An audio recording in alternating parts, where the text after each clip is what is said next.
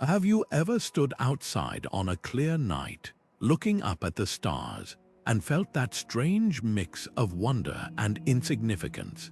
That vast, glittering darkness above us holds more mysteries than we could ever fully grasp. And just when we think we understand a piece of it, the universe reveals something so strange, so surreal, it forces us to rethink everything. We're not just talking about distant stars or pretty nebulae. We're talking about signals from deep space that shouldn't exist, gravitational ripples that bend the rules of physics, and cosmic structures so enormous they challenge our very understanding of reality. Every one of these discoveries doesn't just add to human knowledge, it shifts our perspective, reminding us that the universe is far stranger and more magnificent than we ever imagined. In this video, we're setting out on a journey through 40 of the most surreal, awe-inspiring discoveries ever made in astronomy and cosmology. Each one of these revelations has left scientists speechless, sparked new questions, and invited all of us to look at the night sky with fresh eyes. Some of these findings are beautiful, some are baffling, and some are downright terrifying in their implications. But every single one reshapes what we thought we knew about black holes, about dark matter, about the possibility of life beyond Earth, and even about the nature of time and space itself. This isn't just a list of facts, it's an invitation to rediscover the cosmos alongside the curious minds who are probing its deepest secrets. So get ready. We're about to dive into cosmic anomalies that seem ripped from science fiction, explore signals that repeat without explanation, and witness phenomena that defy logic as we know it. This is more than a tour of the universe's greatest hits. It's a journey into the unknown, where each discovery pulls back another layer of the cosmic curtain and shows us just how much we have yet to learn. Whether you're an avid stargazer or someone who simply loves a good mystery, what comes next will leave you captivated, curious, and maybe even a little breathless. The cosmos is calling, and it has stories to tell that are wilder than anything we could ever make up. Our journey into the surreal begins not with a distant galaxy or a swirling nebula, but with a single, fleeting burst of data printed on a roll of paper. It was August 15, 1977, at the Ohio State University's Big Ear radio telescope. This massive instrument was silently scanning the heavens, part of the ongoing search for extraterrestrial intelligence, or SETI, patiently listening for any sign that we might not be alone in the cosmos. For the most part, its output was a long, monotonous string of numbers and letters representing the faint, constant hiss of the universe. But on that otherwise ordinary night, something extraordinary happened. The telescope recorded a signal so powerful, so perfectly engineered to cut through the interstellar noise, that it defied all conventional explanation. It was a narrowband radio wave, precisely at the frequency scientists had predicted an advanced civilization might use to broadcast its presence, the hydrogen line, at 1420 MHz. This frequency is like a universal calling card, as hydrogen is the most abundant element in the universe. The signal shot up in intensity, lasted for a full 72 seconds, the exact duration the Big Ear was capable of observing any single point in space, and then vanished, never to be heard again. The story of its discovery is just as compelling as the signal itself. A few days later, a volunteer astronomer named Jerry Amon was reviewing the computer printouts from that night's observation. As his eyes scanned the columns of alphanumeric data, he saw it, a sequence of characters so anomalous that it jumped off the page. The computer used letters and numbers to denote signal strength, And there, nestled among the usual background noise, was the code 6EQUJ5. Circling it, Jerry Amon simply wrote, "Wow," in the margin. That spontaneous expression of stunned amazement gave the signal its immortal name, the WOW. Signal wasn't just a blip, its strength was off the charts, far more powerful than any known natural celestial radio source. It came from the direction of the constellation Sagittarius, a region densely packed with stars, adding to the intrigue. In that one moment, a human being looked at a piece of paper and saw what many believed could be the first hello. In the decades since, the WOW signal has become a legendary mystery, the white whale of SETI research. Astronomers have pointed telescopes at that same patch of sky countless times, scanning across a wide range of frequencies, hoping to catch a repeat performance. They have investigated every conceivable natural explanation, from comets passing through that region to weird reflections of earthly signals bouncing off space debris. Yet, every single hypothesis has fallen short. No known astronomical object behaves in that way, a single, incredibly strong, incredibly clean burst that never repeats. Its very uniqueness is what makes it so tantalizing and so frustrating. It sits in a perfect limbo, impossible to verify as a sign of intelligence, but equally impossible to dismiss as mere cosmic static. It's a cosmic riddle that continues to whisper a tantalizing possibility across the light years, a 72-second siren song that reminds us our most profound discovery might be just one more listen away. Just as the WOW signal presents us with a mystery of something heard but not seen, the cosmos holds an even deeper secret, something that is everywhere, shaping everything, yet remains utterly invisible to our eyes and our instruments. This brings us to the second discovery, a fundamental force that binds the universe together while simultaneously hiding in plain sight: dark matter. Imagine a master architect whose blueprints dictate the form of a magnificent cathedral, yet who remains forever unseen, their presence known only by the structure they've created. That is the role dark matter plays on a cosmic scale. It is the unseen scaffolding, the hidden framework upon which the entire visible universe is built. We cannot see it, touch it, or directly measure it with any telescope we've ever invented, because it does not emit, absorb, or reflect any form of light. It is completely transparent, a true phantom of the cosmos. Yet, we know it is there because of its immense gravitational pull, a force so powerful it dictates the very rotation of galaxies and the fate of the universe itself. The story of its discovery begins not with a high-tech satellite, but with the sharp, curious mind of an astronomer named Fritz Zwicky. In the 1930s, Zwicky was studying the Coma Cluster, a massive group of galaxies millions of light-years away. He was measuring how fast these individual galaxies were moving around within the cluster. According to the laws of gravity as we understood them, the combined mass of all the stars, gas, and dust he could see should have produced a certain predictable amount of gravity. That gravitational force should have been just enough to keep the galaxies from flying apart. But Zwicky's calculations revealed something shocking. The galaxies were moving so incredibly fast that the visible mass in the cluster was nowhere near sufficient to provide the gravity needed to hold them together. The cluster should have torn itself apart eons ago.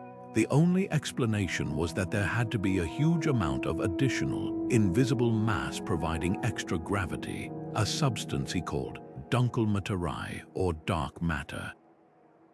For decades, his radical idea was largely ignored by the scientific community, dismissed as an anomaly or a miscalculation. It wasn't until the 1970s that another brilliant astronomer, Vera Rubin, provided the undeniable evidence that brought dark matter into the spotlight. Rubin was meticulously studying the rotation curves of spiral galaxies, essentially how fast stars orbit around the center of their galactic home. According to Newtonian physics, stars on the outer edges of a galaxy, far from the central bulge of mass, should orbit much more slowly, just as Pluto, on the edge of our solar system, orbits the Sun much more slowly than the inner planets. But Rubin's data showed something completely different. The stars on the outer edges of galaxies were orbiting just as fast as those near the center. It was as if the entire galaxy, from its core to its distant rim, was embedded inside an enormous, massive, invisible sphere of something, a sphere whose gravity was pulling on those outer stars, whipping them around at impossible speeds. This was the definitive proof. The visible galaxy we see, with all its hundreds of billions of stars, is merely the glittering decoration at the heart of a vast, massive, and completely dark halo. Today, we understand that dark matter is not a minor component of the universe. It is the dominant architect. It makes up roughly 27% of all the mass and energy in the cosmos, while the ordinary matter that makes up every star, planet, and person accounts for less than 5%. We detect its presence not just through galaxy rotations, but through a phenomenon called gravitational lensing. The immense gravity of a dark matter halo is so strong that it bends the very fabric of space-time, acting like a giant lens that distorts and magnifies the light from galaxies behind it. By studying these cosmic funhouse mirrors, we can literally map the distribution of this invisible substance, and yet its true nature remains one of the greatest puzzles in all of physics. It does not interact with light or any other part of the electromagnetic spectrum. It only seems to interact through gravity. The leading theory suggests it is made of weakly interacting massive particles, or WIMP, hypothetical particles that are their own antimatter partners. But despite decades of searches in ultra-sensitive detectors buried deep underground, we have not directly caught a single one. This invisible grip that holds the universe together is a constant, humbling reminder that most of the cosmos is made of something we cannot see and do not yet understand, a shadow universe whose rules we are only beginning to decipher. If dark matter is the universe's invisible architect, providing the gravitational glue that holds galaxies together, then its cosmic counterpart is a force so counterintuitive it seems to defy the very logic of existence. For centuries, humanity understood the universe through a simple, elegant narrative of expansion and contraction. The Big Bang sent everything flying outward in a colossal burst of energy, but we assumed that gravity, the great cosmic attractor, would eventually put on the brakes. The grand question was whether there was enough matter to pull everything back in a big crunch, or if the universe would simply coast onward, slowly fading into a cold, dark equilibrium. It was a cosmic tug of war, and gravity was expected to be the ultimate winner, or at least a formidable opponent. But in the late 1990s, two independent teams of astronomers made a discovery so shocking it overturned this fundamental assumption and rewrote the final chapter of the cosmos. They found that the universe's expansion isn't slowing down at all. It's speeding up. Something is actively pushing galaxies apart, and we call that mysterious something dark energy. The key to this revelation was a specific type of stellar explosion known as a Type 1, a supernova. These aren't just any exploding stars, they are what astronomers call standard candles. This means every single one of these supernova explodes with nearly identical, predictable brightness. Think of it like finding a network of 100-watt light bulbs scattered across a vast, dark plane. If you know a bulb is putting out exactly 100 watts of light, you can tell how far away it is simply by how dim it appears. A very dim bulb is very far away. These supernova act as the universe's ultimate light bulbs. The two research teams, one led by Saul Perlmutter and the other by Brian Schmidt and Adam Rees, were using the world's most powerful telescopes to hunt for these supernovae in incredibly distant galaxies. By measuring how much the light from these explosions had redshifted stretched to longer wavelengths as the universe expanded, they could calculate how fast the universe was expanding at different points in its history.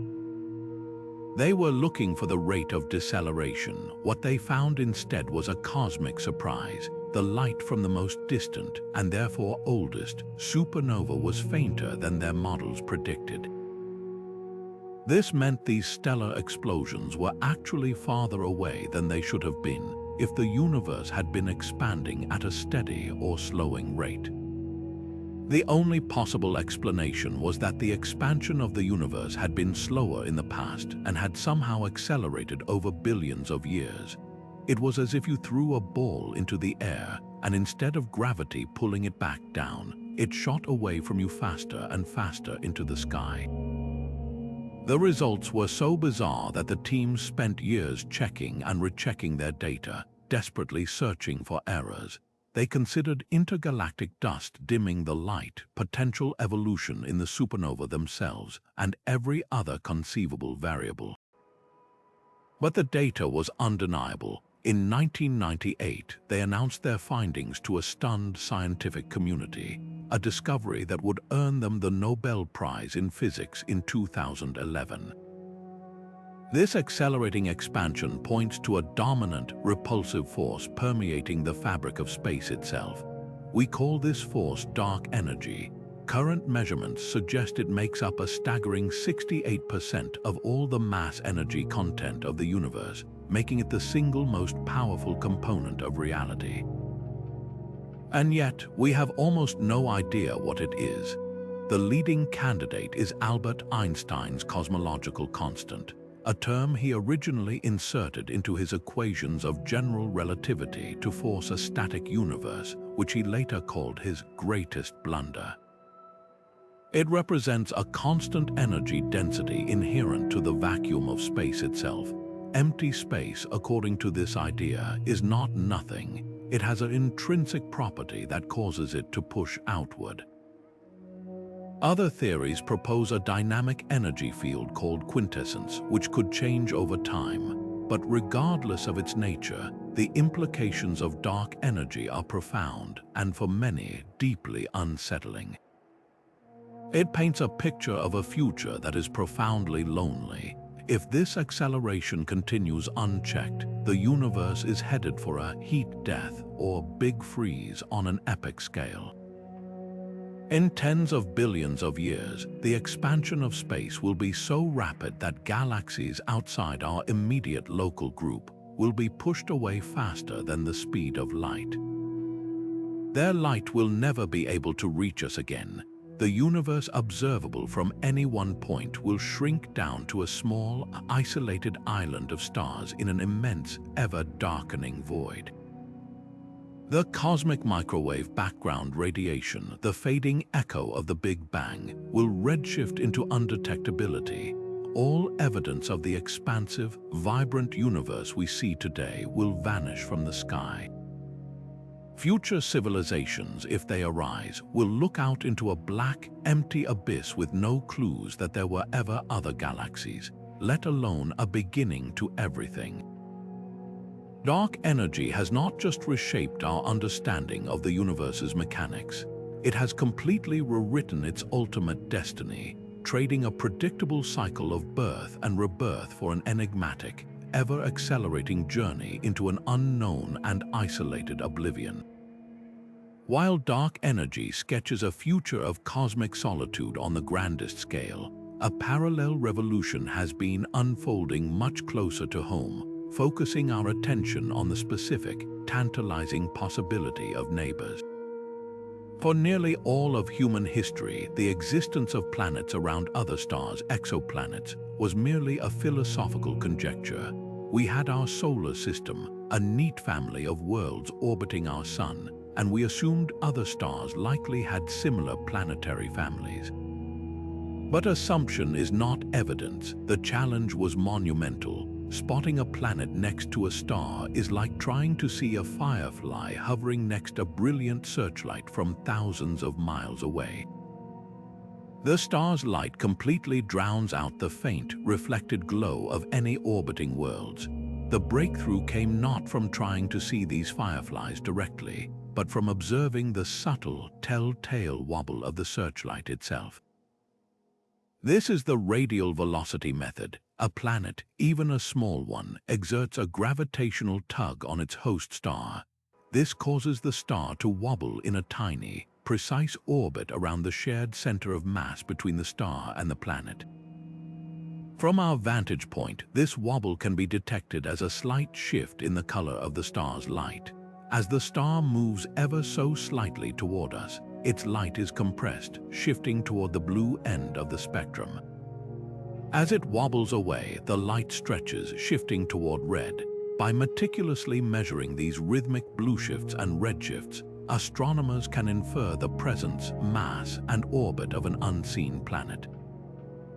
The first confirmation of an exoplanet orbiting a Sun-like star, 51 Pegasi b, came using this method in 1995, a discovery that earned its finders the Nobel Prize and shattered our preconceived notions of what was possible.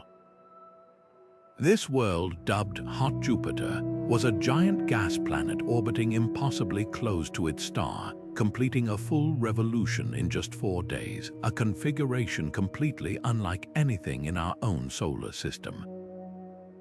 It was the first clear signal that our cosmic neighborhood was not the template for the universe, but merely one unique example in a vast and varied menagerie of planetary systems. But the true game-changer, the mission that turned a trickle of discoveries into a flood, was NASA Kepler Space Telescope. Launched in 2009, Kepler employed a different, brilliantly simple technique, the transit method.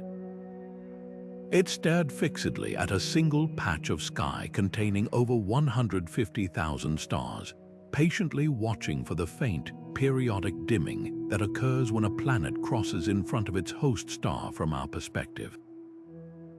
That tiny dip in brightness, often less than 1%, reveals not only the planet's existence but also its size and orbital period. Kepler's precision was unprecedented. For years, it collected data, and the results were nothing short of revolutionary. It revealed that planets are not the exception, they are the rule. The data suggests there are more planets than stars in our galaxy, meaning hundreds of billions of worlds are scattered throughout the Milky Way alone. Kepler showed us that solar systems come in every conceivable configuration, planets orbiting binary stars, like Tatooine from Star Wars, compact systems with multiple planets orbiting closer to their star than Mercury is to our Sun, and orphan worlds, rogue planets untethered to any star, drifting alone through the eternal cold of interstellar space. Among this incredible diversity, the most thrilling discoveries are those that fall within what scientists call the habitable zone, also poetically known as the Goldilocks zone. This is the region around a star where conditions are not too hot and not too cold, but just right for liquid water to potentially exist on a planet's surface. Water, as we understand life, is the non-negotiable ingredient for biology. Finding a world of roughly Earth size orbiting within this delicate belt around its star is the closest we can come to finding a cosmic cousin with our current technology. Kepler delivered on this front as well. Worlds like Kepler 1860f became instant celebrities. It's a planet only about 10% larger than Earth, orbiting a red dwarf star within the habitable zone. Then there's the TRAPPIST-1 system, a stunning family of 7 Earth-sized planets orbiting a cool, tiny red dwarf star 39 light-years away. 3 of these worlds, TRAPPIST-1e, F, and G, sit squarely within the habitable zone. Imagine the view from the surface of one of these planets, with 7 siblings in the sky. Some might appear larger than our moon, their geological features potentially visible to the naked eye. The diversity of these worlds stretches the imagination. We are not just looking for pale blue dots. We've found super-Earths, rocky planets larger than our own that might host vast, global oceans or impossibly deep atmospheres. There are lava worlds like Kepler 10b, where the surface is a perpetual ocean of molten rock under searing heat. Theorists even speculate about carbon-rich planets where immense pressure could have crystallized carbon into vast fields of diamond. The sheer variety forces us to reconsider the very definition of habitable. Life on Earth is tenacious, thriving in boiling acid, crushing deep sea pressures, and buried under Antarctic ice. Could life exist in the subsurface ocean of a frozen moon-like world, heated not by a star but by the gravitational tug-of-war of a giant planet? Could a thick, hazy atmosphere on a super-Earth create a global greenhouse effect warm enough for biology, even if it orbits far outside the traditional habitable zone? Each new discovery expands our concept of where life could potentially take hold. This is no longer abstract science. Current and future missions, like the James Webb Space Telescope and the planned Nancy Grace Roman Space Telescope, are building on this legacy.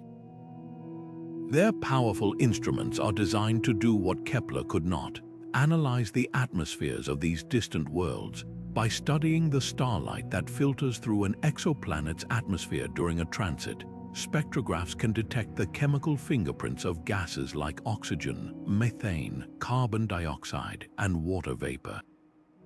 The Holy Grail is to find a biosignature, a combination of gases that is severely out of chemical equilibrium and can only be plausibly explained by the presence of life.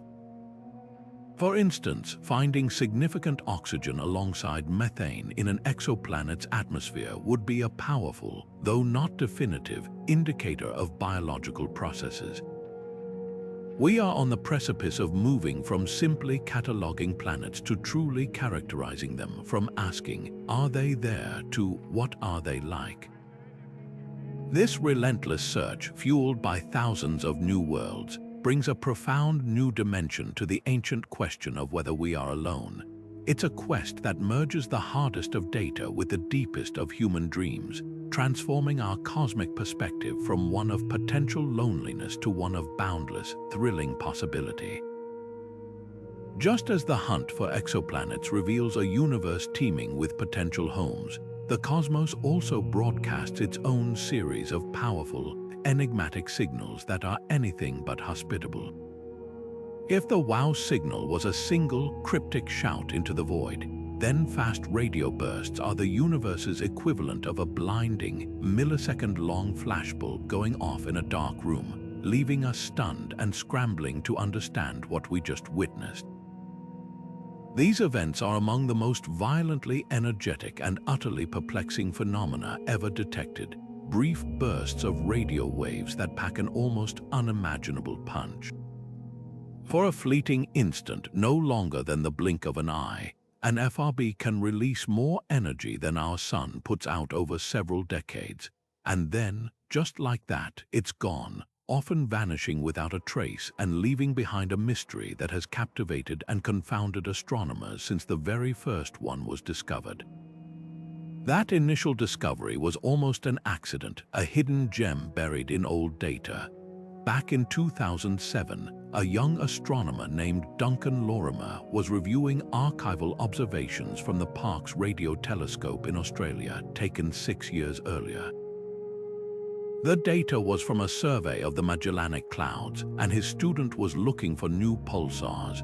But within that sea of information was something that didn't fit any known pattern. A single, colossal burst of radio energy that spiked and then disappeared in just 5 milliseconds. It was so intense and so brief that for a time, many in the scientific community were skeptical, suggesting it might be some form of terrestrial interference or a glitch in the equipment. But then another was found, and then another in data from other telescopes. The reality was undeniable. the universe was firing off incredibly powerful, ultra-short radio bursts, and we had no idea what was causing them. The true revolution in understanding these events began when we discovered that not all FRBs are created equal. The vast majority are one-off events, a single, spectacular explosion that never repeats, pointing to a cataclysmic, likely destructive source. But a handful, like the now famous FRB 1211-2, are repeaters. This one source, located in a dwarf galaxy 3 billion light-years away, fires off bursts in an unpredictable but persistent pattern. This critical distinction shattered the notion of a single, simple explanation. The repeaters clearly cannot be caused by a source that destroys itself, like a star exploding or two objects merging. They point to an engine that can fire again and again, a cosmic lighthouse with a powerful, persistent power source. Then, in a landmark moment in 2020, an FRB was detected originating from within our own galaxy. This allowed astronomers to pin it to a known object, a highly magnetized neutron star or magnetar. This provided the first direct evidence linking at least some FRBs to these incredibly dense, spinning stellar corpses, whose snapping magnetic fields are among the most powerful forces in the universe. Yet, even with this clue, the sheer power of many FRBs remains baffling. How can an object the size of a city produce a burst that outshines entire galaxies? The leading theories are as dramatic as the bursts themselves. For the one-off events, the violent collisions of incredibly dense objects are prime suspects, two neutron stars spiraling into each other in a final, fatal embrace, or a neutron star being ripped apart by the immense gravity of a black hole. For the repeaters, the magnetar model is compelling, where a starquake on the surface of the ultramagnetic neutron star releases a titanic shockwave of energy. Some have even speculated, though with far less evidence, about directed energy sources from advanced extraterrestrial civilizations, though most scientists consider natural explanations far more probable. The truth is, we are likely dealing with multiple different cosmic engines, each capable of generating these terrifyingly brilliant flashes. But FRBs are more than just a cosmic whodunit. They have become an unexpected and powerful new tool for probing the universe itself. As these brief bursts travel across billions of light-years, their radio waves sweep through the sparse gas and dust that floats between galaxies. This material subtly slows down different radio frequencies by tiny, measurable amounts. By analyzing how much the burst has been spread out or dispersed by this journey, astronomers can actually count the total number of atoms it encountered along the way. Each FRB effectively carries a fingerprint of all the material it has passed through. By collecting enough of these signals from different points in the sky, we are beginning to build a three-dimensional map of the otherwise invisible matter that weaves the cosmic web, the very scaffolding of the universe. It's a stunning example of how the universe's greatest mysteries often hand us the keys to unlocking others. This relentless pursuit of something so fleeting has also sparked a technological arms race in astronomy. Catching an FRB requires telescopes that can stare at huge patches of the sky with incredible speed and sensitivity.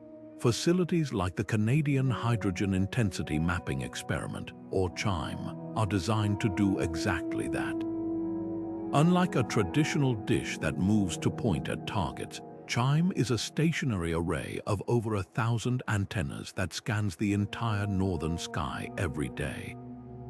Its ability to process vast amounts of data in real time has turned it into an FRB finding factory, detecting hundreds of these events and providing the statistical sample needed to finally start categorizing them and understanding their origins. The quest to understand these millisecond mysteries is driving innovation. pushing our observational capabilities to new limits and ensuring that our curiosity about the universe's most violent and fleeting moments continues to reshape our cosmic perspective. While the fleeting fury of fast radio bursts reveals the universe's capacity for sudden, violent outbursts, another, far more patient and persistent force has been silently shaping the grandest motions of the cosmos for billions of years. It is a gravitational behemoth, a hidden heart of darkness pulling entire galaxies, including our own, on a relentless journey we are only just beginning to map. This discovery pulls our focus from brief, brilliant flashes to the slow, inexorable tide of intergalactic space, revealing that our entire galactic neighborhood is caught in a cosmic current, flowing toward a mysterious destination we call the Great Attractor. The story of this discovery begins not with a sudden observation, but with a growing sense of unease among cosmologists in the 1970s.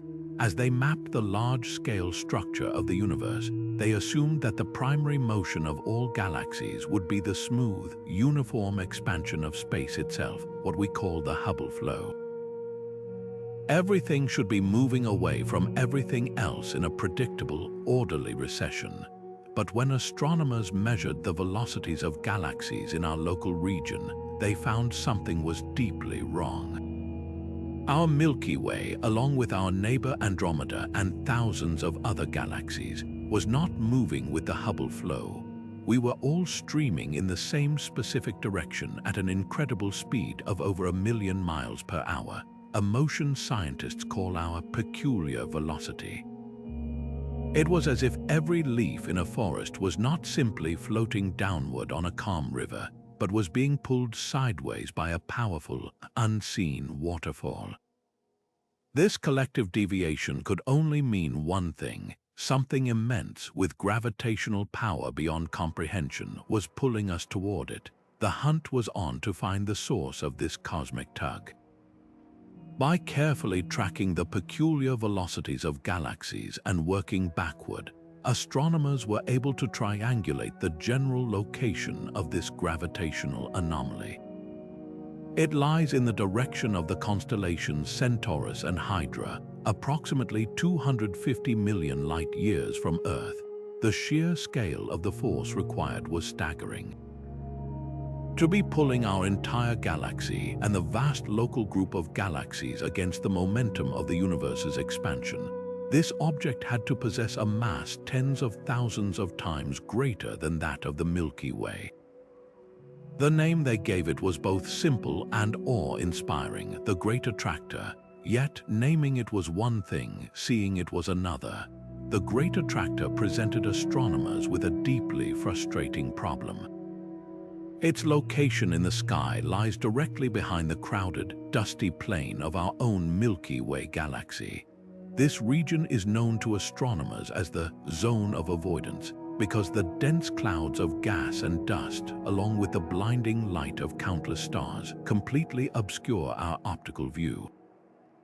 It is the ultimate cosmic blind spot. For decades, the Great Attractor remained a ghost, its nature inferred solely by its gravitational influence, hidden behind a nearly impenetrable veil.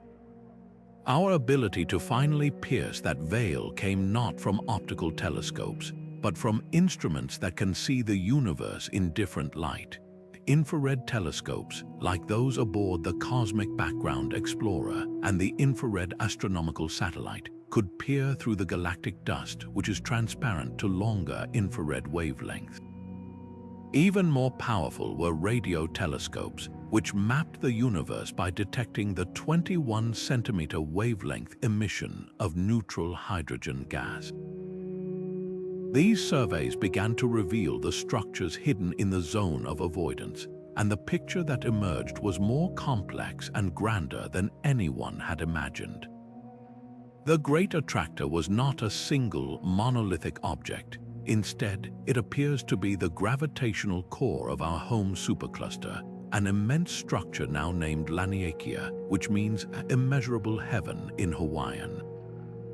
This supercluster encompasses over 100,000 galaxies, including our own local group and the Virgo cluster, all flowing along filamentary pathways toward the same gravitational basin, with the Great Attractor at its center. So what exactly is it? The current best explanation is that it is an enormous confluence of mass, likely a massive cluster of galaxies known as the Norma cluster, supercharged by an immense concentration of dark matter. The visible galaxies we can now detect there are just the bright tracers embedded in a far vaster halo of this invisible substance, the true source of the gravitational pull.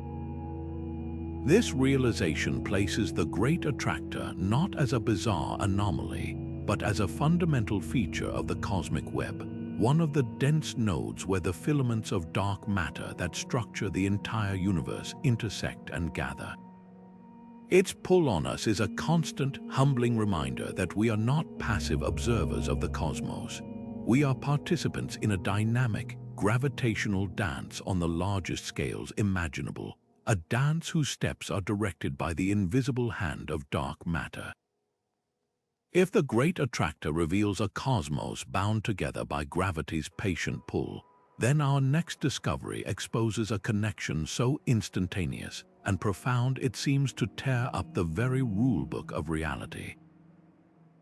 This is the baffling, beautiful world of quantum entanglement, a phenomenon so counterintuitive that it troubled the greatest scientific mind of the 20th century.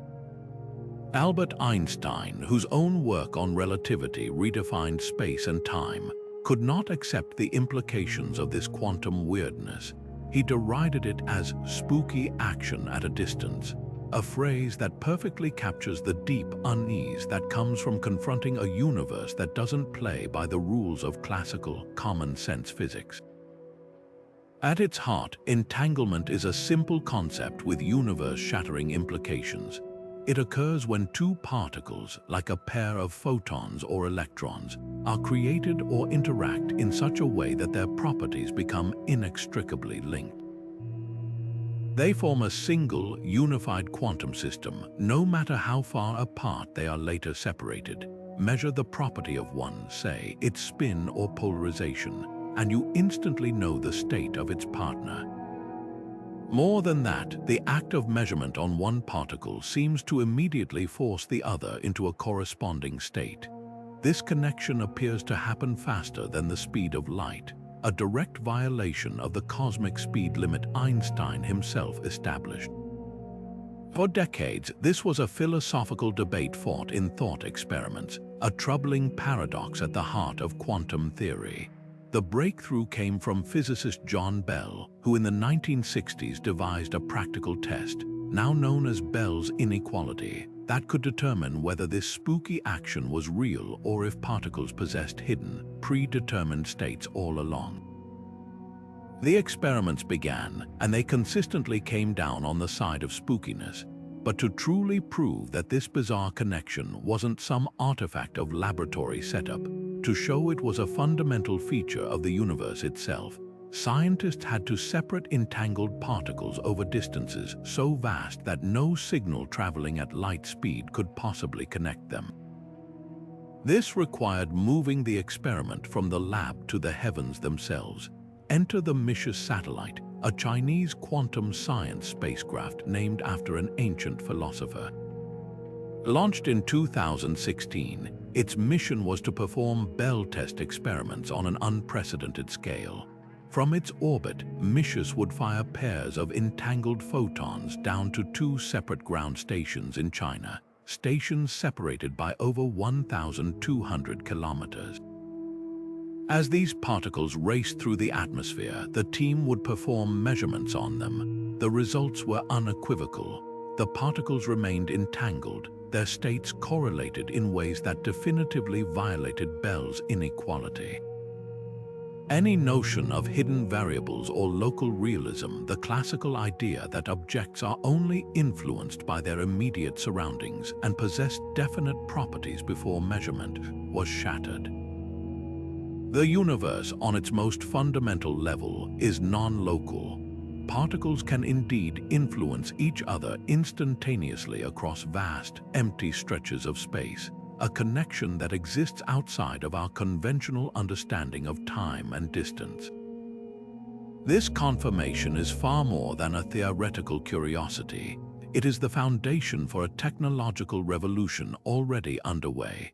Quantum entanglement is the core principle behind quantum key distribution, a method of creating theoretically unbreakable encryption. The act of measuring an entangled particle changes its state, so any eavesdropper trying to intercept a quantum key would immediately reveal their presence by disturbing the system. This technology promises a future of ultra-secure communication for governments, financial institutions, and anyone who values data privacy. Looking further ahead, entanglement is the essential resource for quantum computing. Where classical computers use bits that are either 0 or 1, quantum computers use qubits, which can be 0, 1, or both simultaneously thanks to superposition. Entangling these qubits allows them to perform complex calculations at speeds utterly impossible for even the largest supercomputers today, potentially solving problems in medicine, materials science, and climate modeling that are currently intractable. But the deepest implication of entanglement is what it tells us about the fabric of reality itself. This instantaneous link suggests that what we perceive as empty space and distinct objects may be an illusion. At the quantum level, the universe might be a deeply interconnected whole, a single entity where separation is an emergent property rather than a fundamental truth. Some interpretations of quantum mechanics propose that particles are not influencing each other across space, but that our concepts of space and time are not the primary stage upon which physics plays out. In this view, the entangled particles are not two separate things communicating. They are two aspects of a single system that exists beyond our conventional dimensions. It forces us to consider that locality itself, the idea that things exist in a specific place, might be a derivative concept, a useful approximation for our macroscopic world that completely breaks down at the quantum scale. This discovery doesn't just add a new fact to the textbooks, it invites us to question the very nature of existence, suggesting a cosmic interconnectedness that is both humbling and awe-inspiring. While quantum entanglement reveals a universe deeply connected through invisible threads, sometimes the cosmos sends us a visitor so overtly strange and from so far away that it captures the imagination of the entire world. This brings us to the eighth discovery, a moment that marked a profound first in human history. In October 2017, astronomers at the University of Hawaii's Pan-STARRS 1 telescope detected a faint point of light moving at breathtaking speed. Its trajectory was immediately and stunningly clear. It was not from around here. This was not a comet or asteroid from our own solar system. Calculations confirmed it was the first known object to visit us from interstellar space, a traveler from the vast expanse between the stars. They named it Oumuamua, a Hawaiian word meaning a messenger from afar arriving first. Everything about this visitor was extraordinary. Its path was hyperbolic, meaning it was moving too fast to be captured by the sun's gravity. It had simply dipped into our solar system, swung around our star, and was now speeding back out into the galactic dark, never to return. As telescopes around the world swiveled to observe it, the initial data only deepened the mystery.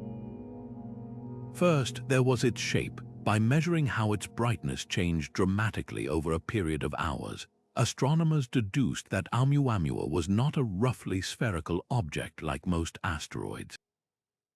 It was highly elongated, tumbling end over end like a cosmic cigar. Estimates suggested it was perhaps 10 times longer than it was wide, a shape unlike any natural object we've seen in our own solar system. Then came the most baffling behavior of all, non-gravitational acceleration. As Oumuamua hurtled away from the sun, astronomers precisely tracked its position. They found it was moving slightly faster than could be explained by gravity alone. Something was giving it an extra push.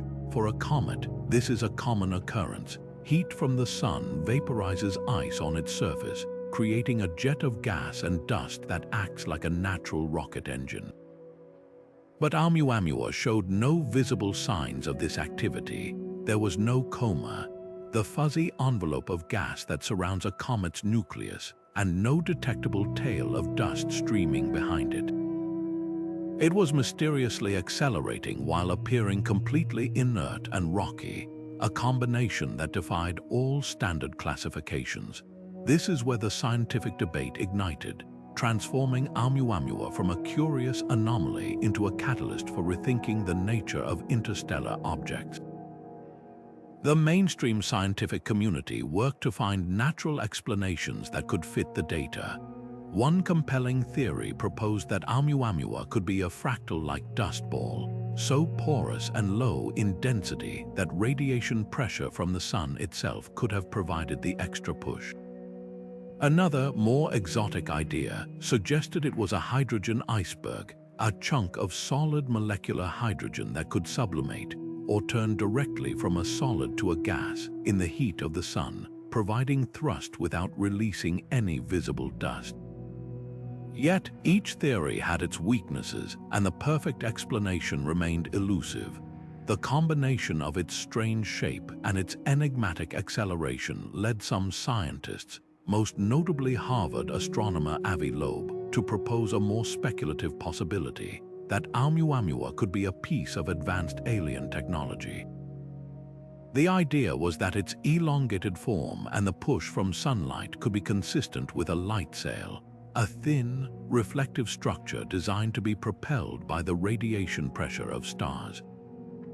This concept, while not the consensus view, sparked a necessary and vibrant public conversation about how we interpret anomalies and the importance of keeping an open, yet rigorously scientific, mind. The very fact that such a hypothesis could be seriously discussed in scientific circles highlights just how peculiar this object was. Ultimately, the most lasting impact of Oumuamua's visit is not the answer to what it was, but the profound questions it raised.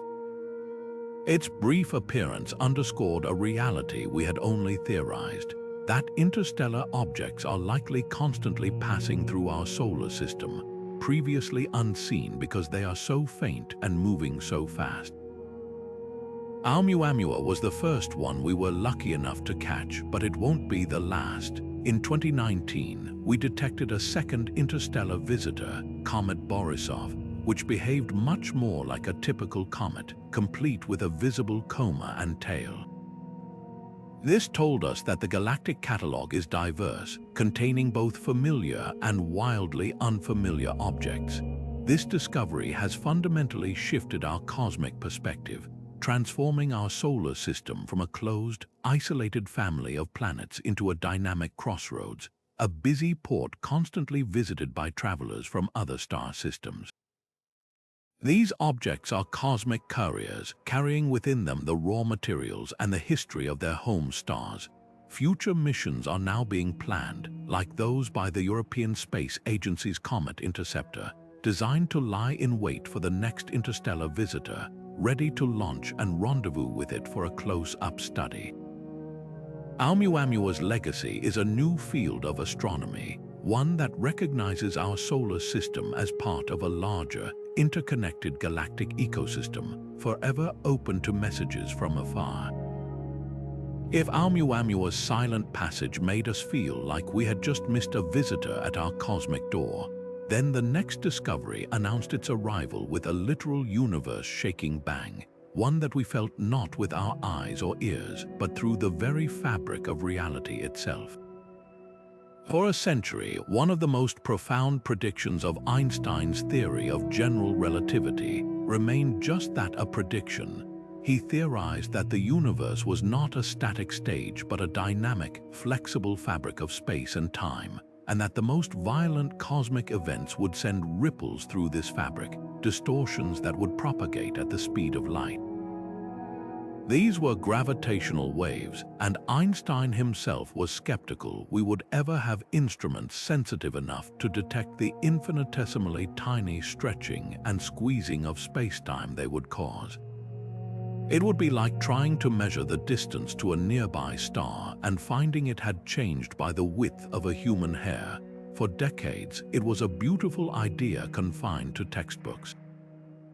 But on September 14, 2015, that all changed.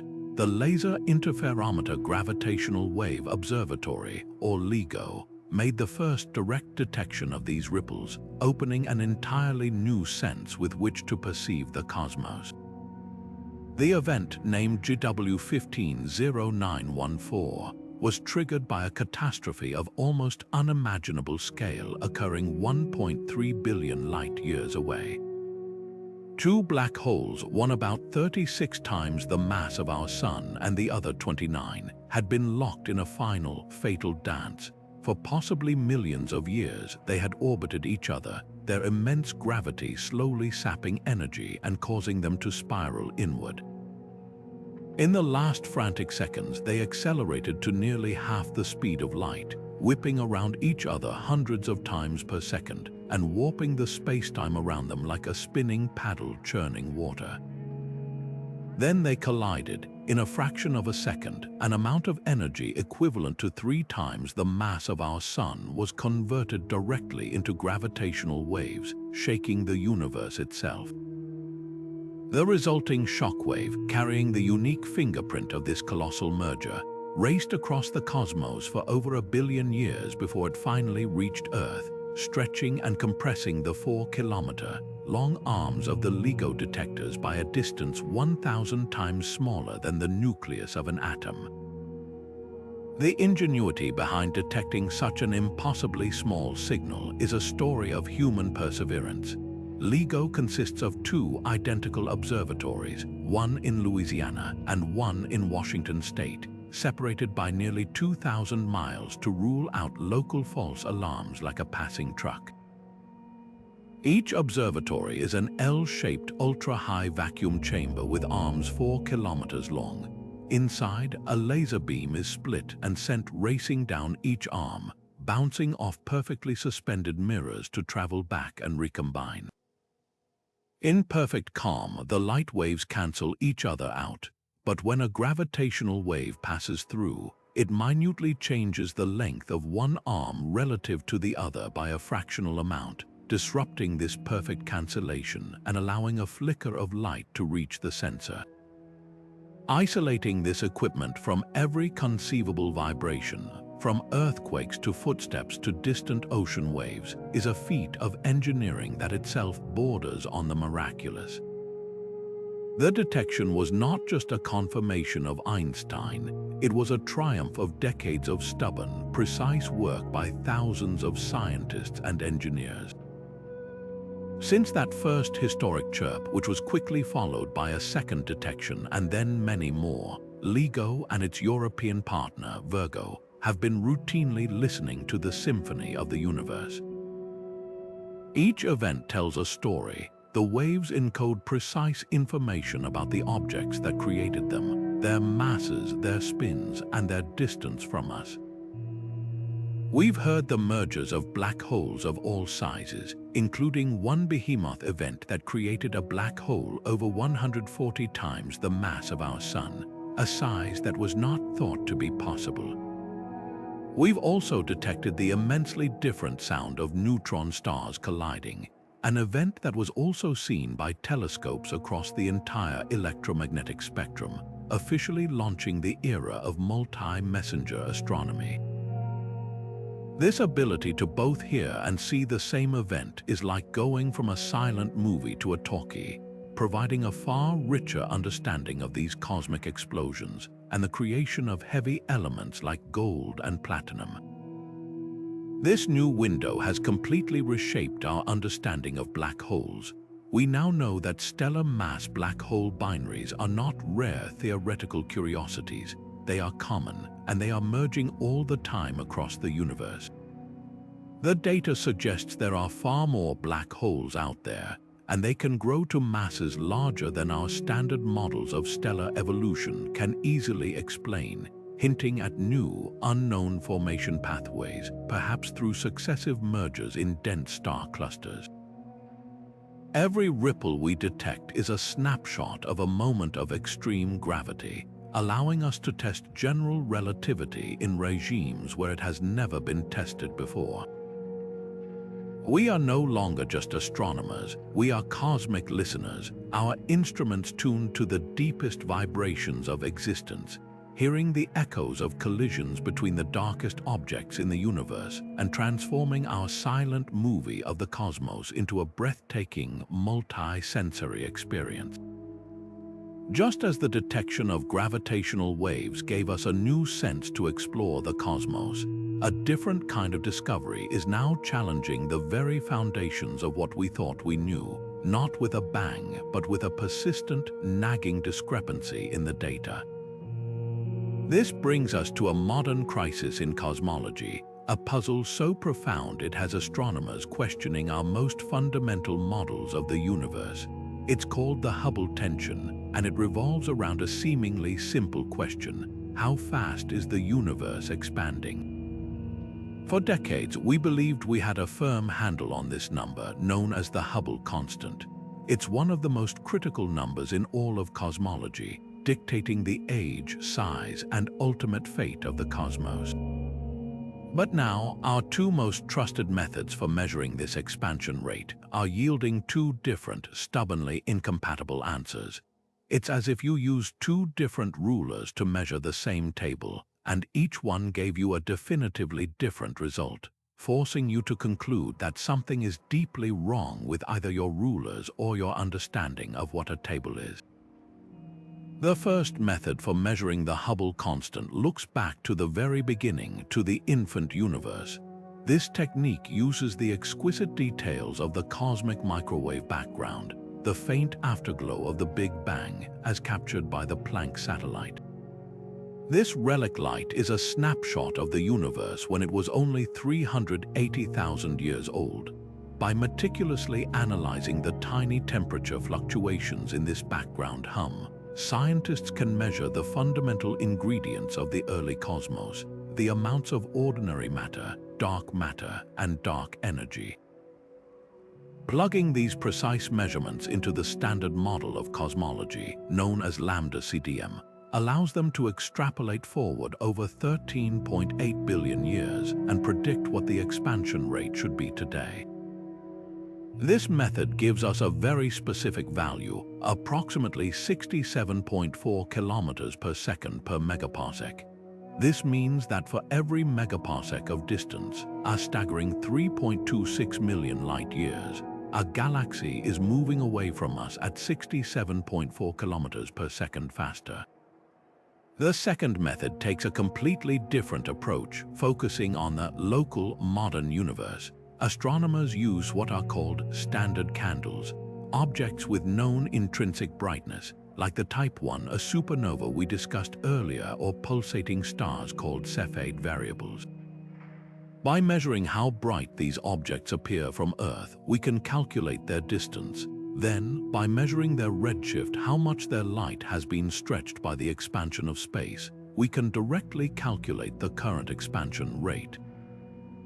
This is a direct, empirical measurement, not a model-based prediction. Teams using the Hubble Space Telescope and other observatories have refined this technique to an incredible degree of precision. And this is where the tension arises. This local measurement consistently gives a higher value, around 73 kilometers per second per megaparsec. The difference, about 5.6 kilometers per second per megaparsec, might sound small, but the precision of these measurements is so high that the chance this is a simple statistical fluke is less than 1 in a million. This isn't just a minor accounting error, it's a full-blown crisis for the standard model of cosmology. The lambda CDM model has been spectacularly successful, elegantly explaining everything from the abundance of light elements to the large-scale structure of galaxies. But the Hubble tension is a crack in its foundation. If both measurements are correct, then our model of the universe is missing something.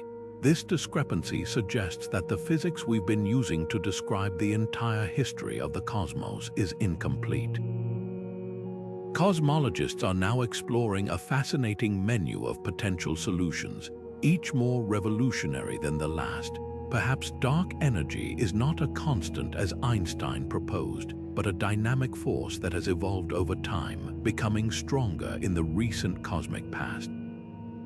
There could be a new, previously unknown type of dark radiation or exotic particle that was present in the early universe, subtly altering the sound waves imprinted on the cosmic microwave background.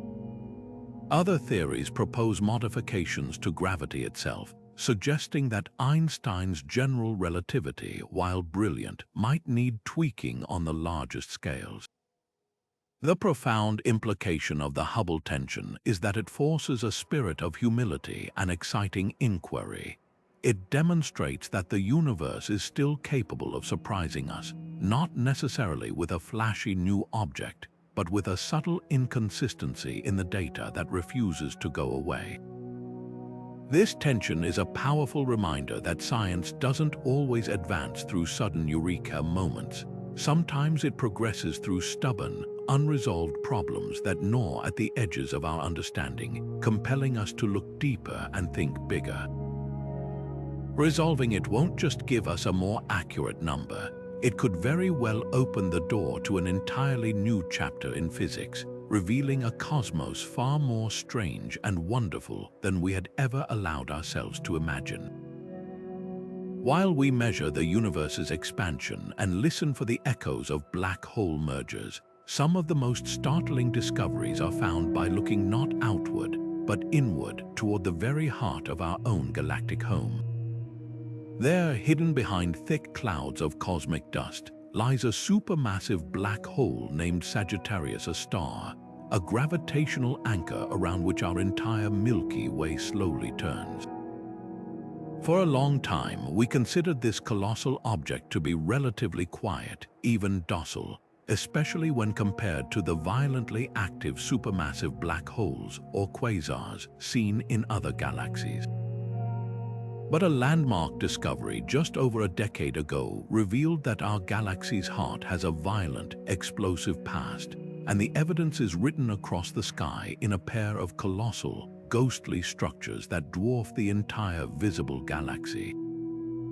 These are the Fermi bubbles, and their discovery forced us to completely rewrite the biography of the Milky Way. The story of their detection is a perfect example of how a new way of seeing the universe can reveal secrets hiding in plain sight.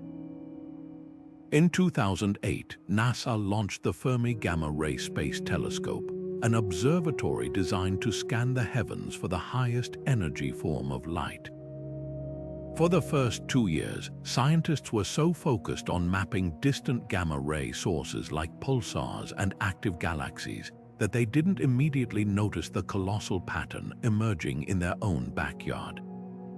It was only when they processed the data to remove all these known point sources and diffuse background emissions that the breathtaking structure revealed itself.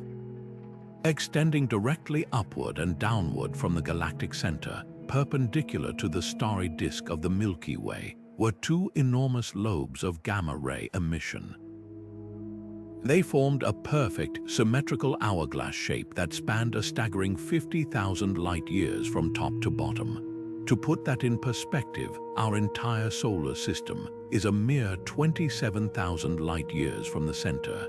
These bubbles are so vast that they encompass our entire local neighborhood and far beyond, a previously invisible monument to a cataclysm of unimaginable power. The immediate and pressing question was, what could possibly create such enormous structures? The energy required to inflate these bubbles and fill them with high-energy particles is almost beyond comprehension, equivalent to the simultaneous explosion of 100,000 supernovae. The geometry pointed directly to a single culprit, our supermassive black hole, Sagittarius, a star. The bubbles are aligned perfectly with its rotational axis, the the natural direction in which a black hole would expel energy in the form of powerful jets. This discovery shattered the illusion of our black hole's permanent slumber. It presented incontrovertible evidence that millions of years ago, Sagittarius, a star, underwent a period of tremendous activity, a titanic outburst that likely lasted for hundreds of thousands of years. The leading theory suggests a massive accretion event where a vast cloud of gas, perhaps a failed star, or even an entire molecular cloud, ventured too close and was torn apart by the black hole's immense gravity. As this doomed material spiraled inward at near light speed, it superheated to millions of degrees, and a fraction of its enormous energy was funneled and blasted outward along the black hole's poles in two opposing, focused jets of relativistic particles. These jets, pumping out energy like a cosmic fire hose, blew gigantic cavities in the halo of hot gas that surrounds our galaxy, creating the Fermi bubbles as their lasting imprint. Further observations across other wavelengths, most notably X-rays and radio waves, have only deepened the mystery and enriched the story. The edges of the bubbles glow with X-ray emission, suggesting they are surrounded by a shell of million-degree gas, like the hot, compressed wall of a shockwave frozen in time. Within the bubbles themselves, astronomers have discovered intricate substructures, enormous filaments of magnetized energy that look like the seams of a colossal balloon. These clues suggest the outburst was not a single, simple explosion, but a more complex series of energetic pulses from the central black hole. The timeline is also a subject of intense study. By measuring the motion of the bubble's leading edges and running sophisticated computer simulations, scientists estimate this dramatic event occurred sometime between 2.5 and 4 million years ago. This places it in a fascinating period of Earth's own history, right around the time our early human ancestors were first beginning to walk upright on the African savanna. While it's extremely unlikely this event directly affected life on Earth, the thought that our planet was bathed in a faint, diffuse glow of gamma radiation from a galactic explosion is a profound reminder of our connection to the dynamic cosmos. The existence of the Fermi bubbles has fundamentally reshaped our understanding of galactic ecology and the life cycle of a galaxy. This process, known as galactic feedback, is now seen as a crucial mechanism for regulating how galaxies grow. A supermassive black hole acts as a cosmic governor. When too much material falls in, it triggers a violent outburst that heats the surrounding gas and blows it far out into the galactic halo. This prevents the gas from cooling and collapsing to form new stars, effectively putting a brake on runaway star formation. Without these periodic eruptions, a galaxy could burn through its fuel too quickly, creating too many stars and ultimately leading to its own premature death. The Fermi bubbles are the clearest evidence we have that our own galaxy is subject to this cycle of feast and famine, of quiet accumulation and explosive release. They tell us that the Milky Way is not a static, serene island universe, but a dynamic, evolving ecosystem with a violent history and an active heart, capable of waking from its slumber and reshaping its entire environment in a display of power that humbles all human conception of scale and energy. After mapping the violent outbursts from our own galactic center, we now turn our attention to a far more ancient and subtle signal, one that has long been considered the most pristine evidence for our cosmic origins, but which is now revealing its own set of profound and troubling secrets.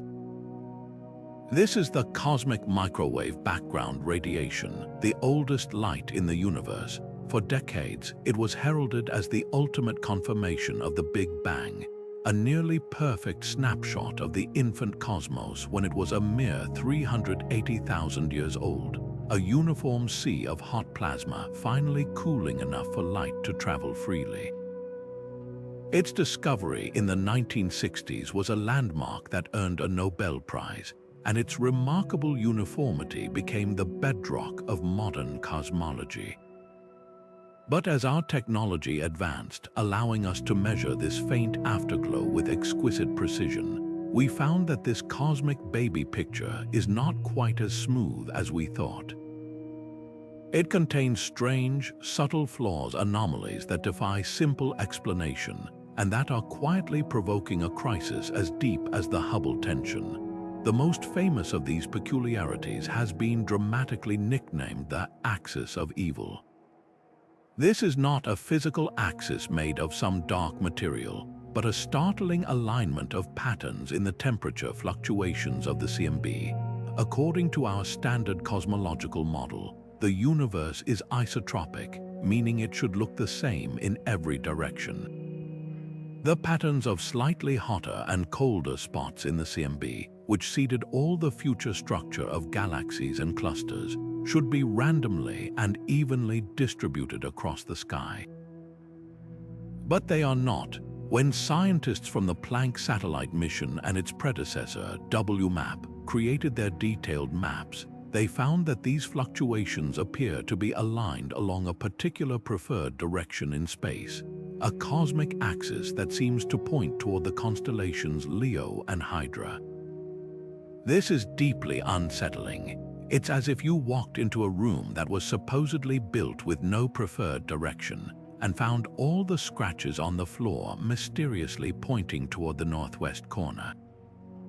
This apparent preferred direction, or lack of statistical randomness, challenges the fundamental Copernican principle that we do not occupy a special place in the universe. If this axis is real, it suggests a fundamental lopsidedness to the entire cosmos, a relic imprint from a time before the Big Bang, or evidence of something else entirely influencing the structure of reality on the grandest scale. Another infamous anomaly is the cold spot, a large, unusually cold region in the CMB located in the constellation Eridanus. This area is significantly colder than our models predict, and its size and temperature deficit are so statistically unlikely that they stand out like a sore thumb in the Planck data. Initially, astronomers proposed a seemingly straightforward explanation. Perhaps it wasn't a genuine feature of the CMB at all, but rather a shadow. The leading theory was that it could be caused by a supervoid, an enormous, largely empty region of space between us and the CMB. As light from the cosmic microwave background travels through such a void, it would lose energy climbing out of the void's gravitational well, a process known as the integrated Sachs-Wolf effect, which would manifest as a cold spot in our maps. But when astronomers went looking for this proposed supervoid, they found nothing large enough or empty enough to account for the significant temperature drop. The cold spot remains unexplained, a genuine mystery etched into the first light of the universe. Some more speculative theories suggest it could be evidence of a collision with another universe in the multiverse scenario, a cosmic bruise left from a long-ago encounter with a sibling cosmos during the inflationary period. These anomalies, along with others like the puzzling hemispheric power asymmetry where one half of the sky shows stronger fluctuations than the other, are more than just statistical curiosities.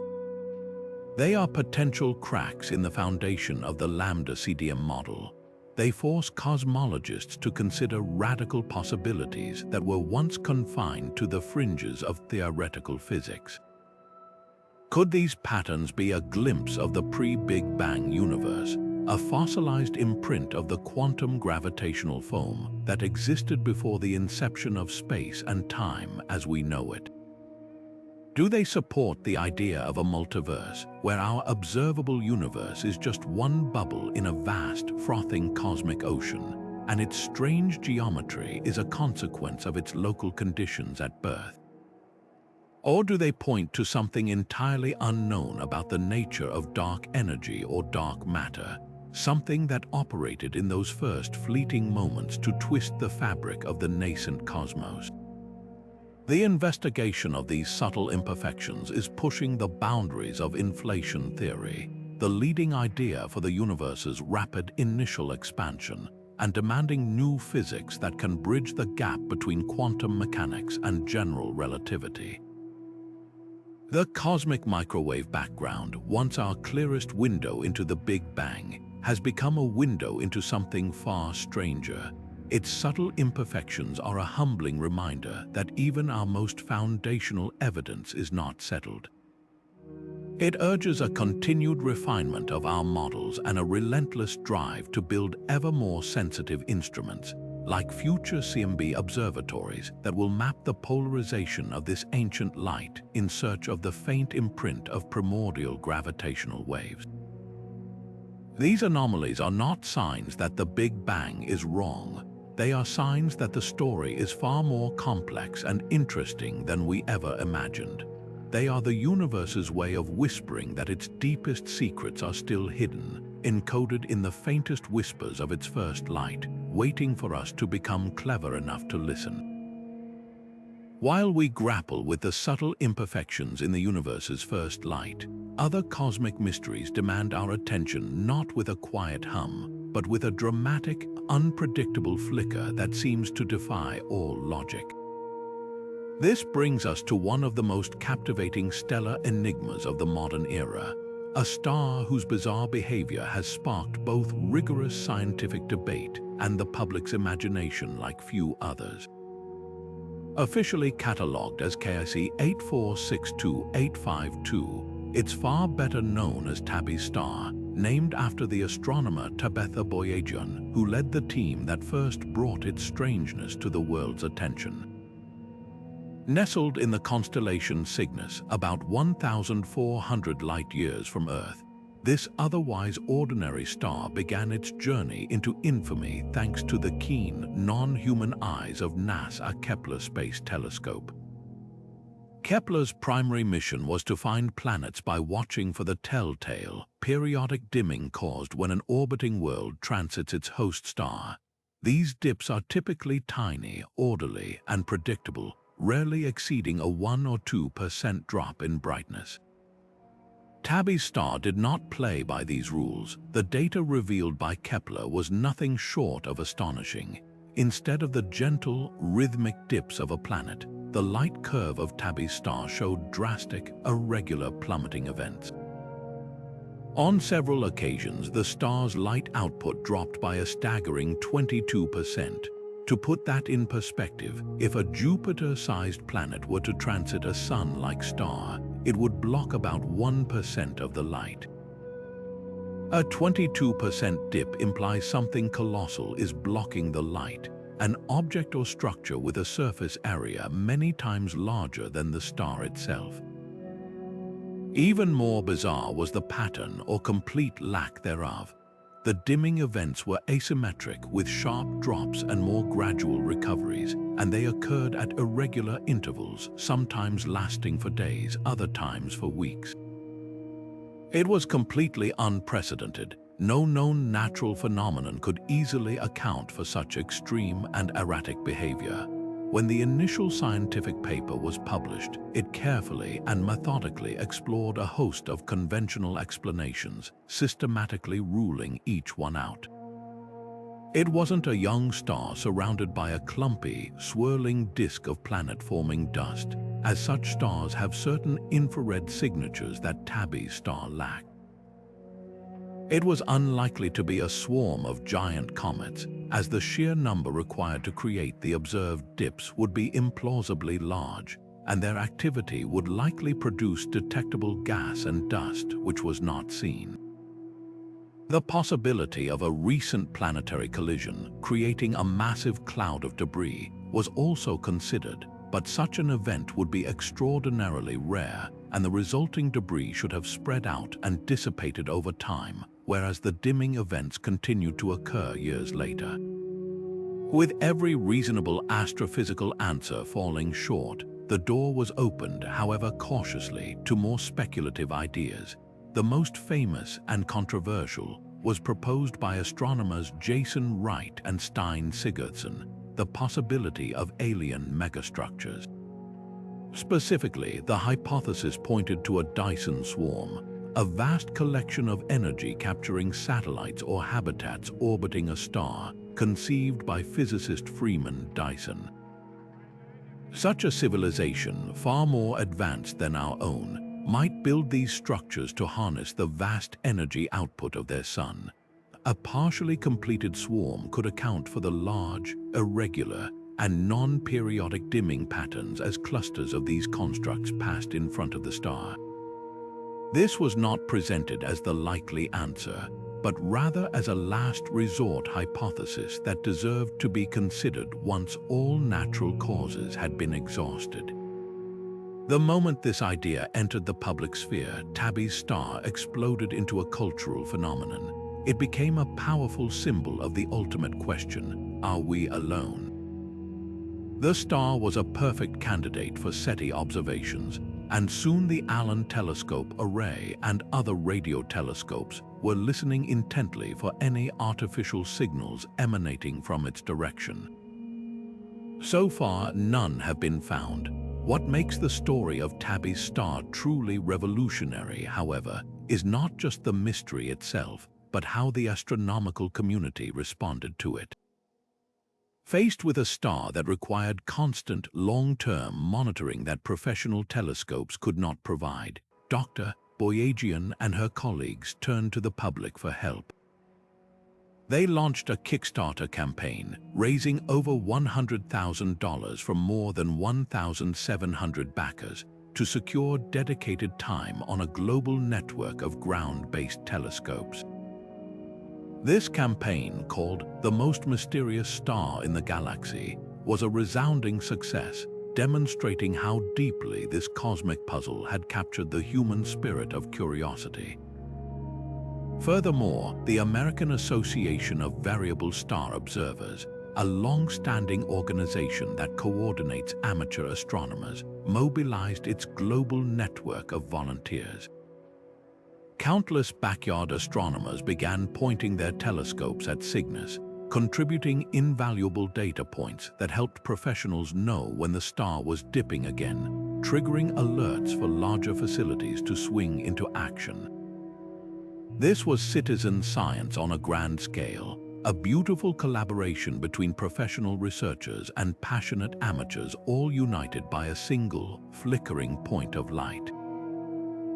Subsequent intense study, including observations from the Spitzer and Hubble Space Telescopes, has gradually tilted the explanation back toward natural causes, though the mystery is far from completely solved. Detailed analysis of the stars dimming across different wavelengths of light revealed that the material blocking the light behaves more like fine dust than solid, opaque megastructures.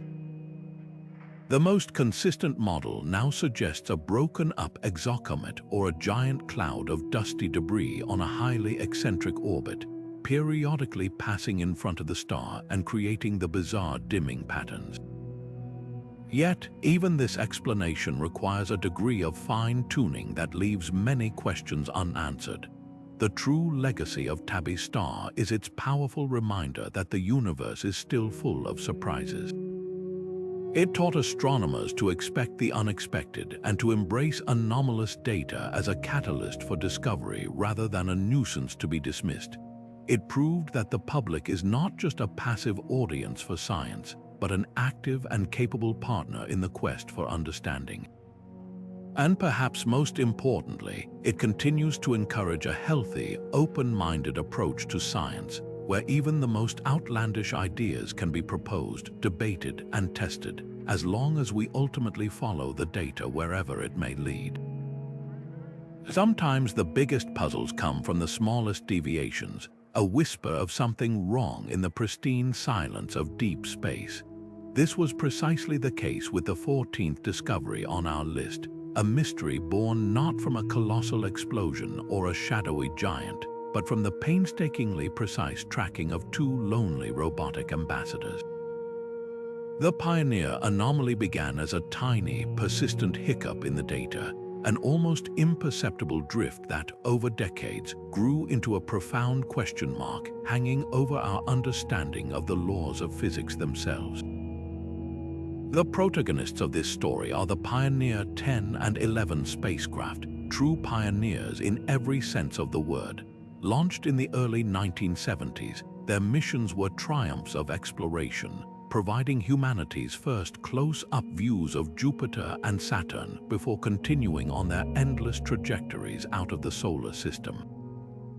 As they journeyed into the frigid darkness beyond the orbit of Neptune, their signals became incredibly faint, but NASA, a deep space network, continued to listen. By meticulously tracking the Doppler shift in their radio signals, the subtle change in frequency caused by their motion relative to Earth, engineers could determine their velocity and position with astonishing accuracy. And that's when they noticed it. Both spacecraft were experiencing a tiny, unaccounted-for deceleration. It was as if a faint, unseen breeze was blowing against them, gently applying the brakes on their journey to the stars. This minuscule pull back toward the Sun was just about 10 billion times weaker than the gravity we feel on Earth, but it was constant, unexplained, and it was there. For years, this anomaly was a thorn in the side of physicists. The discrepancy was small but stubborn, and it refused to go away. Naturally, such a persistent mystery sparked a wave of thrilling, revolutionary theories. Could this be the first tangible evidence of dark matter within our own solar system, a halo of invisible particles exerting a gravitational tug? Perhaps it pointed toward a need to modify Einstein's theory of general relativity itself at very large scales or low accelerations, a hint of new physics operating in the quiet vastness of interplanetary space. Some even speculated about more exotic ideas, like the influence of extra dimensions. The Pioneer anomaly became a classic example of how a single, precise, and unexplained measurement can open a door to a universe of possibilities, forcing scientists to question the very frameworks they thought were settled. The resolution, however, is a masterclass in the less glamorous but utterly essential side of science: meticulous, patient detective work. A team of researchers dedicated years to the case, tracking down decades-old engineering documents and blueprints, and even locating the original backup copy of Pioneer 10 telemetry data on 9-track magnetic tape in a basement archive.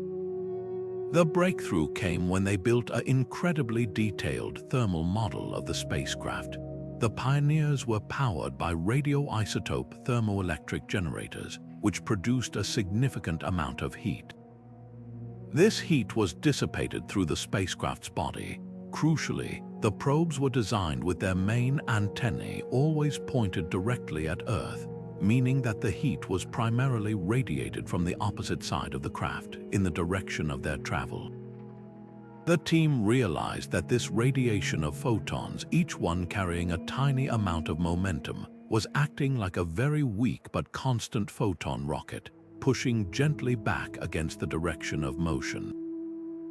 This thermal recoil force, once all the complex geometry and heat distribution was painstakingly calculated, accounted for the vast majority of the anomalous deceleration. The mysterious force wasn't a new law of physics. It was the spacecraft itself, faithfully obeying the old ones in a way its designers hadn't fully anticipated. The legacy of the Pioneer anomaly is far greater than simply solving a navigational puzzle. It stands as a powerful testament to the iterative, self-correcting nature of scientific inquiry, where the pursuit of an intriguing mystery often leads not to a dramatic revolution, but to a refined and deeper understanding of the tools and models we already have. It highlights the critical importance of archiving data and preserving engineering knowledge, for the answers to future questions often lie buried in the past. Most importantly, it demonstrates that there is immense value in paying attention to the whispers. That tiny, persistent signal was a call to look closer, to be more precise, and to never dismiss a discrepancy, no matter how small. It drove advancements in technology and analysis that now benefit every deep space mission, ensuring that when we next detect a subtle anomaly in the path of a distant probe, we will be even better equipped to discern whether we are seeing the ghost of a spacecraft's own design or the first faint hint of a truly new cosmic truth.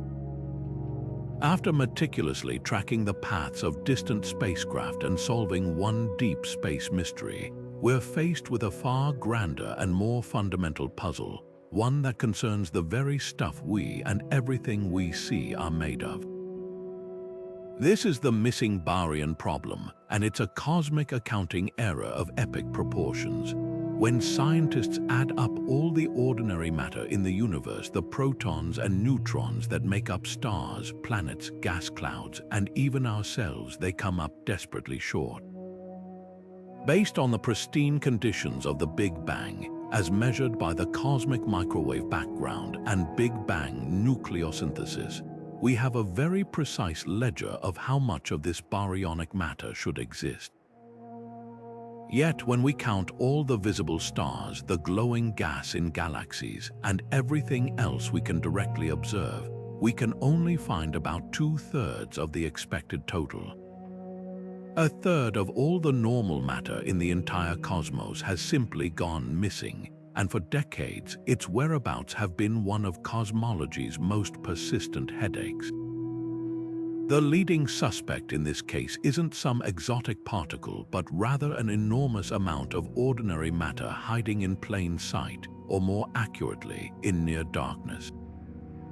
Theorists predicted this missing material wasn't gathered into neat, glowing packages like galaxies, but was instead spread out in a vast, diffuse web of incredibly hot gas that filaments between the great clusters and superclusters of galaxies. This theoretical structure was dubbed the warm-hot intergalactic medium, or WIM. Imagine the cosmic web not as a skeleton of dark matter alone, but one threaded with rivers of million-degree gas, so thin and spread out that it's virtually transparent. Spotting this ethereal fog has been the primary challenge. It doesn't shine brightly in optical light, and its immense heat means it emits only very faint and specific signatures in X-ray and ultraviolet wavelengths, right at the edge of our detection capabilities. The hunt for this missing matter has driven the development of some of our most sensitive space-based observatories. Telescopes like NASA's Chandra X-ray Observatory and the European Space Agency's Newton have spent countless hours staring at the seemingly empty spaces between massive galaxy clusters, searching for the telltale faint glow of highly ionized oxygen atoms within the WIM. They've had some success finding tentative wisps of this hot gas in the regions where the cosmic web is under the most gravitational stress and should be at its densest. But confirming its presence throughout the vast voids has required a more ingenious approach, one that uses the universe's own natural tools. This is where fast radio bursts, those brilliant millisecond flashes we discussed earlier, have proven to be more than just mysteries. They've become revolutionary diagnostic tools.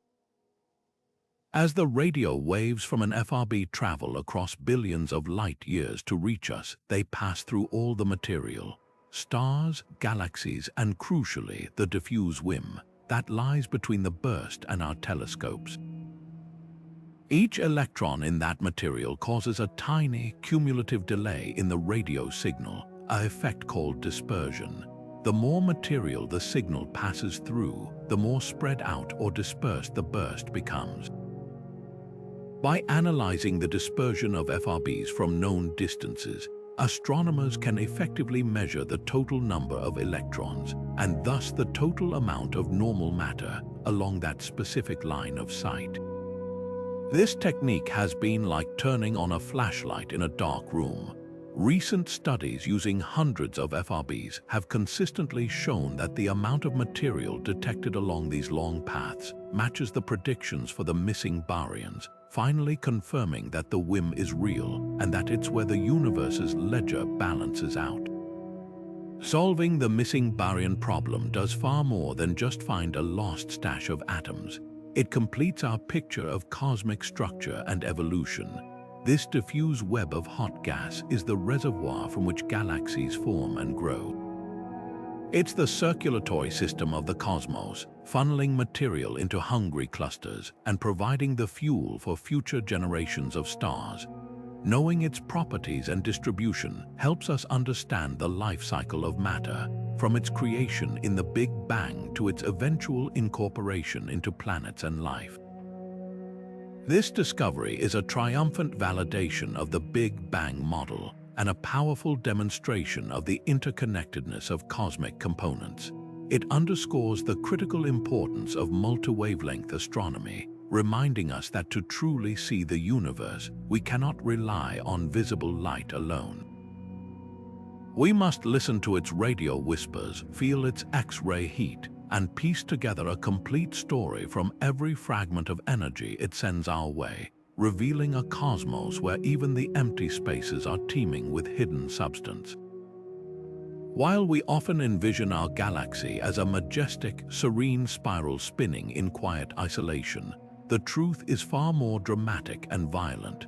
The Milky Way is a cosmic cannibal, a gravitational giant that has grown to its present size by consuming smaller galaxies throughout its long history.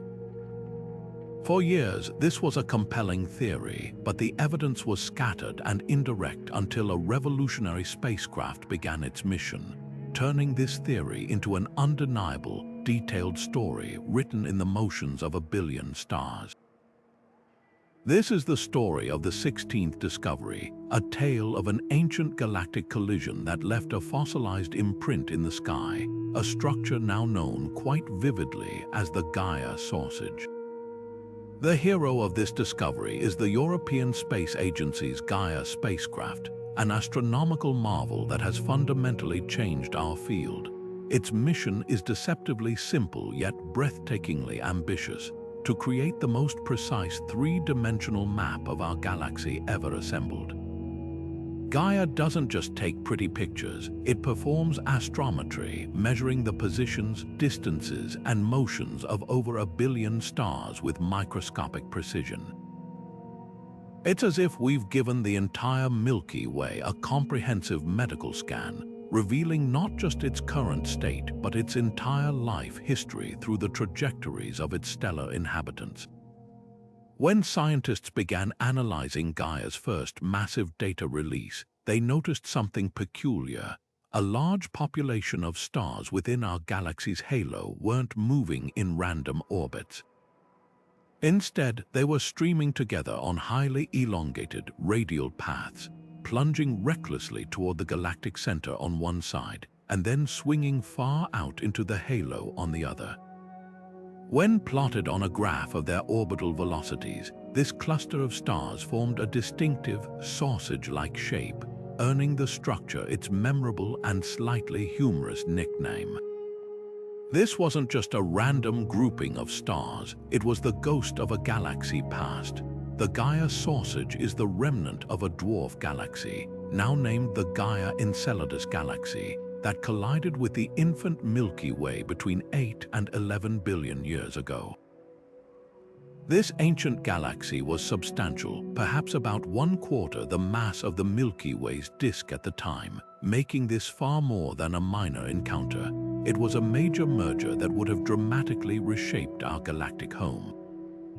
The stars from this doomed galaxy are chemically distinct from native Milky Way stars. They are metal-poor, meaning they contain lower abundances of elements heavier than hydrogen and helium. This tells us they formed early in the universe's history, from primordial gas that had not yet been enriched by the element-forging furnaces of many generations of stars. Their unique chemical fingerprint allows astronomers to separate them from the crowd, tracing their origin to a separate, independent system that met a violent end. The dynamics of the collision itself were catastrophic. As the Gaia Enceladus galaxy was pulled apart by the Milky Way's immense gravity, its stars were scattered into the chaotic, plunging orbits we see today. The energy from this colossal impact is believed to have played a crucial role in sculpting two key components of our galaxy. It likely puffed up the young, thin disk of the Milky Way, contributing to the formation of the thicker disk we see today, and it also donated a significant fraction of the stars that make up the galactic halo, that vast, spherical cloud of stars that envelops the main disk. This discovery provides the clearest evidence yet for the hierarchical model of galaxy formation, which posits that large galaxies like our own are built over billions of years through a series of such mergers and acquisitions. Our Milky Way was not born in its current majestic form. It was assembled through a violent and chaotic process, with the Gaia sausage merger being one of the most significant chapters in its early life. The legacy of this discovery extends far beyond a single event. It has opened a new field of galactic archaeology, where astronomers use the motions and chemistry of stars to dig into our galaxy's past, unearthing other fossilized streams and remnants of smaller mergers. It transforms our perspective of the galaxy from a static picture into a dynamic, evolving entity, a celestial melting pot with a rich and violent history.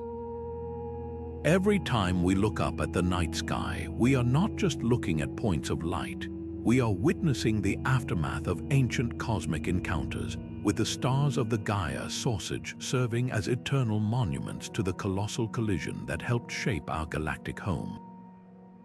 If the Gaia sausage reveals a history of violent, crowded mergers, then our next discovery presents the polar opposite, a story of profound emptiness on a scale so vast it defies easy comprehension.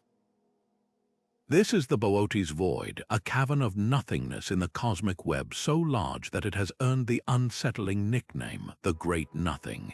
Discovered by astronomer Robert Kirshner and his team in the early 1980s, this void is not a simple, small gap between galaxies. It is a spherical region of space roughly 330 million light-years across, a volume so enormous that if you placed our Milky Way at its center, the nearest edge would still be over 160 million light-years away. Within this incomprehensible volume, instead of the expected 10,000 galaxies, surveys have found only a few dozen. It is a staggering underdensity, a near-perfect vacuum on a scale that challenges our very understanding of how the universe arranged itself after the Big Bang. The existence of such a void directly confronts the cosmological principle, a cornerstone of modern astronomy which states that on sufficiently large scales, the universe should appear roughly uniform and homogeneous in all directions. The Boötes Void pushes the definition of sufficiently large to its absolute limit. Finding such a colossal emptiness was initially so shocking that astronomers spent years double-checking their data, convinced there must be an error in their observations or that interstellar dust was obscuring the light from countless galaxies. But repeated surveys across multiple wavelengths confirmed the shocking result. The void was real. It wasn't that galaxies were hiding, they were almost entirely absent. This forced cosmologists to seriously reconsider their models of large-scale structure formation, which had predicted a far more even distribution of matter, like a frothy foam with much smaller bubbles. So how could such a vast nothingness come to be? Theorists have proposed several compelling, though still debated, explanations. One possibility is that the Boötes Void is not entirely empty of matter, but rather empty of the light that would make galaxies visible. It could be filled with an abundance of dark matter and diffuse gas that simply never collapsed under gravity to form the bright stars and galaxies we can easily see. Another, more dynamic theory suggests that smaller voids, which are common throughout the cosmos, could have merged over billions of years. Imagine soap bubbles in a sink slowly coalescing into one gigantic bubble.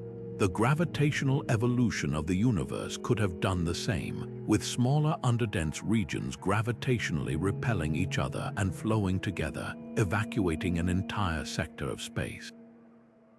Dark energy, the mysterious force accelerating the universe's expansion, is also a prime suspect.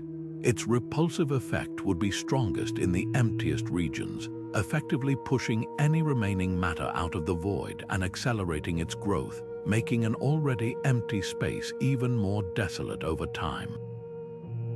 The few galaxies that do exist within the void are fascinating objects in their own right, lonely sentinels in an immense darkness. These isolated galaxies, sometimes called void galaxies, have evolved in an environment radically different from our own. Cut off from the constant gravitational interactions and mergers that shape galaxies in crowded clusters, these isolated islands are often smaller, quieter, and more primitive. They tend to have lower rates of star formation, as there is less intergalactic gas to accrete, and their chemical composition is different, with fewer heavy elements forged in successive generations of stars. Studying these galaxies is like finding a population that has been living in complete isolation for billions of years. They offer a unique window into a more tranquil, alternative evolutionary path that the vast majority of galaxies never experience. Ultimately, the Boötes Void is more than a cosmic curiosity. It is a profound reminder of the true nature of our universe. The romantic image of a sky densely packed with galaxies is an illusion born of our privileged location within a rich cluster. In reality, the cosmos is overwhelmingly empty. Voids like this one are the dominant feature of the universe's large-scale structure, with the bright filaments and clusters of galaxies making up only a tiny fraction of the total volume.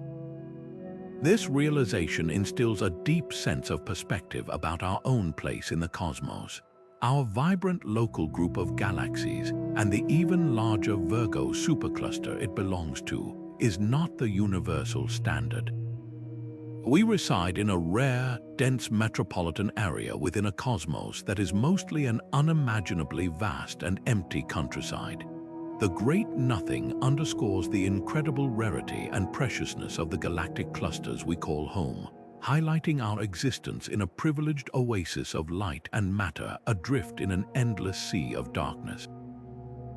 From the profound emptiness of the Boötes Void, we now turn to a mystery that arrives not as an absence, but as an impossibly powerful projectile, a subatomic bullet fired from the depths of space with more energy than any natural or human-made source should be able to produce. These are ultra-high-energy cosmic rays, and they represent one of the most enduring and baffling puzzles in modern physics. Imagine a single subatomic particle, a proton or an atomic nucleus, carrying so much kinetic energy that it rivals a well-thrown baseball. Now compress all that energy into a particle 1 trillion times smaller than a grain of sand, and accelerate it to within a whisper of the speed of light. The forces required to launch such a projectile are almost beyond imagination, born from the most violent and extreme environments the universe has to offer. For decades, the existence of these particles has challenged our understanding of the laws of physics, pushing us to build colossal observatories in a relentless hunt for their elusive origins. The sheer scale of energy we're discussing is difficult to grasp. Scientists measure the energy of these particles in electron volts, or eV. The particles produced in the Large Hadron Collider, the most powerful accelerator ever built by humans, reach energies of about 13 trillion electron volts. An ultra-high-energy cosmic ray, by comparison, can carry over 10 quintillion electron volts. That's a 1 followed by 19 zeros. To put it another way, a single one of these particles packs millions of times more energy than anything we can create on Earth. This presents an immediate and profound question. What kind of cosmic cannon is powerful enough to fire them? The known mechanisms for particle acceleration, like the shock waves from supernova explosions, simply aren't potent enough to account for such extraordinary energies. Their existence implies the universe possesses natural accelerators of ferocious power, operating on principles we have yet to fully comprehend. Detecting these rare and fleeting particles is a monumental task in itself. They are far too energetic to be studied directly in space. Instead, we must catch them in the act of colliding with our planet's atmosphere. When an ultra-high-energy cosmic ray slams into the upper atmosphere, it doesn't arrive quietly. It initiates a spectacular cascade of secondary particles, an avalanche of electrons, photons, and muons that spreads out for kilometers as it plummets toward the ground. This phenomenon is called an extensive air shower, and it is the only way we can indirectly observe the primary particle. To capture these enormous showers, scientists have constructed some of the most ambitious observatories on Earth. The Pierre Auger Observatory in Argentina, for instance, spans an area of 3,000 square kilometers, larger than the state of Rhode Island. It uses a combination of over 1,600 water tank detectors spread across the plains to sense the particles that reach the ground, and 24 fluorescence telescopes that gaze up at the night sky to detect the faint ultraviolet light emitted by the shower itself as it develops. This hybrid technique allows researchers to reconstruct the energy, direction, and nature of the original cosmic ray with remarkable precision. Yet, even with this incredible technology, pinpointing the source of these particles remains the central challenge. Cosmic rays are charged particles, which means their paths are bent and twisted by the magnetic fields that permeate interstellar and intergalactic space. By the time they reach us, their trajectories are completely scrambled, like a letter that has passed through 100 sorting offices with no return address. We know they must come from outside our galaxy, as the Milky Way's magnetic field isn't strong enough to contain particles of such high energy, but their precise points of origin are lost in a cosmic maze. The hunt, therefore, becomes a statistical game. By mapping the arrival directions of many ultra-high-energy cosmic rays, astronomers look for subtle anisotropies, tiny overdensities in the sky that might point back to their source. Current data suggests a broad correlation with the distribution of matter in the local universe, and there are tantalizing hints that some may originate from nearby active galactic nuclei, the incredibly energetic cores of galaxies powered by supermassive black holes. Other potential sources include gamma-ray bursts, the jets from quasars, or even more exotic phenomena like the decay of super-heavy dark matter particles from the early universe. The pursuit of these particles is far more than an arcane astronomical hobby. It is a fundamental probe into the extremes of physics. Studying them allows us to test the standard model of particle physics at energy regimes we could never hope to achieve in a laboratory. At these incredible energies, some theories predict subtle new effects, such as a slight slowing down due to interactions with the quantum foam of spacetime itself, a phenomenon predicted by some models of quantum gravity. Not finding such effects is equally important, as it places stringent limits on what those new theories can look like. Furthermore, the very fact that we can detect them at all tells us something crucial about the universe. Over vast intergalactic distances, space is not filled with a dense fog of low-energy photons that would sap the energy of these protons through collisions, a theoretical limit known as the GZK cutoff. Their arrival confirms that the cosmos is, on the largest scales, a surprisingly transparent place for the most energetic particles to travel. Every ultra-high-energy cosmic ray that strikes our atmosphere is a messenger from the most violent and powerful engines in the universe, carrying encoded information about its birth and its long journey through the magnetic wilderness of intergalactic space, challenging us to build better detectors and devise smarter theories to finally read its message. Just beyond the orbit of Neptune, far from the warmth of the Sun, lies a vast, dark frontier that was once thought to be little more than an empty void. This is the Kuiper Belt, a sprawling disk of icy remnants left over from the dawn of our solar system, and its discovery fundamentally reshaped our understanding of the planetary neighborhood we call home. For much of the 20th century, the solar system was considered a fairly tidy place, ending abruptly with Pluto. But in the early 1990s, that view was shattered when astronomers began discovering a multitude of small, icy worlds orbiting in the region beyond Neptune, confirming a theoretical reservoir of objects first proposed by Gerard Kuiper decades earlier. This was not a barren wasteland. It was a bustling celestial archive, a deep freeze preserving pristine clues to the conditions that existed over 4.5 billion years ago. The diversity within this frozen realm is staggering, far exceeding early expectations. The New Horizons mission provided our first close-up look at a classical Kuiper Belt object when it flew past Pluto in 2015, revealing a world of breathtaking complexity. Pluto was not a simple, inert ball of ice. Its surface showed vast, nitrogen ice plains devoid of craters, suggesting recent geological activity, towering water ice mountains, and a likely subsurface ocean.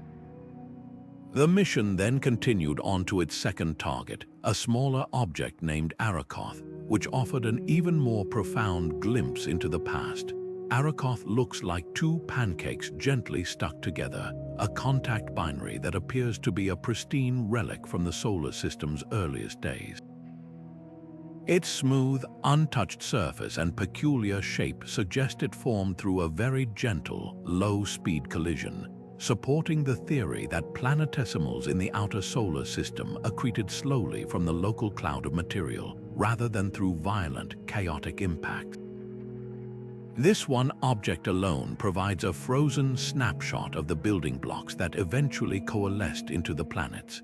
Yet, for all the wonders revealed by close observation, some of the most compelling discoveries in the Kuiper Belt have come from simply mapping the orbits of these distant objects from Earth. This is where the story takes a turn toward the deeply mysterious. Astronomers began to notice that a population of extreme trans-Neptunian objects, those with highly elongated orbits that take them incredibly far from the Sun, were behaving strangely. Their orbits were clustered together, their perihelia, or closest points to the Sun, grouped in a similar region of the sky, and their orbital planes tilted in a similar way. This clustering is statistically very unlikely to happen by random chance. It is as if the gravitational hand of an unseen puppeteer is herding them, influencing their paths from the shadows. The most compelling explanation proposed by astronomers is the existence of a yet undiscovered planet, unofficially dubbed Planet 9. This hypothetical world would be a super-Earth with a mass several times that of our own planet, on a tremendously wide and eccentric orbit that takes thousands of years to complete. Its immense gravity would be the invisible force sculpting the peculiar orbital dance of these distant icy bodies. The search for Planet 9 is a modern-day astronomical epic, a painstaking process of scanning the vast, dark reaches of the outer solar system for a faint, slow-moving pinprick of light. Its proposed orbit is so large that it could be almost anywhere in a huge swath of sky, making the hunt incredibly difficult. Yet, the indirect evidence from the Kuiper Belt structure is so persuasive that it continues to drive the search. This isn't the first time such a method has been used. The position of Neptune was predicted mathematically based on its gravitational influence on Uranus before it was ever seen through a telescope. The potential discovery of Planet 9 would be a monumental achievement, not just for adding a new planet to our charts, but for revealing a major new player in the solar system's gravitational story, one that could have played a role in its ancient past.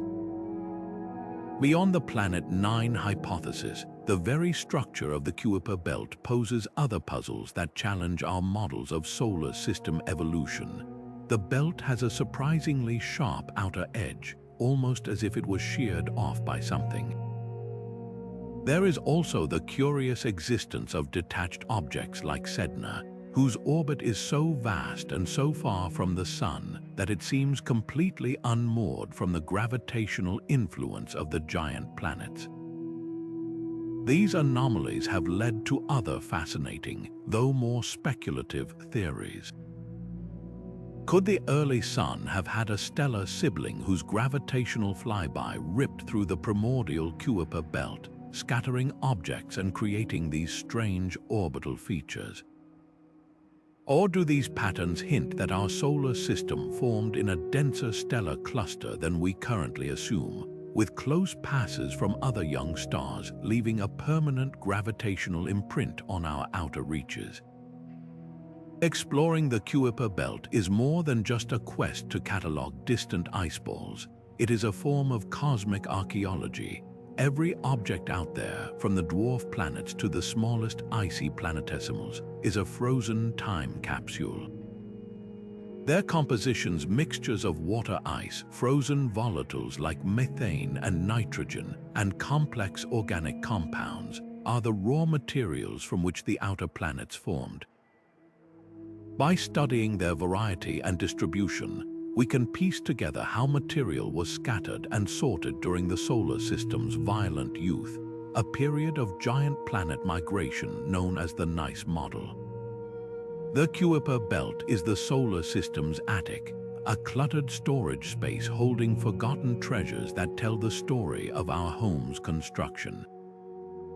Its continued exploration promises not only to reveal whether a massive new planet shares our Sun, but to fundamentally rewrite the history of how our celestial neighborhood came to be, reminding us that discovery is not just about looking toward other stars, but also about peering into the deep, dark, and mysterious frieze that lies just within our own grasp.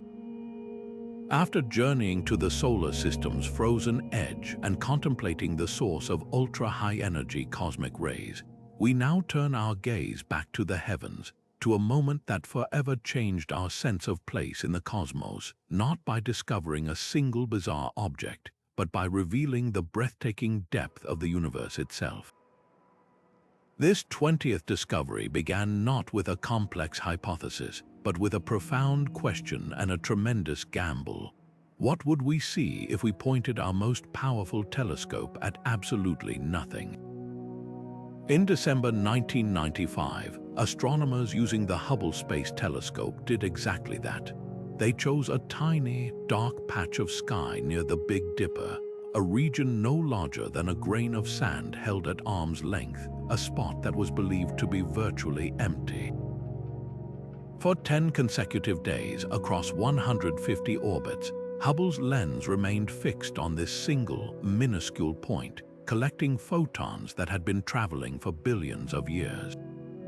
It was an enormous investment of precious telescope time with no guarantee of a payoff. When the data was finally processed, it didn't just provide an answer. It delivered a revelation that would become one of the most important images in the history of astronomy, the Hubble Deep Field. The resulting photograph was nothing short of mind-altering. Where once there was only blackness, there were now thousands of galaxies, a spectacular menagerie of shapes, sizes, and colors scattered across the depths of space. It was a cosmic core sample, a narrow but incredibly deep drill hole into the universe's history. Every single speck of light, every smudge and spiral was an entire galaxy, each containing hundreds of billions of stars. The field was so rich that astronomers estimated it contained at least 3,000 galaxies, with the faintest objects being some of the most distant ever observed, their light emitted when the universe was less than 1 billion years old. The image was a powerful visual confirmation of the universe's sheer scale and the ubiquity of galaxies, transforming a philosophical concept into a tangible, awe-inspiring reality.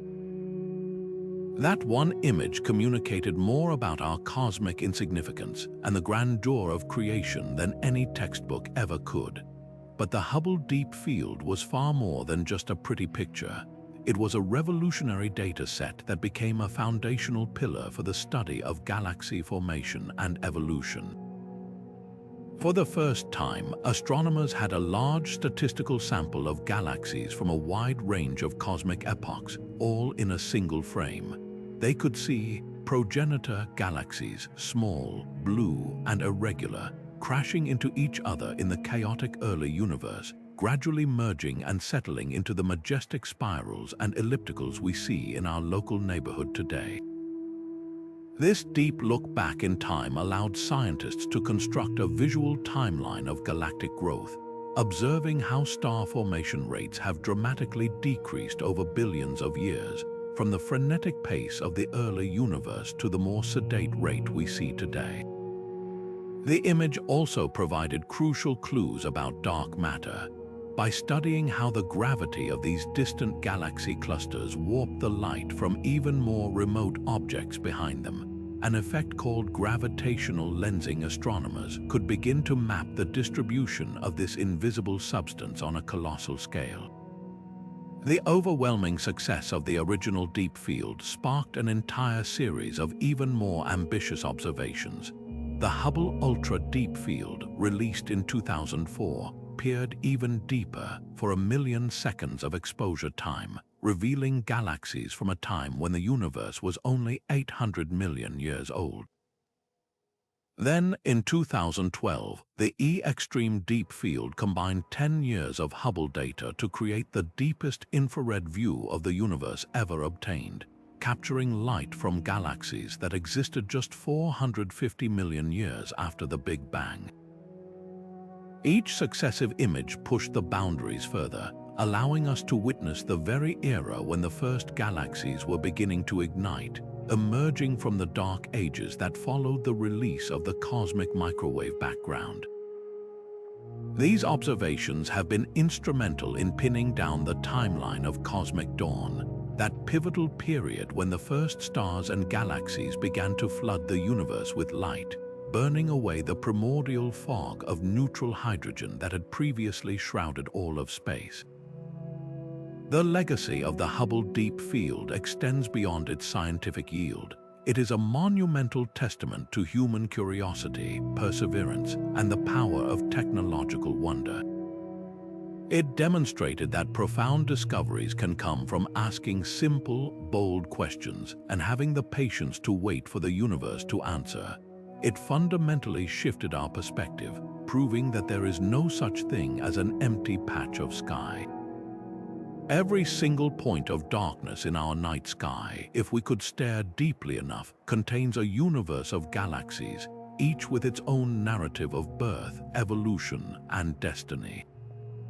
This humble image forever shattered any lingering notion that our galaxy holds a special central place in the cosmos, instead painting a picture of a universe teeming with islands of stars beyond counting. It set the stage for the James Webb Space Telescope, which is now peering even further back in time, and it remains a permanent and humbling reminder that the greatest wonders are often hidden in plain sight, waiting only for us to look long enough and deep enough to bring them into the light. Just when we thought we had mapped the grandest motions of our universe, from the local pull of the Great Attractor to the vast expansion driven by dark energy, astronomers stumbled upon a motion so strange it seemed to defy the very framework of cosmology. This is the mystery of dark flow, a perplexing observation that suggests an immense number of galaxy clusters are all streaming in the same direction, as if caught in a cosmic current flowing toward something unimaginably vast and powerful that lies entirely beyond the edge of everything we can see. The discovery of this phenomenon is a testament to how the most subtle patterns in the oldest light can reveal profound secrets. It began with a deep analysis of the cosmic microwave background by the Wilkinson Microwave Anisotropy Probe, or WMAP.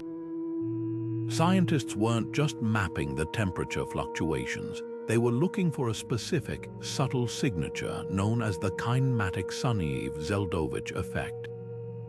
This mouthful of a term describes a very clever technique. As the CMB light travels through the hot gas of a galaxy cluster, it gets a slight energy boost if the cluster is moving toward us, and a slight loss if it's moving away. By meticulously measuring these tiny distortions in the CMB for over 1,000 clusters, a team led by astronomer Alexander Kashlinsky could calculate not just whether these clusters were moving, but the exact direction and speed of their motion against the backdrop of the universe's expansion. What they found was utterly unexpected. The data revealed that a huge number of these clusters, some as far out as 3 billion light-years away, were all moving in a coherent stream at velocities of nearly 1,000 kilometers per second toward a specific point in the sky between the constellations Centaurus and Vela. This wasn't a gentle drift, it was a determined rush. The most baffling part was that this motion could not be explained by any known gravitational source within the observable universe. The combined pull of all the visible matter, dark matter, and even the Great Attractor's immense structure was orders of magnitude too weak to account for this collective motion. It was as if every leaf in a forest was not just falling to the ground, but was also being pulled sideways by a powerful wind originating from somewhere far outside the forest itself. This inexplicable, large-scale motion was christened dark flow. The implications of such a flow are staggering as they directly challenge the cosmological principle, the foundational idea that the universe is homogeneous and isotropic essentially, that it looks roughly the same in every direction and has no preferred center or edge. Dark flow suggests a profound lopsidedness on the grandest possible scales. If these galaxies are all being tugged in one direction, it implies the existence of a gravitational source so immense that its pull is felt across billions of light years, yet it lies completely beyond our cosmic horizon. What could possibly be massive enough to do this? One radical possibility is that it is the gravitational influence of a vast, unseen structure in a neighboring universe. In the multiverse scenario, our universe might be one bubble in a frothing cosmic foam, and the dark flow could be the gravitational tug from an adjacent bubble universe, a colossus brushing up against our own. Another, slightly less exotic explanation posits that it could be a remnant from the instant before inflation, a primordial density fluctuation from the pre-Big Bang universe that was so enormous its gravitational imprint still guides the motion of galaxies today. Unsurprisingly, a claim this extraordinary has been met with intense scrutiny and debate within the cosmology community. The primary challenge has been the sheer difficulty of the measurement. Detecting the kinematic Sunyaev-Zeldovich effect is an exercise in extreme precision, requiring scientists to isolate an incredibly faint signal from a sea of noise. Some subsequent studies using data from the Planck satellite have failed to confirm the effect at the same strength, arguing that systematic errors or incomplete modeling of more local structures could account for the observed signal. Proponents of dark flow, however, have counter-argued that these analyses often use different methodologies and that the signal persists when those methods are refined. The controversy is far from settled, making dark flow one of the most tantalizing and contentious frontiers in modern cosmology. Regardless of its ultimate resolution, the concept of dark flow has already achieved something vital. It has forcefully expanded the boundaries of cosmological inquiry. It is a bold reminder that our observable universe, which spans an almost unimaginable 93 billion light-years, might still only be a small province within a far grander and more complex structure whose full nature remains hidden from view. It pushes theorists to develop new models and inspires observers to devise even more sensitive ways to probe the limits of the knowable. The dark flow is a ghostly finger pointing beyond the edge of our map, a silent suggestion that the greatest gravitational forces in existence may be operating from the shadows of a realm we cannot even see, forever pulling us toward a mystery that lies just over the cosmic horizon. While we often picture galaxies as majestic, isolated islands of stars, the truth reveals a far more dynamic and even violent reality, a cosmic ecosystem where the largest predators grow by consuming the smallest. This process, known as galactic cannibalism, is not a rare anomaly but a fundamental mechanism of growth, and we have the front row seat to witness it happening right in our own celestial backyard. The most dramatic example is the impending collision between our Milky Way and its largest neighbor, the Andromeda Galaxy. But to understand that future cataclysm, we must first look at the evidence of past meals, the fossilized remnants of ancient consumption that are etched across the sky in faint rivers of stars. The telltale signs of these cosmic feasts are stellar streams, ethereal trails of stars that wrap around their host galaxy like the strands of a celestial spiderweb. These are the shredded remains of dwarf galaxies that ventured too close to a more massive neighbor, their stars torn away by immense tidal forces and stretched into long, looping arcs that orbit the galactic core for billions of years. The most famous example in the Milky Way is the Sagittarius dwarf spheroidal galaxy, a small companion we caught in the act of being devoured. Over the past several billion years, our galaxy's gravity has been systematically pulling it apart, drawing out its stars into two magnificent streams that completely encircle the Milky Way, a ghostly ribbon of stars testifying to a long and slow destruction. Similarly, the Gaia spacecraft's precise mapping has revealed the Gaia Enceladus sausage, the remains of a much larger galaxy that merged with the infant Milky Way, an event so violent it helped sculpt our galaxy's thick disk and halo. But the Milky Way is not the only cannibal in the local group. The Andromeda Galaxy presents an even more spectacular case study. Observations have shown that Andromeda is surrounded by a vast and complex halo of stars, far larger and more structured than our own. Within this halo, astronomers have identified multiple distinct stellar streams, the mangled skeletons of at least two separate dwarf galaxies that Andromeda has consumed in the past. One of these, the Triangulum Andromeda Stream, is a colossal structure, and another, the Northeast Shelf, is a vast cloud of stars that is believed to be the splash back from a direct head-on collision with a fairly sizable galaxy. Andromeda's history appears far more violent than our own, a series of galactic mergers that have left it larger and with a different evolutionary story, a reminder that each galaxy's biography is written in the stars it has absorbed. This process of hierarchical growth, where small structures merge to form larger ones, is a cornerstone of our modern understanding of cosmology. The entire universe builds itself from the bottom up. In the early cosmos, tiny density fluctuations in the dark matter fabric grew gravitationally, pulling in ordinary matter to form the first dwarf galaxies.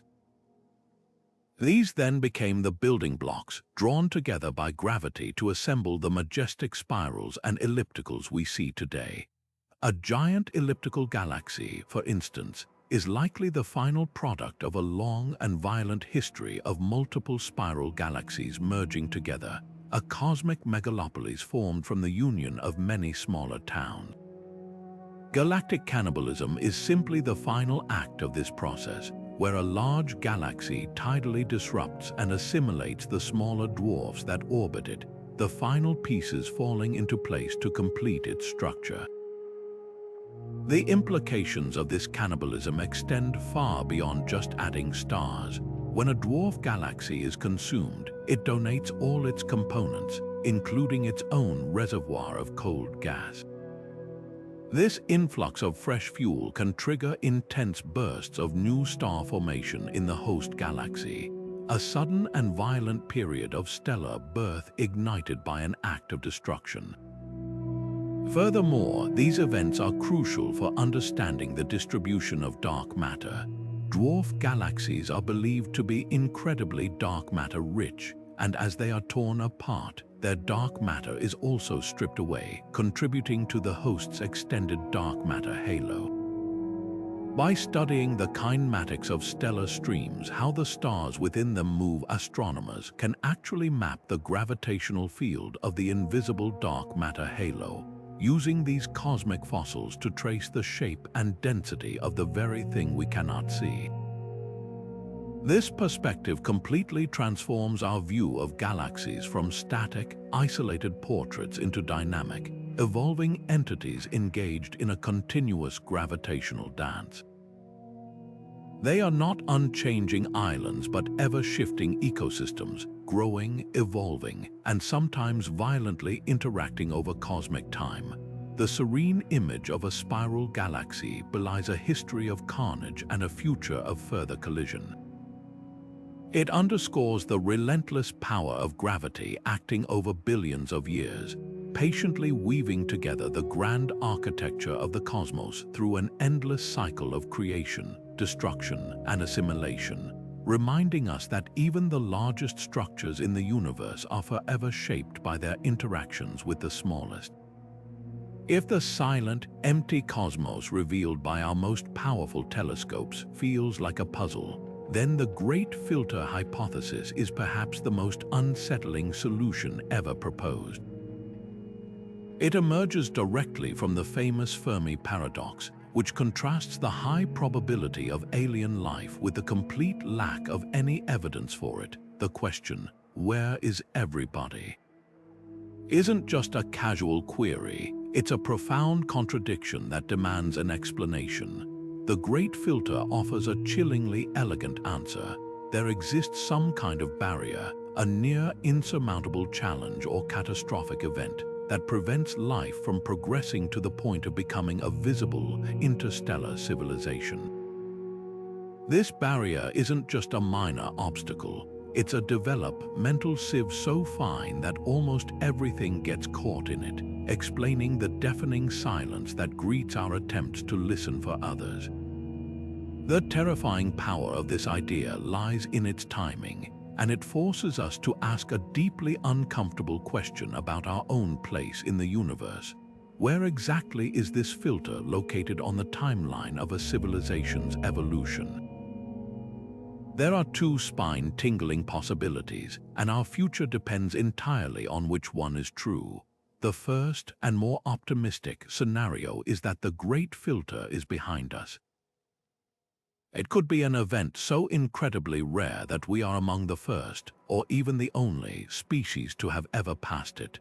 Perhaps the initial leap from non-living chemistry to self-replicating life, abiogenesis, is far more miraculous than we assume. Or maybe the development of eukaryotic cells, an event that took over 1 billion years to happen on Earth, is the true bottleneck. If this is the case, the galaxy might be filled with simple prokaryotic life, but we are utterly alone as a thinking, technological species. Our survival and progress would be a cosmic fluke of breathtaking rarity, making our existence both profoundly lonely and incredibly precious. The second, and far more frightening, possibility is that the Great Filter lies ahead of us. This is the scenario that should give every person on Earth pause. It suggests that the reason we see no other civilizations is because they all inevitably reach a point of technological maturation and then vanish. They hit a wall they cannot overcome. This filter could be an inevitable technological invention that leads to self-annihilation, nuclear warfare, a genetically engineered pandemic, or a runaway nanotechnology disaster could be the universe's grim reaper for intelligent life. Or it might not be a sudden explosion, but a slow suffocation, the collapse of a complex society under its own weight, ecological devastation from unchecked resource consumption, or the psychological stagnation that might come with advanced virtual realities, where a species simply loses the will to explore the stars. If the filter is ahead of us, then every technological step we take, from artificial intelligence to synthetic biology, is not just a triumph but a potential tripwire, moving us closer to a precipice that has claimed every other civilization that has ever existed. This hypothesis fundamentally transforms the silence of the cosmos from a simple curiosity into a stark warning. It reframes our entire cosmic journey, shifting the narrative from one of optimistic, outward-bound exploration to one of cautious, inward-looking introspection. The empty heavens are no longer an invitation, they are a cautionary tale. This perspective imposes a tremendous responsibility on our present generation. Our actions today, from how we manage global cooperation to how we steward our planet and control our most powerful technologies, are not just about our immediate future. They could represent the critical test, the single deciding moment where we determine whether humanity becomes a fleeting flash in the cosmic dark or successfully navigates the bottleneck to become a lasting interstellar species. The Great Filter forces us to confront existential risks not as abstract philosophical concepts, but as the most pressing practical challenge we have ever faced. Overcoming it might be the only way to ensure that our voice doesn't simply fade into the same eternal silence that has swallowed all the others. While we contemplate the profound silence that might be imposed by a great filter, the universe offers a stunning counterpoint, a dazzling reminder that its creativity knows no bounds. It crafts worlds so exotic, so far removed from our rocky and gaseous familiarities, that they seem pulled directly from the realm of myth and fantasy. And perhaps no other discovery embodies this sheer cosmic audacity more perfectly than a world that has captured the public imagination like few others, the diamond planet 55 Cancri. Imagine a world not of rock and iron, but of crystalline carbon, a super Earth-sized jewel orbiting perilously close to its sun. This isn't science fiction. It's a confirmed exoplanet that challenges our very definition of what a planet can be and forces us to expand our imagination to include treasures beyond all earthly value. The story of this world begins in the well-studied star system 55 Cancri, located a mere 41 light-years away in the constellation Cancer. The star itself is a binary system, and for years astronomers had known it was host to multiple planets. But 55 Cancri, discovered in 2004 and later confirmed with refined measurements, immediately stood out as an oddity. Initial radial velocity data suggested it was a super-Earth, a planet with about twice Earth's diameter and over 8 times its mass. But its orbit was bizarrely tight, whipping around its host star once every 18 hours at a distance so small that its surface temperatures were calculated to soar above 2,400 degrees Celsius. This placed it firmly in the category of a lava world, but the true surprise lay in its density. When the Spitzer Space Telescope and other observatories provided more precise data, the calculated density was lower than what would be expected for a rocky, Earth-like composition of silicates and iron.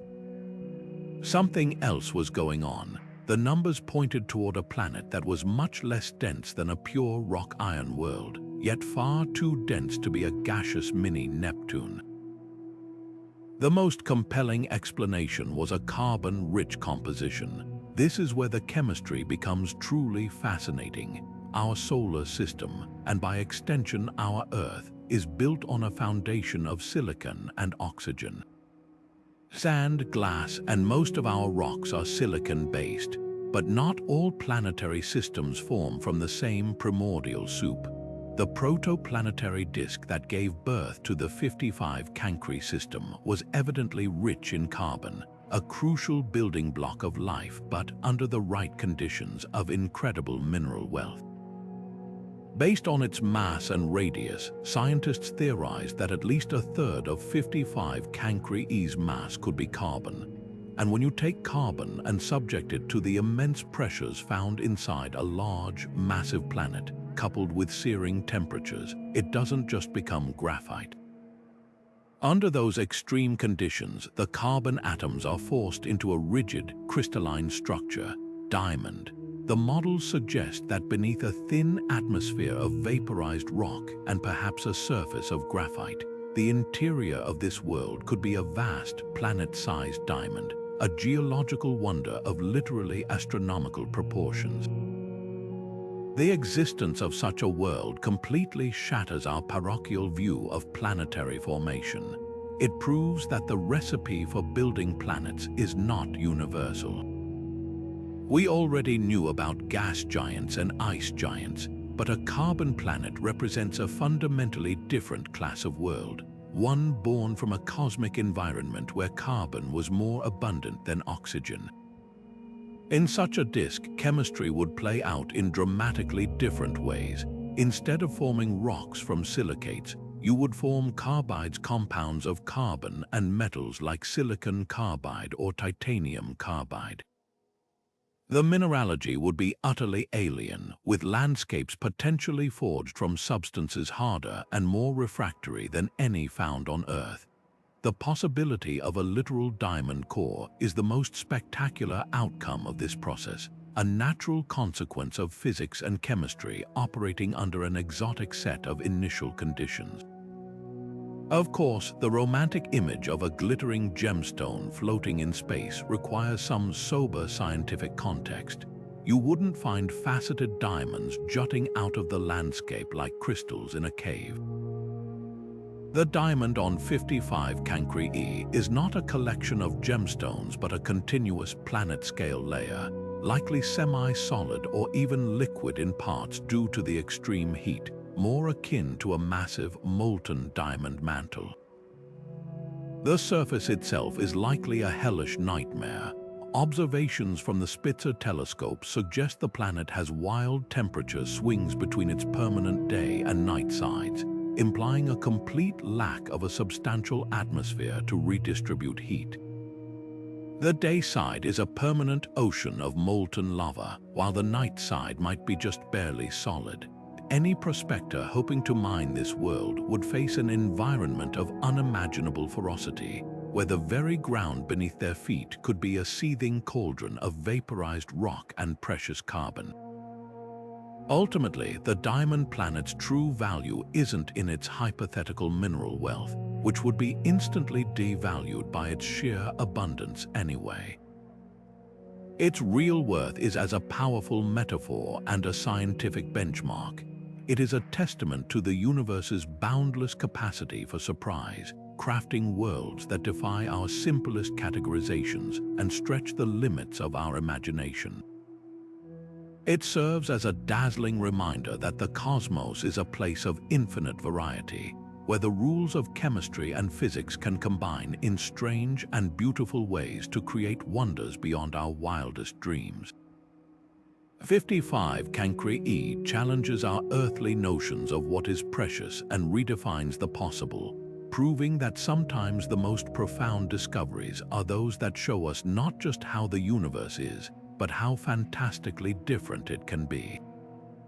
While the Diamond Planet showcases the universe's incredible capacity for creating tangible, if exotic, matter, our next discovery plunges us into a far more abstract and profound puzzle, one that concerns not what exists, but what happens when it seemingly ceases to. This is the black hole information paradox, a conflict so deep it strikes at the very heart of our understanding of reality, pitting the two pillars of modern physics, quantum mechanics and general relativity, against each other in a theoretical battle with universe-shattering implications. At its core, this paradox asks a deceptively simple question with an impossibly complex answer. when something falls into a black hole, is the information about that object destroyed forever? To understand why this is such a catastrophic problem, we must first grasp a fundamental rule of the quantum universe: information cannot be destroyed. In quantum mechanics, information doesn't just mean data like a computer file. It refers to the complete quantum state of every particle, its position, momentum, spin, and all other properties that define what something is. The principle of unitarity, a cornerstone of quantum theory, states that this information is always conserved and always reversible in principle. If you could track every single interaction, you could theoretically rewind the universe's tape and see exactly how everything arrived at its current state. This is why the paradox is so terrifying to physicists. If information can be truly lost, the entire logical framework of quantum mechanics collapses. The paradox was born from one of Stephen Hawking's greatest insights. Applying quantum theory to the edge of a black hole, he realized that these gravitational behemoths are not completely black. Due to quantum fluctuations near the event horizon, black holes should slowly radiate energy, a faint glow we now call Hawking radiation. This radiation, Hawking calculated, would be purely thermal, carrying no information about the interior of the black hole or what fell into it. It would be random noise like the static from a detuned radio. Here's the crisis: as the black hole emits this radiation, it loses mass and eventually evaporates completely. If the Hawking radiation contains no information, then all the information about every star, planet, or book that ever fell in is irretrievably lost when the black hole vanishes. The universe's ledger has pages ripped out and burned, violating the most sacred rule of quantum physics. This conclusion was so unsettling that it sparked what became known as the Black Hole War, a decades-long debate primarily between Stephen Hawking on one side and physicists Leonard Susskind and Gerard T. Hooft on the other. Hawking famously bet that information was lost, while Susskind and T. Hooft fought to prove it must be preserved. Their resistance wasn't just philosophical. They argued that accepting information loss would be a catastrophic defeat for physics, creating untold paradoxes and inconsistencies. If information can vanish, then cause and effect themselves break down, and the past becomes fundamentally unknowable. The stakes couldn't have been higher. The potential resolution to this war, and the most compelling answer to the paradox, emerges from a breathtaking concept known as the holographic principle. This idea suggests that all the information contained within a three-dimensional volume of space, like the entire interior of a black hole, is actually encoded on its two-dimensional boundary, the event horizon. Imagine the event horizon is like a cosmic DVD. The movie itself, a complex, three-dimensional story, isn't stored throughout the disk's plastic. It's encoded on the flat, two-dimensional surface. In the same way, the information about every object that falls into a black hole could be smeared and stored across the surface area of its event horizon in unimaginably tiny Planck-length pixels. The Hawking radiation, then, isn't random noise after all. As it emanates from the horizon, it slowly and subtly carries away this encoded information, like a delicate data stream, preserving it in the universe even after the black hole itself is gone. This line of thinking was powerfully advanced through the AD-S/CFT correspondence, a landmark discovery in string theory. It provides a precise mathematical duality that demonstrates how a gravitational theory in a bulk volume of space can be perfectly described by a quantum field theory without gravity living on its boundary. In simpler terms, it gives a concrete example of how the holographic principle could actually work, showing that information is not lost but transferred and preserved in a different form. This doesn't mean the information is easily readable. Decoding it from the Hawking radiation would be a task of inconceivable complexity, like reconstructing a burned library from the pattern of ash in the wind. But in principle, it would still exist. However, this elegant solution introduces its own nightmarish problems. If information is stored on the event horizon, what happens to you if you fall in? From an outside observer's perspective, your information is never lost. It's encoded on the surface, and you would appear to be vaporized into a holographic smear at the horizon, a concept known as the black hole firewall. But from your perspective as the falling astronaut, you should pass smoothly through the horizon without encountering any fiery barrier, as dictated by general relativity. We are left with a brutal contradiction. The two perspectives cannot both be correct. This suggests our understanding of space-time itself is profoundly flawed at the most fundamental level. The black hole information paradox, therefore, is far more than an esoteric debate about celestial physics. It is a direct assault on our comprehension of reality, forcing us to question the nature of space-time, information, and the very laws that govern the universe. Its resolution, which remains one of the most active frontiers in theoretical physics, will likely require a theory of quantum gravity, a seamless merging of the quantum world with Einstein's relativistic spacetime. Whether the answer lies in holography, firewalls, or something entirely beyond our current imagination, this paradox stands as a towering monument to human curiosity. It demonstrates how following a thought experiment to its logical extreme can reveal cracks in the foundation of our knowledge, cracks that, when pried open, may lead us to a deeper, more complete, and undoubtedly stranger truth about the cosmos we inhabit. While the theoretical paradox of black hole information loss challenges our understanding of reality on a cosmic scale, a very different and visibly dramatic stellar event recently captivated skywatchers around the world, playing out not in the pages of a physics journal, but right there in the familiar constellation of Orion. The 26th discovery on our journey is the Great Dimming of Betelgeuse, a spectacular and unexpected performance by a star that seems to have a flair for the dramatic. For centuries, Betelgeuse has been a constant, a brilliant, ruddy jewel marking the shoulder of the hunter. But in late 2019, this familiar beacon began to fade. What started as a slight dip noticed by dedicated variable star observers soon plummeted into a nosedive, with the star losing nearly 2/3 of its normal brilliance.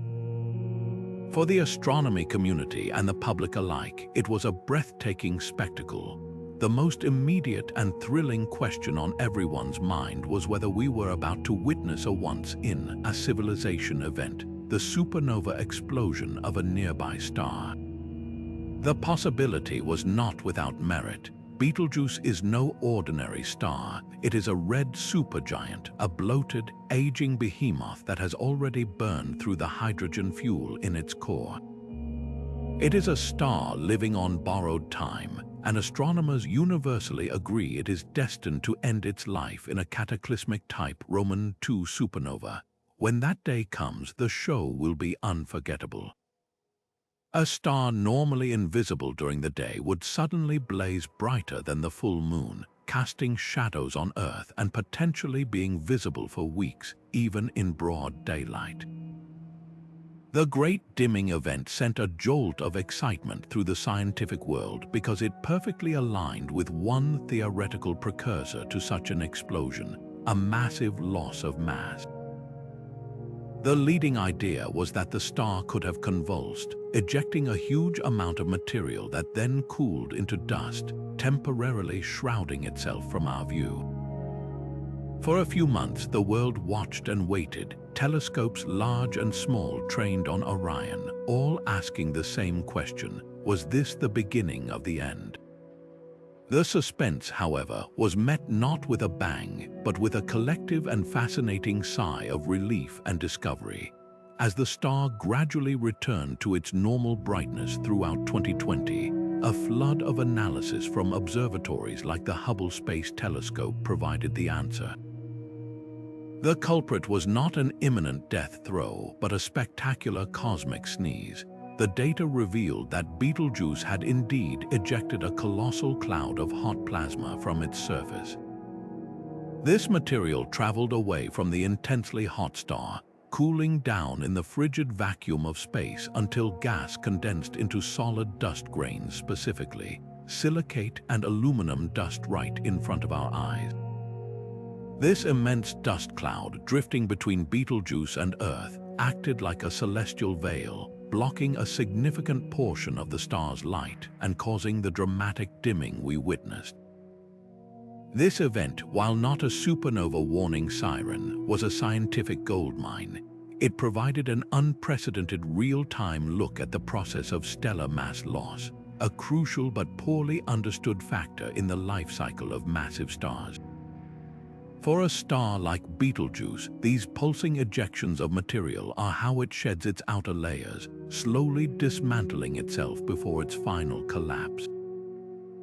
The detailed observations allowed astronomers to create sophisticated models of the dust formation process, offering a tangible example of how stars seed the universe with the heavy elements and dust that will one day form new planets and even life.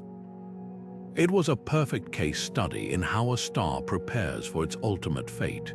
The legacy of the Great Dimming extends beyond the data. It was a powerful public engagement event, a celestial cliffhanger that reminded millions of people that the night sky is not a static painting but a dynamic, living arena. It demonstrated the power of modern astronomy to monitor and explain these phenomena in real time, transforming awe into understanding. Most importantly, it served as a colossal cosmic drill. It gave the global astronomical community a chance to test its response protocols, from coordinating observations across every wavelength to preparing public communication for the day when a star does go supernova. Betelgeuse's great performance was a rehearsal for the main event, a stunning reminder that the universe is always changing, and that sometimes the most valuable discoveries come from watching a familiar star do something completely unexpected. Yet, even as we witness the dramatic life cycles of individual stars like Betelgeuse, we must return to the grandest scale of all, where a subtle but persistent disagreement threatens to reshape our entire understanding of cosmic evolution. This brings us to one of modern cosmology's most pressing and profound puzzles, the Hubble constant discrepancy. At its heart, this is a story about measurement and mystery, a situation where our two most trusted methods for determining the universe's expansion rate are yielding two stubbornly different answers. It's as if you used two different, perfectly calibrated rulers to measure the same table, and each one gave you a definitively different result, forcing you to conclude that something is deeply wrong with either your tools or your understanding of what a table is made of. The first method for measuring this critical number looks back to the very beginning, to the infant universe. This technique uses the exquisite details of the cosmic microwave background, the faint afterglow of the Big Bang as captured by the Planck satellite.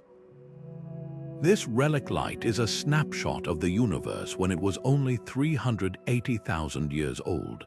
By meticulously analyzing the tiny temperature fluctuations in this background hum, scientists can measure the fundamental ingredients of the early cosmos, the precise amounts of ordinary matter, dark matter, and dark energy. Plugging these pristine measurements into the standard model of cosmology, known as lambda CDM, allows them to extrapolate forward over 13.8 billion years and predict what the expansion rate should be today. This method gives us a very specific value, approximately 67.4 kilometers per second per megaparsec. This means that for every megaparsec of distance, a staggering 3.26 million light-years, a galaxy is moving away from us at 67.4 kilometers per second faster. The second method takes a completely different approach, focusing on the local modern universe. Astronomers use what are called standard candles, objects with known intrinsic brightness. The most famous of these are Type 1, a supernova, the spectacular stellar explosions we discussed earlier, and pulsating stars called Cepheid variables. By measuring how bright these objects appear from Earth, we can calculate their distance with remarkable accuracy. Then, by measuring their redshift, how much their light has been stretched by the expansion of space, we can directly calculate the current expansion rate. This is a direct empirical measurement, not a model-based prediction. Teams using the Hubble Space Telescope and other observatories have refined this technique to an incredible degree of precision. And this is where the tension arises. This local measurement consistently gives a higher value, around 73 kilometers per second per megaparsec.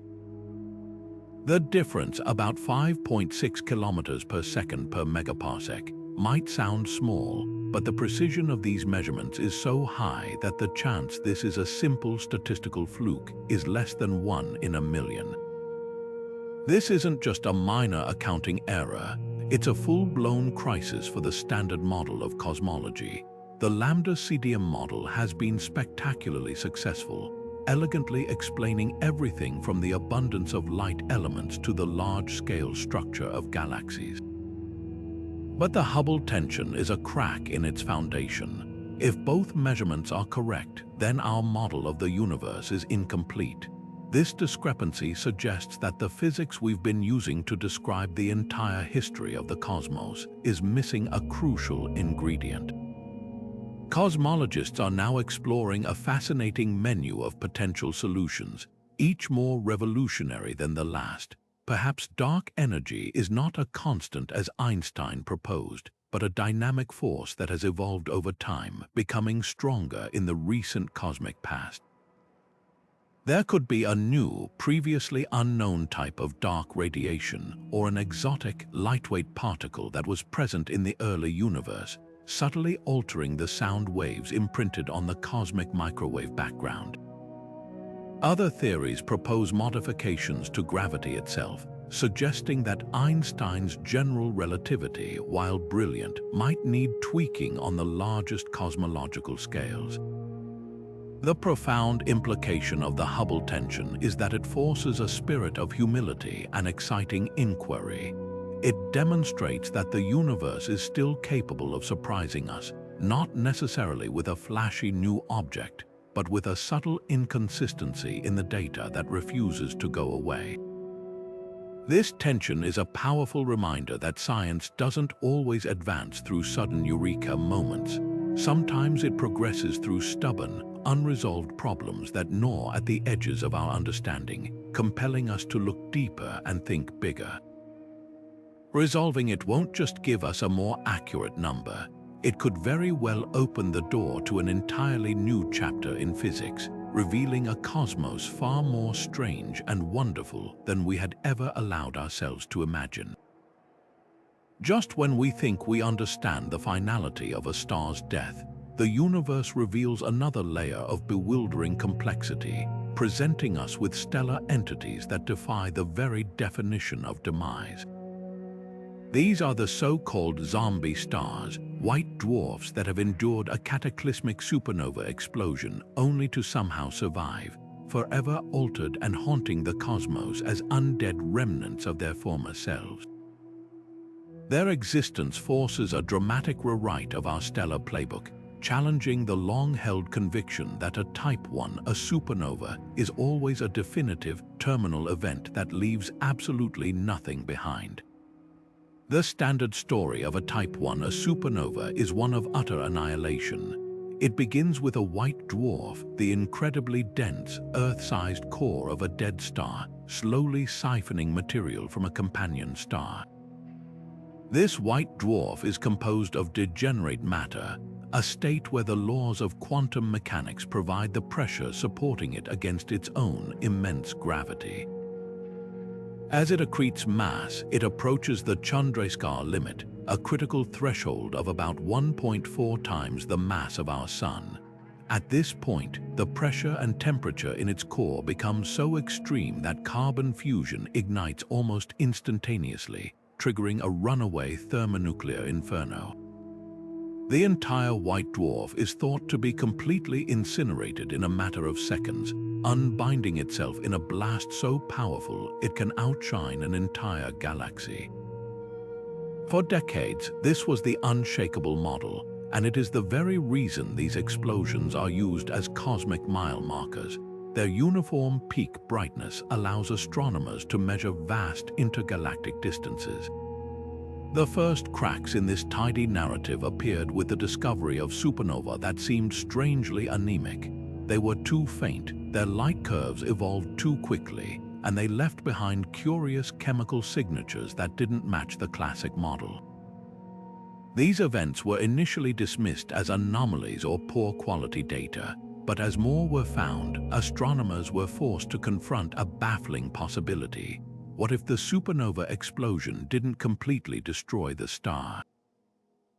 The smoking gun came with observations of a few of these peculiar events where, after the initial blast faded, the lingering glow didn't disappear as expected. Instead, it was sustained by something that was still there, something that was still hot and still burning. The star had, in a very real sense, come back from the dead. We now understand that these are partial supernova, failed or incomplete explosions. Instead of a single, symmetric detonation that consumes the entire white dwarf, the thermonuclear flame might sputter, propagate unevenly, or fail to burn all the fuel. One leading theory suggests a sub-Chandrasekhar scenario, where a layer of helium accreted onto the white dwarf's surface detonates first. This initial blast can then trigger the carbon fusion in the core, but the combined explosion might only shred the star apart from the outside in, leaving a bruised and battered remnant behind. Another possibility is an asymmetric detonation, where the nuclear flame races through the star's interior but fails to consume it completely, ejecting a portion of the mass while the damaged core survives the traumatic event. The result is a zombie star, a white dwarf that has been through hell, ejected a significant fraction of its mass, and yet continues to exist, often hurtling through space at high speed from the kick of the asymmetric explosion. Studying these stellar survivors is not merely a taxonomic exercise, it is crucial for the entire field of cosmology. Our measurement of the universe's expansion and the discovery of dark energy rest entirely on the assumption that Type 1, a supernova, are perfect standard candles. If a significant fraction of these events are actually fainter because they are partial explosions that leave a remnant behind, this introduces a potential systematic error into our most precise cosmic measuring tape. By identifying and understanding zombie stars, astronomers can correct their models, refine their distance calculations, and ensure that our map of the universe is as accurate as possible. Furthermore, these events are cosmic laboratories for nucleosynthesis, the creation of elements. A partial explosion will produce and scatter a different mix of heavy elements, like iron, silicon, and radioactive nickel, into space compared to a full detonation, altering our understanding of how the universe is seeded with the building blocks of planets and life. Beyond the physics, the zombie star serves as a powerful and poignant metaphor for resilience. It is a celestial testament to the idea that a cataclysm does not have to be an end, it can be a transformation. These stars endure a violence that should by all rights erase them, and yet they persist, forever changed but still burning. They carry the scars of their past, a history of unimaginable trauma written in their altered composition and high velocity, but they are not defined by their destruction. In their stubborn existence, they offer a narrative not of finality, but of continuation, echoing the human capacity to withstand profound upheaval and emerge, different and scarred but enduring. They remind us that in the cosmos, as in life, death is rarely a simple binary, but often a spectrum of change, survival, and unexpected renewal against all odds.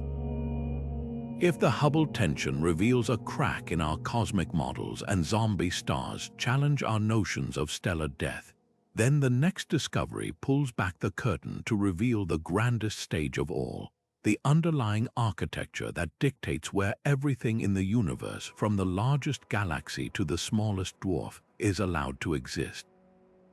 For centuries, our maps of the cosmos were flat and two-dimensional, simple charts of stars. Even as our understanding grew to include galaxies and clusters, we still viewed them as isolated islands in a dark sea. But we have now uncovered the true nature of the universe's large-scale structure, and it is not a random scattering of islands. It is a magnificent, intricate, and breathtakingly vast network known as the cosmic web. This is the skeleton of reality, a filamentary tapestry woven from dark matter and traced by galaxies, with unimaginably large voids between its threads.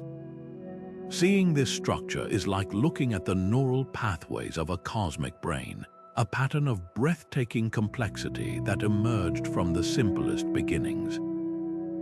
The story of how this web formed is written in the faintest light we can detect. The cosmic microwave background, that ancient afterglow of the Big Bang, is not perfectly smooth. It contains tiny temperature fluctuations, minute ripples that represent regions of slightly higher and lower density in the infant universe. These imperfections are the seeds of everything. Over billions of years, gravity acted as the master sculptor, relentlessly pulling matter toward these dense spots. Dark matter, with its gravitational pull but lack of interaction with light, led the way, collapsing first into a scaffolding of delicate filaments. Ordinary matter, the gas that would eventually form stars and galaxies, simply followed this underlying dark matter skeleton, flowing along these invisible rivers of gravity and pooling at the intersections where filaments met. The result is a universe structured like a sponge, an interconnected network of dense strands surrounding vast, empty bubbles. The galaxies we see are not the web itself, they are merely the glittering dewdrops caught on the spider's silk. For a long time, this web was a theoretical prediction, the inevitable outcome of supercomputer simulations running the equations of gravity and cosmology. But turning that prediction into an observed reality required a new kind of astronomy, one capable of mapping the universe in 3 dimensions on a colossal scale. This monumental task has been undertaken by galaxy redshift surveys, projects with names like the Sloan Digital Sky Survey and the 2-degree field Galaxy Redshift Survey. These endeavors don't just take pretty pictures of the sky, they painstakingly measure the redshift, and thus the distance to millions upon millions of galaxies. By plotting each galaxy's location in a 3-dimensional volume, a map emerges and the pattern is unmistakable. The galaxies are not scattered randomly. They are arranged in long, winding walls and filaments, connecting massive nodes like the Coma Cluster, with deserts of nothingness spanning hundreds of millions of light years between them, such as the Boötes Void. It is a cartographic achievement of staggering proportions, a census of the cosmos that reveals its true organized structure. Another ingenious method for mapping the web takes advantage of the fact that most of it is invisible. We can't see the dark matter filaments directly, but we can detect their immense gravity through a phenomenon called gravitational lensing. The gravity of these massive structures is so powerful that it warps the fabric of spacetime, bending the light from galaxies that lie far behind them. By studying the subtle distortions of millions of these background galaxies, astronomers can literally chart the distribution of the unseen dark matter that caused the bending. This technique has produced maps of the cosmic web that show the dark matter filaments in stunning detail. confirming that galaxies are indeed just tracers on a much larger, darker framework. Furthermore, the web is not entirely dark. The filaments themselves are thought to be filled with the warm, hot intergalactic medium, that diffuse million-degree gas that accounts for the missing baryonic matter detected through its faint X-ray glow and the absorption of light from distant quasars. This cosmic architecture is not a passive relic. It is the active engine of galactic life and death. A galaxy's fate is determined by its address within the web. Those born at the dense intersections of filaments in great clusters live violent lives. They are constantly harassed by close encounters with neighbors, their gas, the fuel for new stars stripped away by the intense pressure of the cluster's hot atmosphere, rendering them red and dead ellipticals.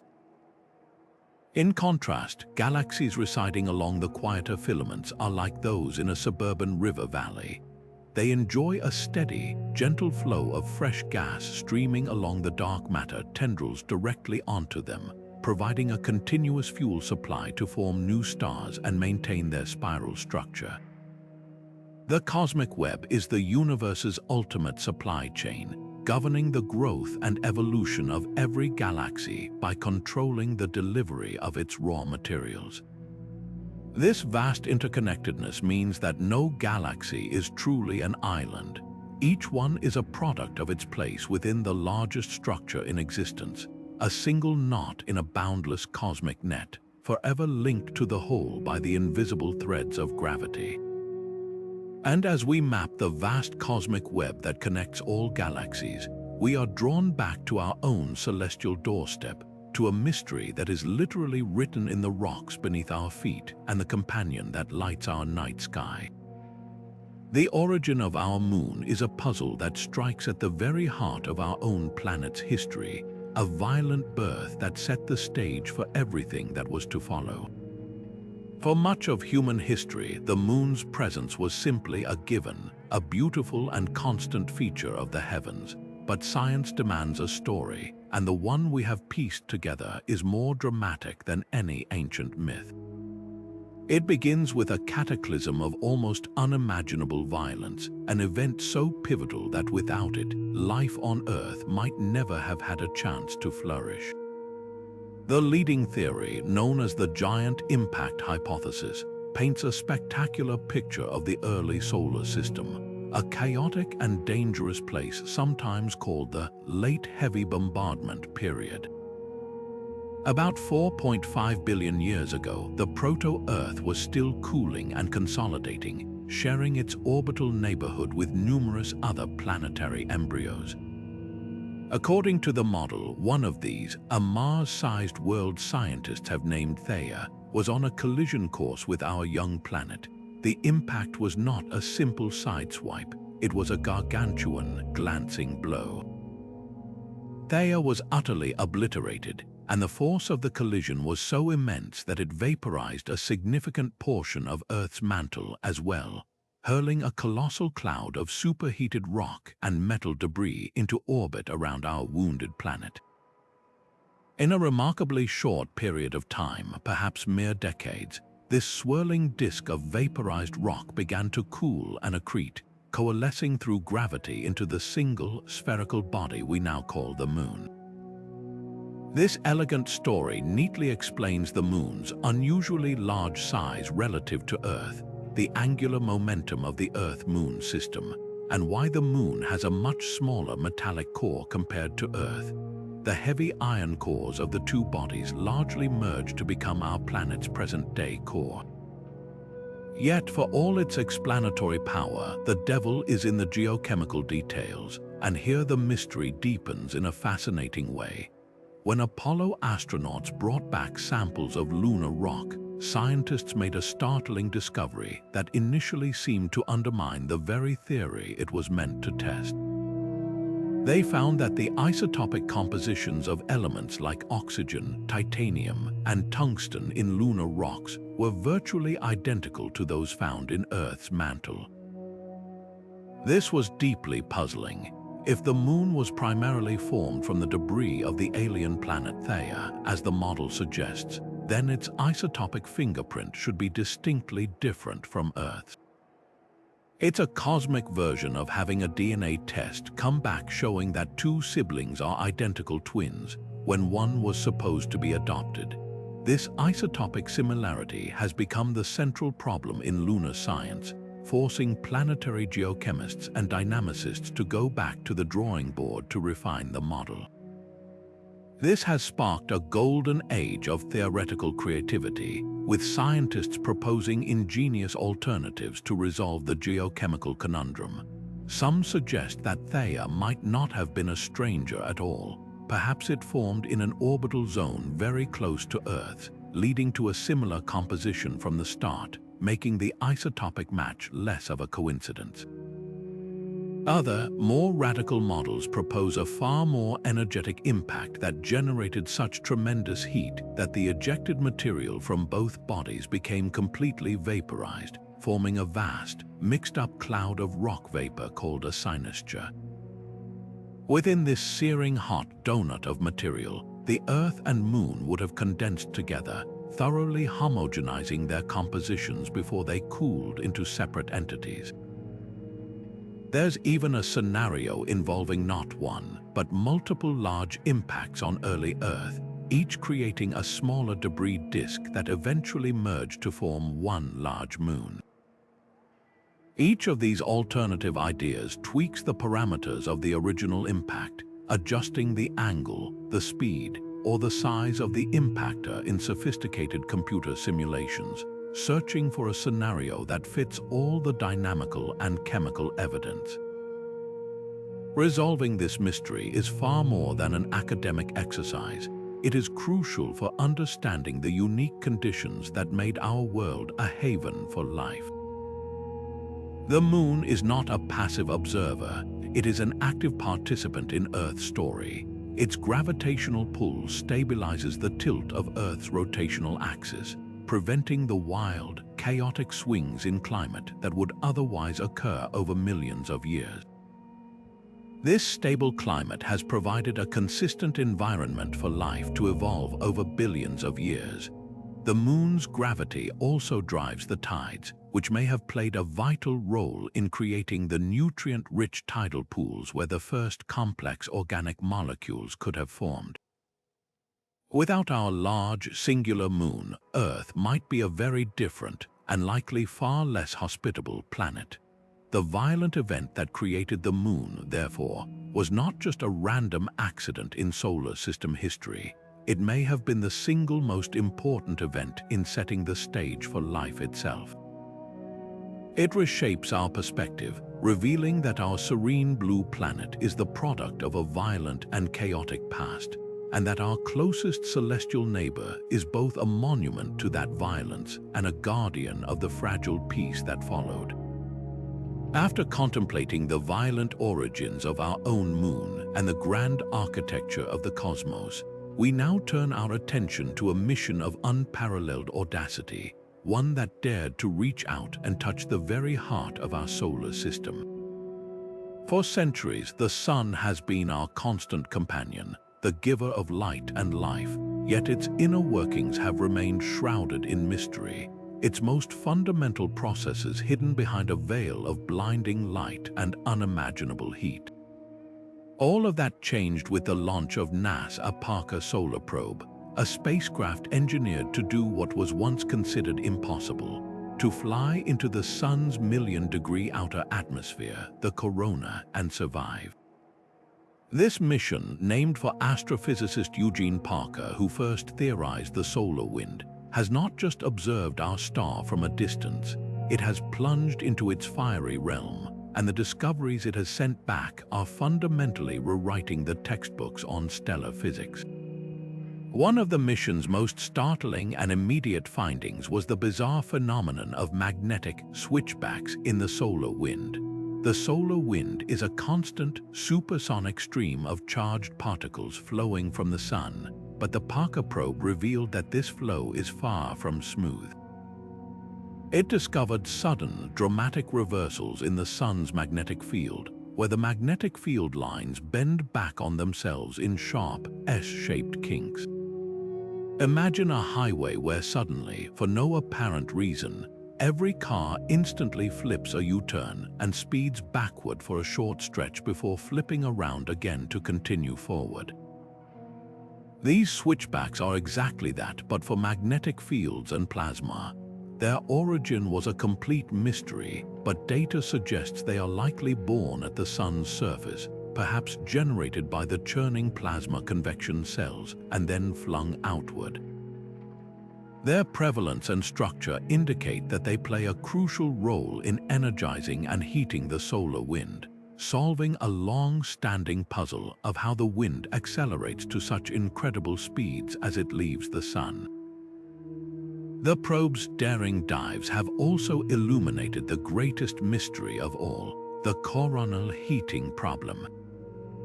Why is the Sun's corona, its wispy outer atmosphere, over 1 million degrees Celsius, while the visible surface below it is a relatively cool 5,500 degrees? This defies all intuitive laws of thermodynamics. It's like walking away from a fire and feeling the air get hotter instead of colder. Parker's instruments have been measuring the energy transfer responsible for this in unprecedented detail. The data strongly suggests that the energy is delivered by the dissipation of magnetic waves and nanoflares' countless tiny explosions that occur across the Sun's surface. The probe found evidence of a process called ion cyclotron heating, where certain types of plasma waves transfer their energy directly to particles, giving them a powerful boost. This is like the plasma receiving a constant, rhythmic push from invisible waves, superheating it to those astonishing temperatures and helping to explain why the corona is such a seething, energetic environment. Another fascinating discovery came from an unexpected source: dust. The inner solar system is filled with fine dust particles, debris from asteroids and comets, and scientists expected the Parker probe would be bombarded by them as it flew closer to the Sun. Instead, the spacecraft's cameras began to see a gradual clearing of this dust starting around 7 million miles from the Sun. Inside this boundary, the density of dust drops dramatically.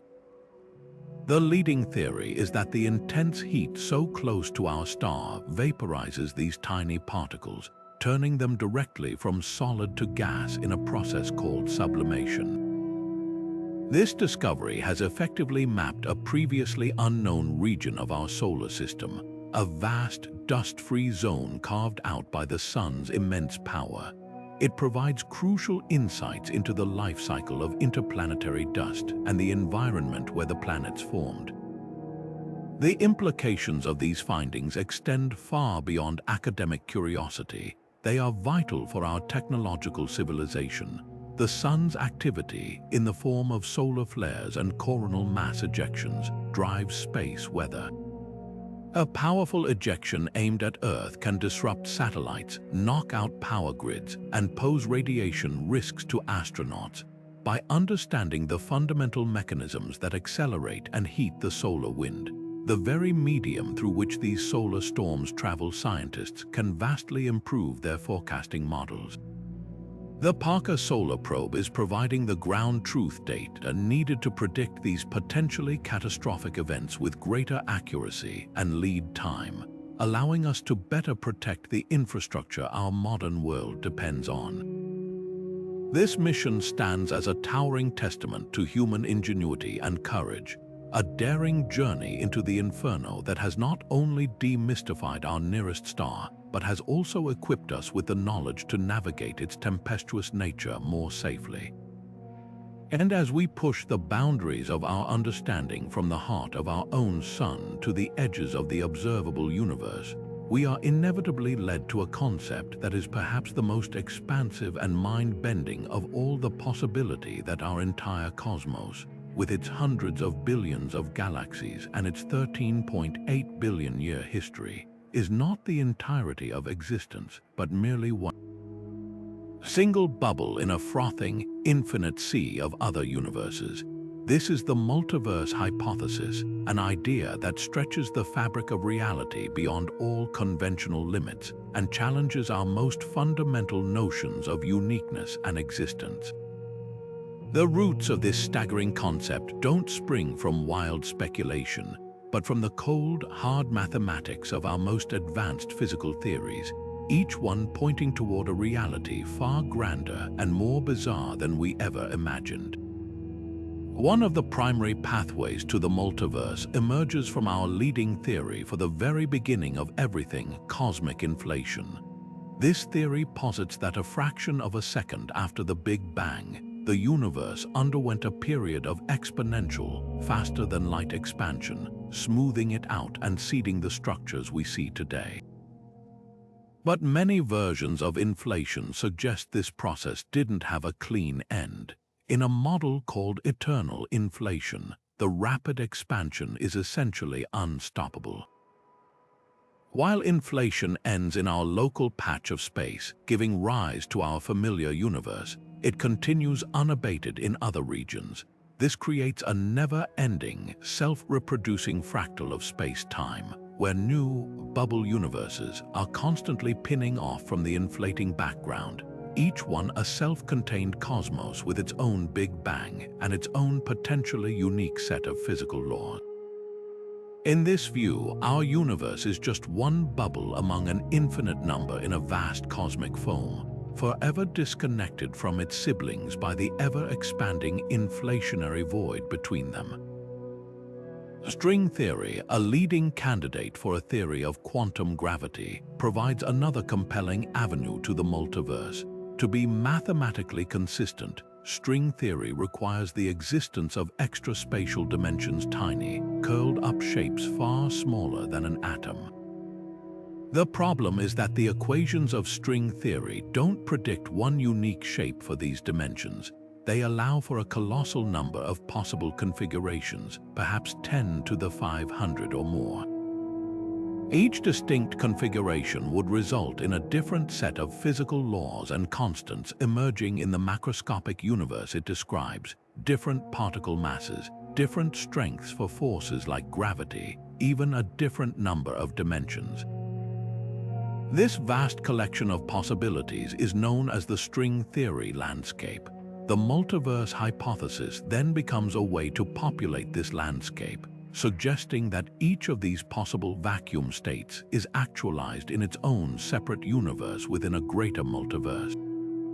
We don't live in a universe with particular constants because they are special. We simply live in one where the constants are compatible with our form of life, a concept known as the anthropic principle. This idea of fine-tuning is a powerful driver for the multiverse concept. Physicists have long been perplexed by the fact that many of the fundamental constants of nature seem exquisitely, almost miraculously, calibrated to allow for the existence of stars, planets, and life. If the strength of the strong nuclear force were even slightly different, hydrogen might be the only element in the universe, and stars could never have forged the carbon essential for life. If the cosmological constant were a little larger, the universe would have blown itself apart before galaxies could form, a little smaller, and it would have collapsed back in on itself long ago. The odds of all these numbers lining up perfectly by random chance in a single, unique universe seem astronomically low. The multiverse offers a compelling, if controversial, explanation. There is no fine-tuning. In an infinite multiverse where every possible combination of constants is realized somewhere, it is inevitable that a tiny subset of universes will, purely by chance, have the right conditions for life. We, of course, find ourselves in one of those fortunate ones. Our universe isn't designed, it's selected. Yet, for all its theoretical elegance, the multiverse hypothesis remains one of the most contentious ideas in modern science because it currently resides in a profoundly difficult place empirically. By its very definition, these other universes are likely forever beyond our observational reach, separated from us by unimaginable distances or existing in entirely disconnected dimensions of space-time. How can we test a theory that predicts the existence of realms we can never interact with or measure? Some scientists argue this moves the concept from physics into the realm of philosophy or even metaphysics. Proponents counter that we might find indirect evidence. For instance, if our universe collided with another bubble universe in the distant past, the cosmic microwave background might bear the imprint of that colossal collision, like a bruise on the sky. Others suggest that a deeper understanding of quantum mechanics or gravity might provide testable predictions that support the multiverse framework, even if we can't directly see the other universes themselves. This inevitably pulls the discussion into profound philosophical territory, forcing us to re-evaluate the very nature of reality and the scientific method. It challenges the Copernican principle that we do not occupy a privileged place in the universe, replacing it with a startling mediocrity principle. Our entire universe might be utterly mediocre, just one average entry in an infinite cosmic catalog. It raises deep questions about the role of consciousness and the illusion of fine-tuning, and it forces a profound humility upon us, the realization that the reality we perceive and measure might be an infinitesimally small fraction of a much grander and perhaps forever unknowable whole. The multiverse hypothesis, whether it ultimately proves to be true or not, stands as a monumental achievement of human curiosity. It is the ultimate expression of our drive to look beyond the horizon, to question the nature of our existence, and to dare to imagine that the cosmos is far stranger, vaster, and more wonderful than we could ever have dreamed. While we marvel at the grand architecture of the cosmic web and the invisible hand of dark matter, another hidden force weaves through the universe, one that is equally pervasive but far more mysterious in its origins. This is the 33rd discovery on our journey, the enigmatic presence of galactic magnetic fields. Imagine a vast, invisible network of force fields threading through every spiral arm and stellar nursery, a cosmic loom whose threads, though intangible, exert a profound influence on virtually every process we see. These magnetic fields are not the simple bar magnets of a school science project. They are dynamic, complex structures that permeate the entire interstellar medium, the thin gas and dust between the stars.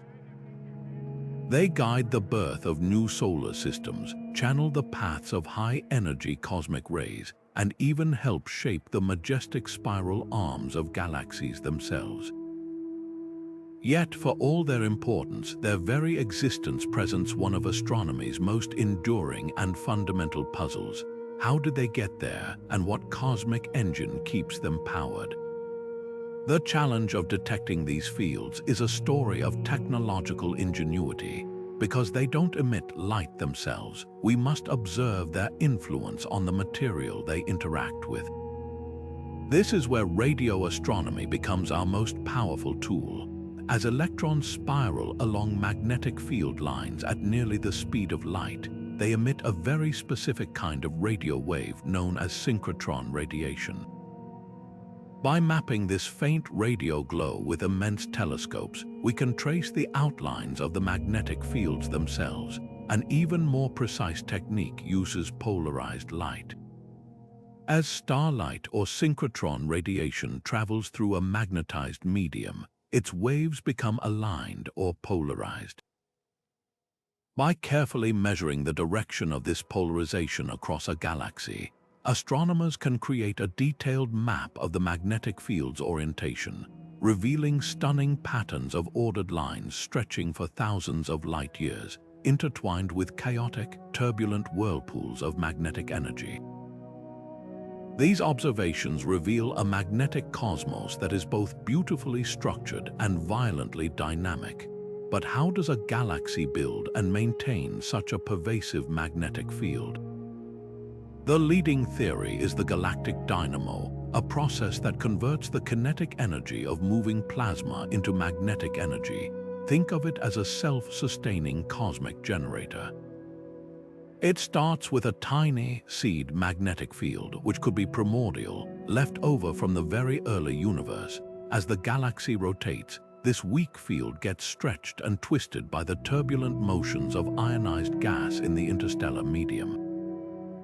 This motion, governed by the complex laws of magnetohydrodynamics, amplifies the magnetic field, much like a simple hand crank generator uses motion to produce an electric current.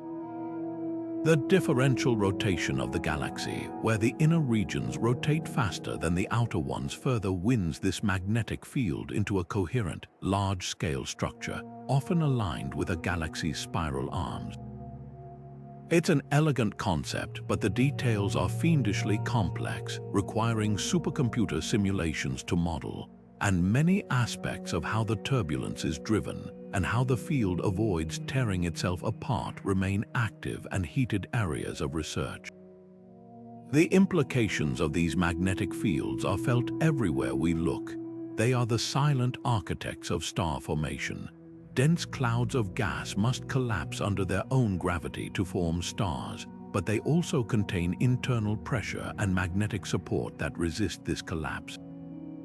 The fields can slow down the process, effectively acting as a cosmic brake on star birth, or they can channel flows of gas, orchestrating the collapse into specific regions and influencing the ultimate size and number of stars that are born. For cosmic rays, those high-energy particles from beyond our galaxy, magnetic fields act as both cage and guide. They trap these particles within the galaxy, forcing them to bounce around for millions of years, but they also steer their paths, making it nearly impossible for us to trace a single cosmic ray back to its source. Even on the largest scales, during titanic collisions between galaxies, magnetic fields are dragged along with the galactic gas, becoming compressed and amplified, potentially playing a role in triggering intense bursts of new star formation in the aftermath. The mystery of galactic magnetic fields is a humbling reminder that the universe is governed by more than just gravity. It is a symphony of forces where electromagnetism plays a lead part alongside the relentless pull of mass. Their elusive nature underscores the critical importance of multi-wavelength astronomy. To see the full picture, we cannot rely on visible light alone. We must listen to the radio whispers and measure the polarized light to perceive the invisible forces that truly shape the cosmic landscape. This ongoing quest to understand them is more than an academic exercise. It is a fundamental step toward a complete theory of cosmic evolution, forcing us to consider how the universe went from a smooth, featureless plasma to the magnetically complex and beautifully structured cosmos we observe today. While galactic magnetic fields represent a pervasive and enduring force, our next discovery showcases a moment of spectacularly violent and transient energy, a single, catastrophic event that can outshine an entire galaxy for a few brief, brilliant months. This is the realm of tidal disruption events, one of the most dramatic phenomena in the cosmos, where a star's ordinary life is cut short by an encounter with a gravitational monster. Imagine a sun-like star going about its billions of years-long journey, as its path carries it just a little too close to a supermassive black hole lurking at the center of its galaxy. The star doesn't stand a chance. The black hole's immense gravity creates a tidal force so powerful that the pull on the side of the star facing the black hole is vastly stronger than the pull on the far side. This difference stretches the star horizontally while compressing it vertically, pulling it apart into a long, thin stream of superheated gas in a process picturesquely known as spaghettification. This isn't a slow process. It happens in a matter of hours, a swift and brutal end that transforms a stable sphere of plasma into a chaotic stream of debris.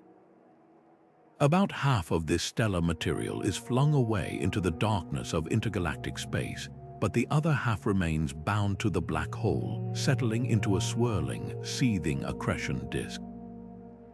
As this disk of shredded star spirals inward at near light speed, it is compressed and heated to temperatures of hundreds of thousands of degrees, causing it to glow with an incredible intensity across the electromagnetic spectrum, from X-rays to visible light. This is the tidal disruption flare, a beacon of cosmic violence that can temporarily outshine every single star in its host galaxy combined. For astronomers, this brilliant flash is a dinner bell ringing across the universe, announcing a rare and precious opportunity. Most supermassive black holes are quiescent, sitting silently in galactic centers with little to no material to feed on. A tidal disruption event wakes one of these sleeping giants, offering a fleeting chance to study its properties and the extreme physics at its event horizon. Detecting these events requires a new kind of astronomy, one dedicated to scanning the skies for things that change. Modern transient surveys, like the Zwicky Transient Facility and the upcoming Vera-C Rubin Observatory, are designed to do exactly this. They automatically photograph huge swaths of the sky night after night, and sophisticated software compares these images to find new points of light that weren't there before, the telltale signature of a tidal disruption event in progress. Once identified, telescopes around the world and in space swiftly turn to observe the flare, meticulously tracking its evolution. The light curve, or how the brightness changes over time, and the spectrum which breaks down the light into its constituent colors, become rich data troves. The rate at which the flare rises and fades away provides a direct estimate of the black hole's mass. More massive black holes have wider event horizons and take longer to consume their meal, resulting in a slower, more drawn-out light curve. The spectrum is even more revealing. It contains the absorption and emission lines of the elements present in the devoured star, like hydrogen, helium, and metals, acting as a forensic report on the victim's composition. The Doppler shifts in these lines allow scientists to map the velocity of the gas as it whirls around the black hole, providing a direct test of orbital dynamics in an environment where gravity is pushed to its absolute limit. These observations offer some of the most stringent tests of Einstein's theory of general relativity outside of gravitational wave detections, probing how space and time are warped in the immediate vicinity of a black hole. Furthermore, in some events, astronomers have detected powerful jets of material being blasted outward at relativistic speeds from the black hole's poles. The formation and structure of these jets provide crucial insights into the complex interplay between inflowing matter, magnetic fields, and the black hole's spin. Beyond testing fundamental physics, tidal disruption events serve as unique natural laboratories for studying the process of accretion itself, how material falls onto a massive object. Unlike the steady, predictable accretion onto a black hole in a binary system, a tidal disruption event is a sudden, massive dump of fuel, allowing scientists to observe the entire life cycle of an accretion disk from its violent birth to its eventual dissipation.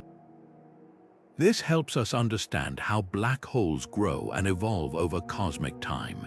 Each of these cataclysms, while marking the end of a star, is also a beginning, a brilliant, short-lived experiment that illuminates the darkest and most powerful objects in the universe, transforming a moment of ultimate destruction into an unparalleled opportunity for creation of knowledge. But if the violent shredding of a star by a black hole represents a one-sided demolition, our next discovery showcases a far more balanced and spectacularly productive form of cosmic carnage. This is the mystery and majesty of neutron star mergers, a phenomenon where the universe's most extreme objects engage in a final, fatal dance that forges the very elements we treasure and tests the very laws of physics. For decades, the origin of the heaviest elements in the periodic table, gold, platinum, uranium, was one of astronomy's great unsolved puzzles. Supernova could create many elements, but they couldn't account for the abundance of these particular metals. The leading theory pointed to the rapid neutron capture process, or R process, a frenzied nuclear chain reaction that requires an immense flood of free neutrons to bombard atomic seeds, building them up into heavy elements almost instantaneously. But where in the universe could such an extreme environment exist? The answer arrived not with a flash of light alone, but with a ripple in the fabric of space-time itself.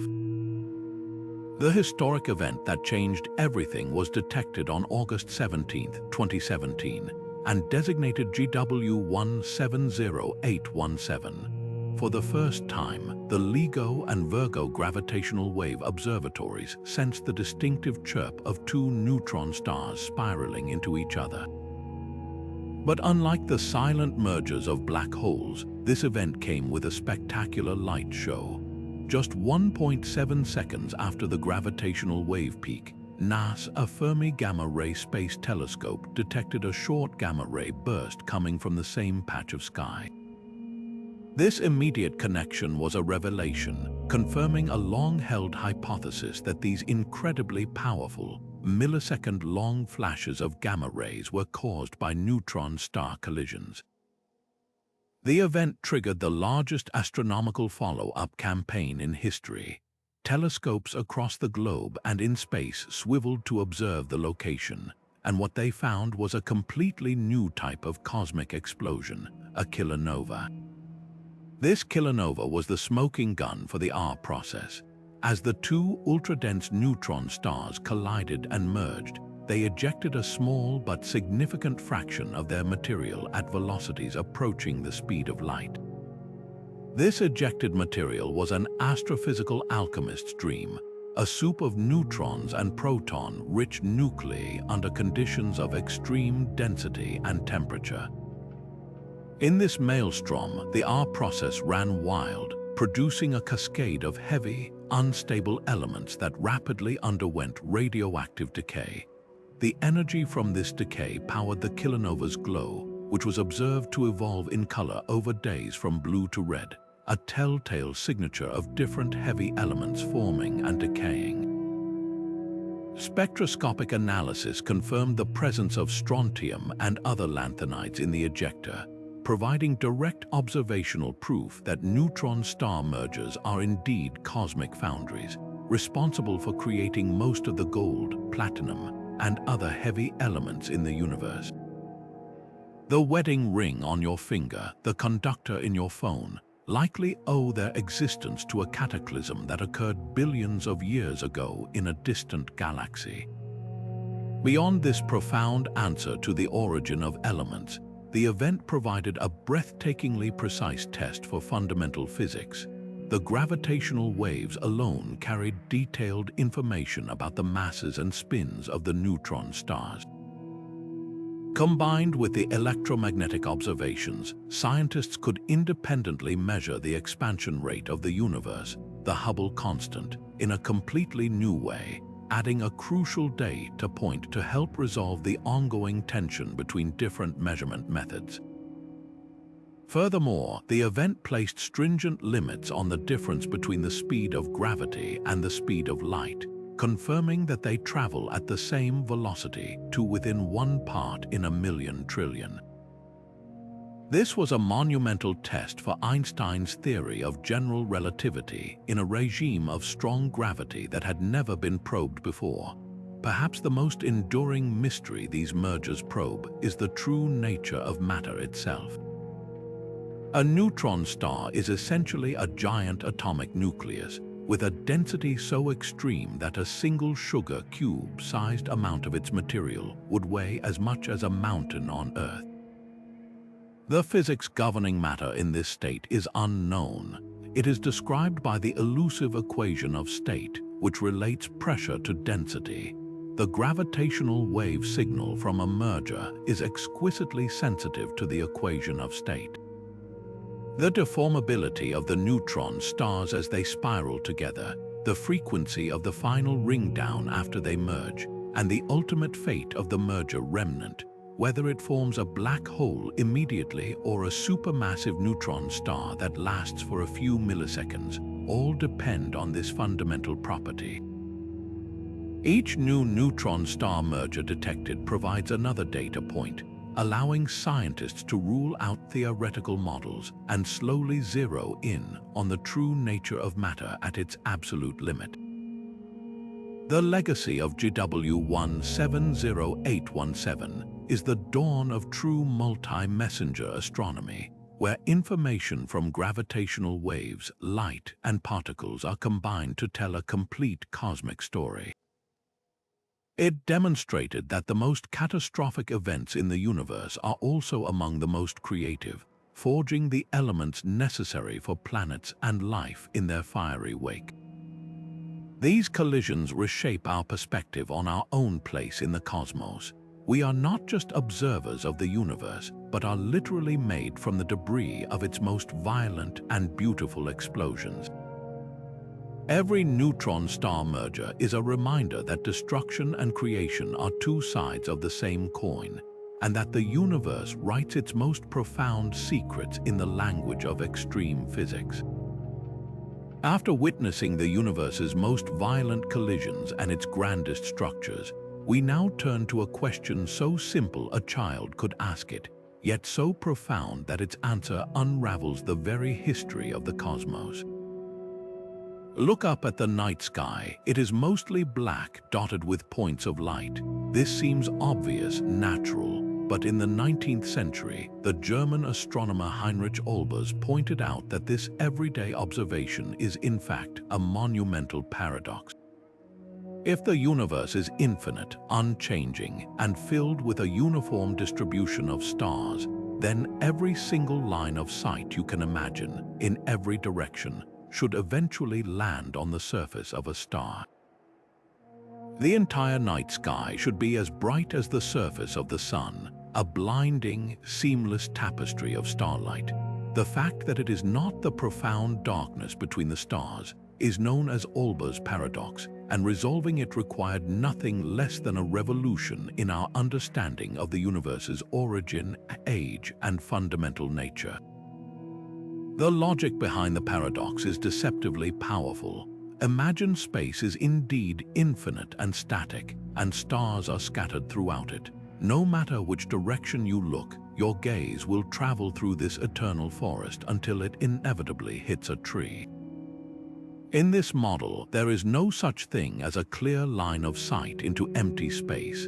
Every direction is blocked by a star, even if distant stars appear fainter due to the inverse square law of light. This is perfectly balanced by the fact that there are exponentially more stars at greater distances. The sheer number of stars in every shell of space would compensate for their dimness, resulting in a sky of uniform, searing brightness. This wasn't just a philosophical musing. It was a serious mathematical challenge to the prevailing view of an eternal, steady-state universe. For a long time, the best explanations offered were deeply unsatisfying. Perhaps interstellar dust blocks the light from the most distant stars. But this doesn't work. Over infinite time, that dust would absorb so much energy that it would heat up until it glowed just as brightly as the stars themselves. The true resolution to Olbers' paradox came with the dawn of modern cosmology and two key realizations. The first is that the universe is not infinitely old, it had a beginning. We live in a cosmos that is approximately 13.8 billion years old. This means that light from stars more than 13.8 billion light-years away has not had enough time to reach us yet. Our observable universe is finite, bounded by a horizon defined by the finite speed of light and the finite age of everything. There are simply regions of space filled with galaxies and stars whose light is still en route to our telescopes or will forever be beyond our reach. We are not surrounded by an infinite wall of stars. We are surrounded by a sphere of visibility, And beyond that sphere lies darkness, not because there's nothing there, but because its story hasn't arrived here yet. The second, equally crucial piece of the puzzle is the expansion of the universe. This isn't just about galaxies moving away from us, it is the stretching of space itself. As light travels across this expanding cosmos, its wavelengths are stretched along with the fabric of space-time. This effect, known as cosmological redshift, shifts the visible light from the most distant galaxies down into the infrared part of the spectrum, far beyond what our eyes can detect. The energy of each photon of light is diminished by this journey, so even for the most ancient light that does manage to reach us from the furthest edges of the observable universe, it arrives not as a brilliant point of visible light, but as a faint, low-energy signal that our eyes perceive as nothing, as darkness. The expansion of space acts as a cosmic dimmer switch, ensuring the night sky remains dark. Therefore, the darkness above us is not an empty void. It is a positive, profound piece of data. It is the black canvas upon which the story of the Big Bang is written. That darkness is the signature of a dynamic, evolving universe with a finite past. It tells us that the universe is young enough that its most distant light hasn't reached us, and expanding fast enough that the light that does arrive has been sapped of its energy. This simple observation, questioning why the night is dark, leads directly to the core tenets of modern cosmology. It is a beautiful example of how a deeply curious look at the most ordinary aspects of our reality can unravel the most extraordinary truths about the nature of existence, reminding us that the cosmos has written its history not only in the points of light we can see, but perhaps even more eloquently in the darkness between them. Yet, even as we map the grand structures of the modern cosmos and listen for the echoes of colliding neutron stars, we are drawn back to the very first moments of existence, to a theory so powerful it explains the universe's largest features by proposing its most explosive beginning. This is the theory of cosmic inflation, a concept that suggests our entire observable universe was forged in a breathtakingly violent growth spurt that lasted less than a trillionth of a second. Before inflation, the universe was thought to have expanded at a relatively stately pace from its initial singularity, but this classic Big Bang model had some serious problems. Why is the universe so incredibly uniform in all directions? The cosmic microwave background shows a nearly identical temperature across the entire sky, yet regions on opposite sides of the universe have never had time to exchange heat or information, a dilemma known as the horizon problem. Furthermore, the geometry of the universe appears to be almost perfectly flat, a precarious balance that requires an unimaginably fine-tuned initial condition. These were not minor puzzles, they were fundamental flaws in the narrative. The solution, proposed by physicist Alan Guth in 1980, was as elegant as it was radical. He suggested that the universe underwent a period of exponential, faster-than-light expansion in the first fleeting instants after its birth. This wasn't a violation of relativity, as the expansion was of space itself, not objects moving through space. During this inflationary epoch, a tiny, subatomic patch of space, already uniform and flat, was stretched by an enormous factor, by at least a factor of 10 to the 26 in a time scale of around 10 to the negative 32 seconds. This incredible stretching explains the uniformity and flatness we see today. It took a microscopic region that was already in thermal equilibrium and blew it up to become our entire observable universe. Any initial curvature would have been smoothed out to near perfect flatness, just as inflating a balloon makes its surface appear flatter and flatter. Inflation also provides a compelling origin story for the large-scale structure we see. The quantum fluctuations that were inevitably present in that primordial patch were stretched to astronomical sizes, becoming the seeds for all future structure. The tiny density variations that would eventually grow under gravity into galaxies, clusters, and the vast cosmic web. The engine for this incredible expansion is a hypothetical field called the inflaton field. Think of it as a kind of energy field that permeated the early universe, trapped in a high-energy state that generated a powerful repulsive gravity, causing space to expand at a ferocious rate.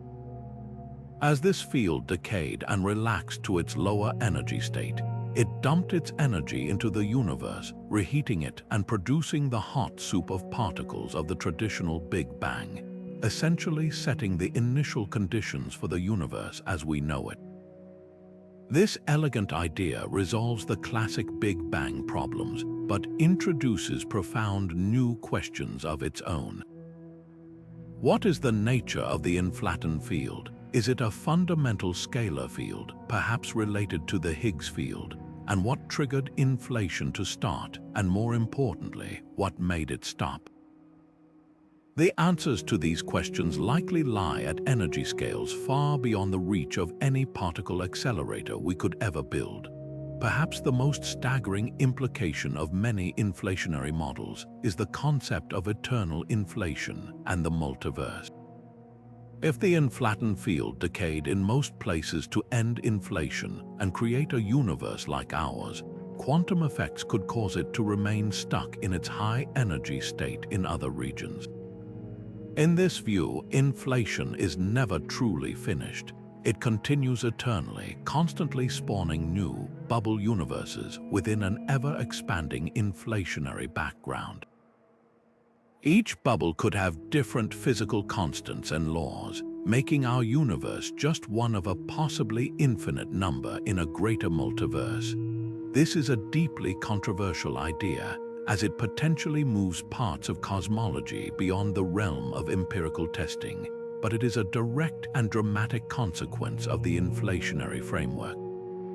The hunt for direct, smoking gun evidence for inflation is one of the most ambitious endeavors in modern cosmology, and it focuses on the oldest light we can see, the cosmic microwave background. Inflation's violent expansion of spacetime would have generated powerful gravitational waves, ripples in the fabric of reality.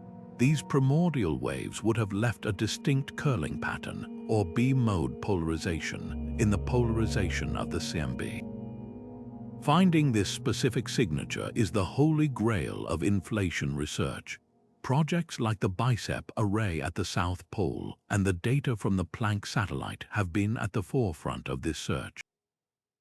In 2014, the BICEP-2 team announced a tentative detection that turned out to be caused by interstellar dust, a sobering lesson in the extreme difficulty of this measurement.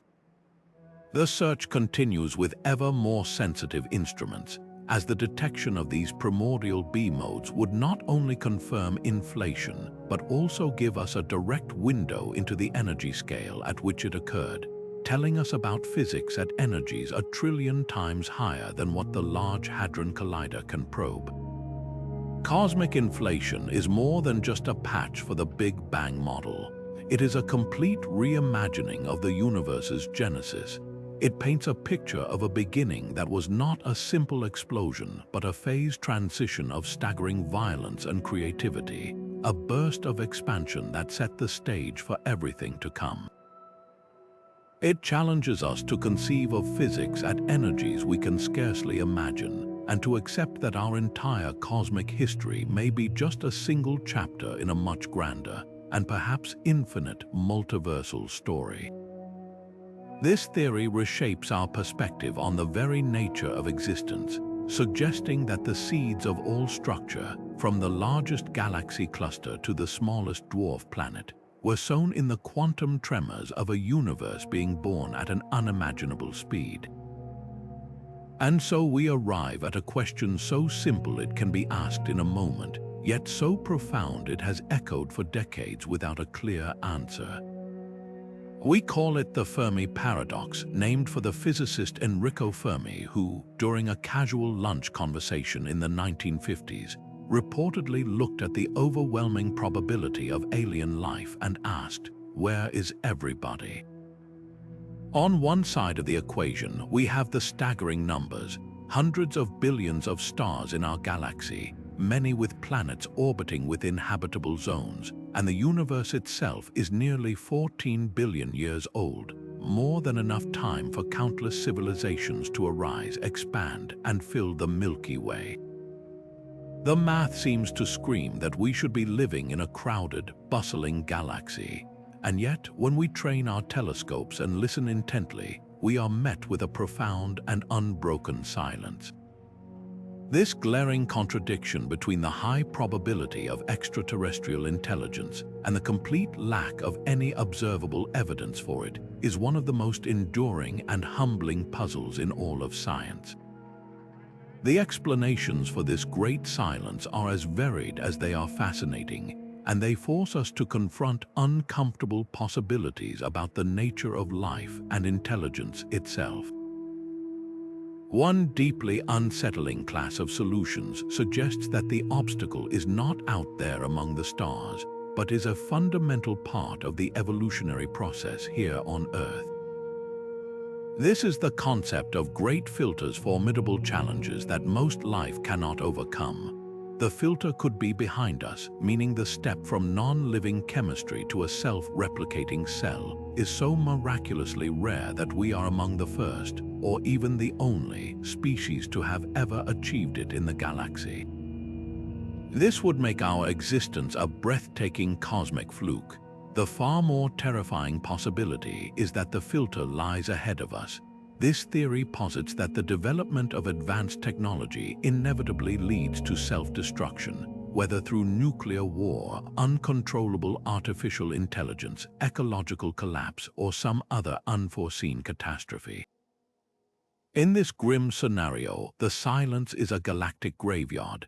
Every civilization that reaches our level of technological maturity quickly extinguishes itself, and the stars are silent because no one survives long enough to become interstellar. Other explanations are less apocalyptic but no less profound. Perhaps intelligent life is common, but the vast scales of space and time simply make communication impossible. Civilizations could be separated by millions of years, blooming and fading like fireflies in the night, never overlapping long enough to find each other. Or maybe the universe is simply too big. The energy and time required for interstellar travel or communication are so immense that every civilization ultimately decides to turn inward, exploring virtual realities or dimensions of consciousness we cannot yet imagine, leaving the physical universe quiet. There's also the zoo hypothesis, the idea that advanced civilizations are aware of us but have chosen to place our planet in a kind of cosmic quarantine, observing us as we would a protected nature preserve, waiting for us to reach a certain level of maturity before making contact. This paradox has become a powerful engine for scientific innovation, pushing far beyond traditional astronomy.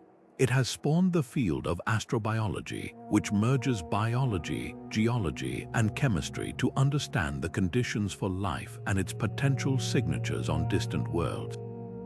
It drives the search for technosignatures, not just radio signals, but evidence of mega-engineering like Dyson spheres, atmospheric pollution from industrial civilizations, or even city lights on the dark sides of exoplanets.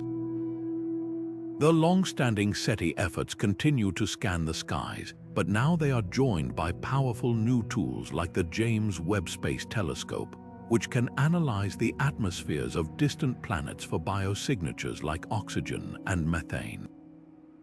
The Fermi Paradox ensures that this search is multidisciplinary, forcing sociologists to ponder what an alien mind might be like, and ethicists to debate the wisdom of broadcasting our presence to a universe we do not yet understand. Ultimately, the value of the Fermi Paradox may not be in providing an answer, but in the profound questions it forces us to ask about ourselves. It is a mirror held up to humanity, challenging our assumptions about progress, technology, and our own longevity. This cosmic silence keeps us grounded in a necessary humility, a counterbalance to the arrogance that we are the center of all things. We are left to ponder whether we are the lonely pioneers of the galaxy, the tragic outliers who somehow slipped through a filter that catches everyone else, or merely one young voice in a grand cosmic chorus that we haven't yet learned how to hear. It is a paradox that drives both rigorous scientific inquiry and deep philosophical wonder, a constant reminder that in the quest to find others, we may first need to truly understand ourselves. After witnessing the universe's grandest structures and contemplating the profound silence that may separate civilizations, we arrive at a mystery so intimate it defines every moment of our existence, yet so elusive it has puzzled philosophers and physicists for centuries. This is the enigma of time's arrow, the stubborn, one-way direction in which time seems to flow, from a fixed past through a fleeting present and into an uncertain future. In our daily lives, this feels unquestionable. We remember yesterday but not tomorrow. A shattered glass does not reassemble itself. We grow older, never younger. Yet the fundamental laws of physics, from Newton's mechanics to Einstein's relativity and even quantum theory, are almost entirely time-symmetric. They work just as well if time runs backward. So why does the universe and our experience within it exhibit such a powerful and universal directionality? The answer, surprisingly, lies not in the laws of motion themselves, but in the subtle and statistical concept of entropy, and it connects the deepest workings of the cosmos to the most mundane moments of our lives. The key to unlocking this mystery was found in the 19th century with the development of thermodynamics, specifically the second law, which states that the total entropy of an isolated system always increases over time. Entropy is often described as a measure of disorder or randomness, but a more precise definition is the number of microscopic arrangements that correspond to a particular macroscopic state. A broken glass on the floor has high entropy because the pieces can be arranged in a vast number of ways and still look like a mess. An intact glass on a table has low entropy. There are far fewer ways to arrange its molecules to form that specific structured shape. The second law tells us that systems will, statistically, always evolve from states of lower probability, low entropy, high order to states of higher probability, high entropy, disorder. This is why your tidy desk naturally becomes cluttered, why heat flows from a hot cup of coffee to the cooler room, and why we never see those processes spontaneously reversed. The arrow of time is the arrow of increasing entropy. This explains the local direction of time, but it immediately raises a far deeper cosmic question. Why was entropy so low in the past to begin with? To have a consistent arrow of time that points in the same direction everywhere, the universe must have started in an incredibly ordered, low entropy state. This is perhaps the most important and least understood boundary condition of the entire cosmos. The Big Bang was not a chaotic explosion of randomness. It was a moment of exquisite, improbable order. The early universe was a hot, dense, but remarkably smooth and uniform soup of particles, a state of very low gravitational entropy. As the universe expanded and cooled, this smooth gas was gravitationally unstable. Under the relentless pull of gravity, tiny density fluctuations were amplified, creating the seeds for galaxies, stars, and planets. This process of structure formation is a massive generator of entropy.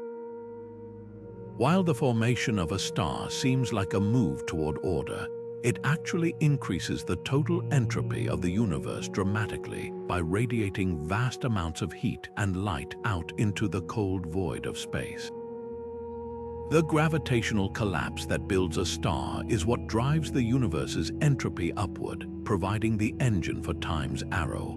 The profound question of why the universe began in such a special low entropy state remains one of the greatest puzzles in cosmology.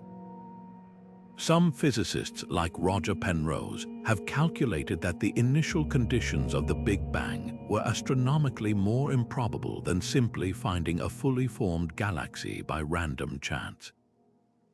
This has led to speculative but fascinating theories. Perhaps our universe is just one part of a much larger multiverse.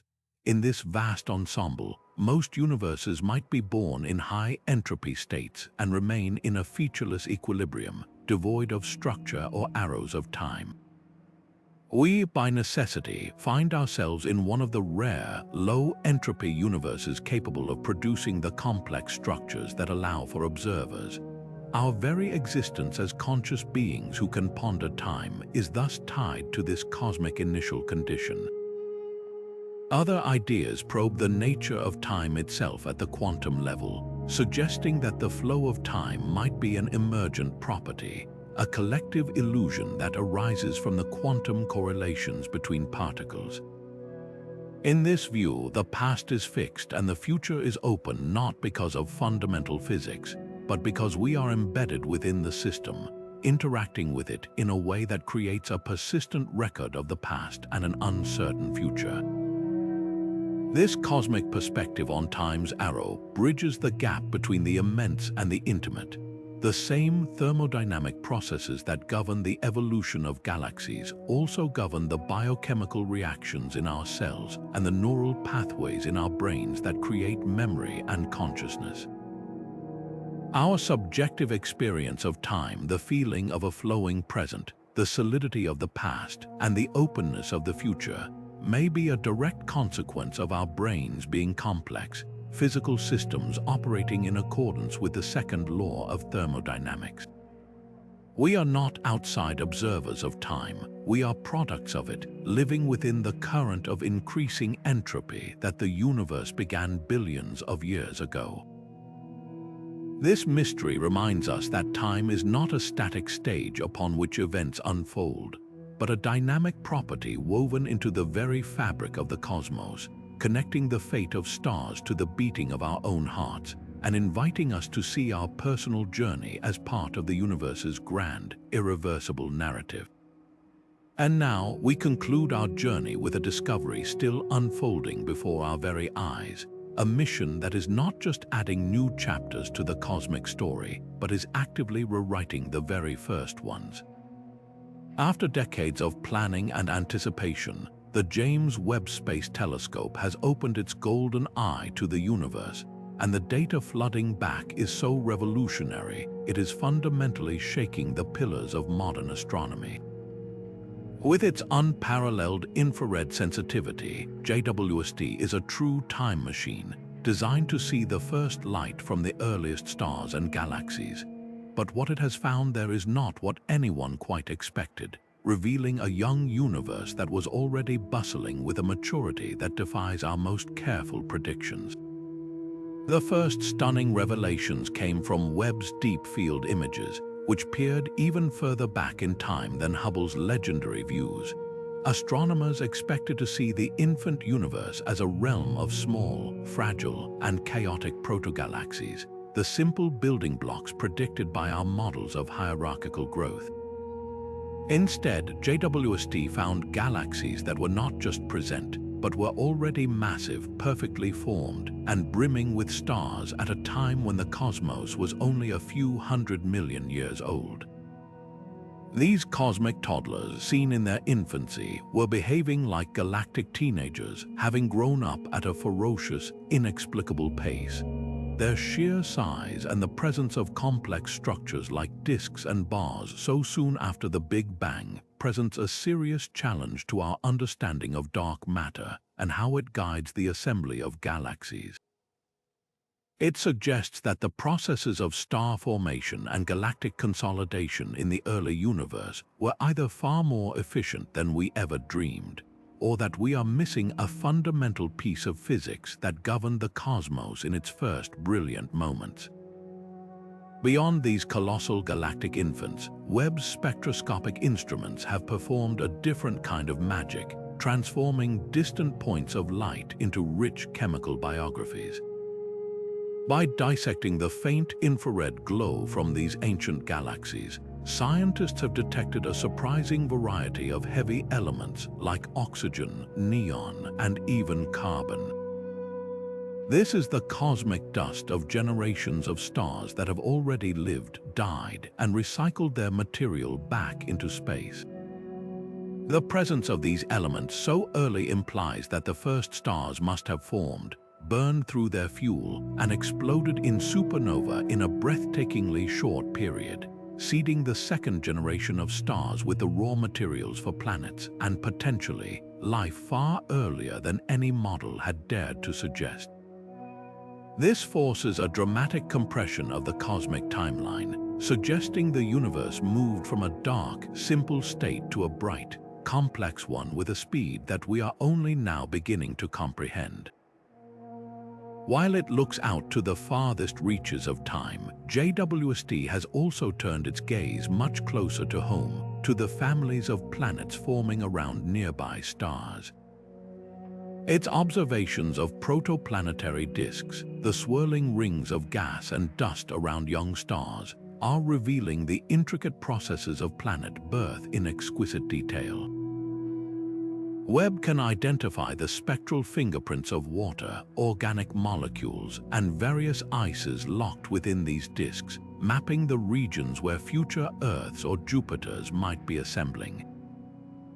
Even more astonishingly, it has begun directly analyzing the atmospheres of exoplanets themselves.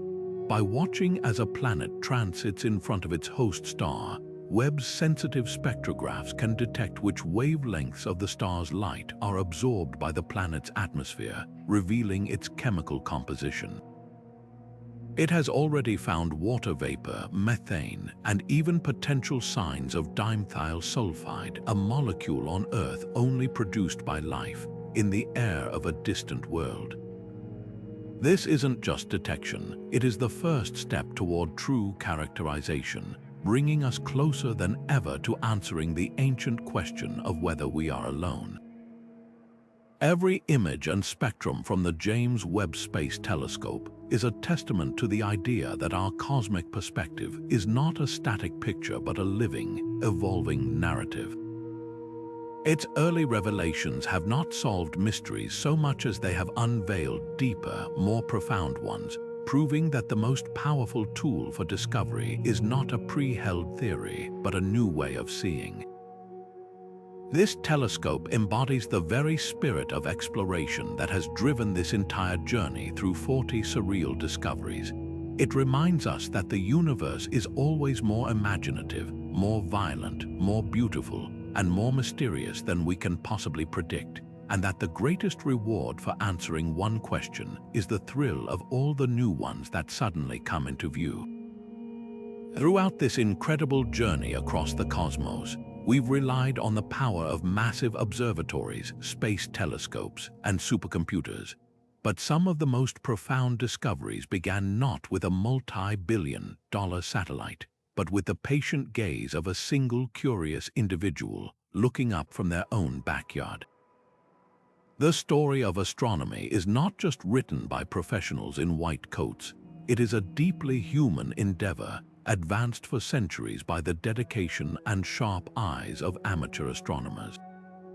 These citizen scientists have been the vigilant sentinels of the sky, the first to sound the alarm when something new appears, proving that you don't need a PhD to contribute to our understanding of the universe.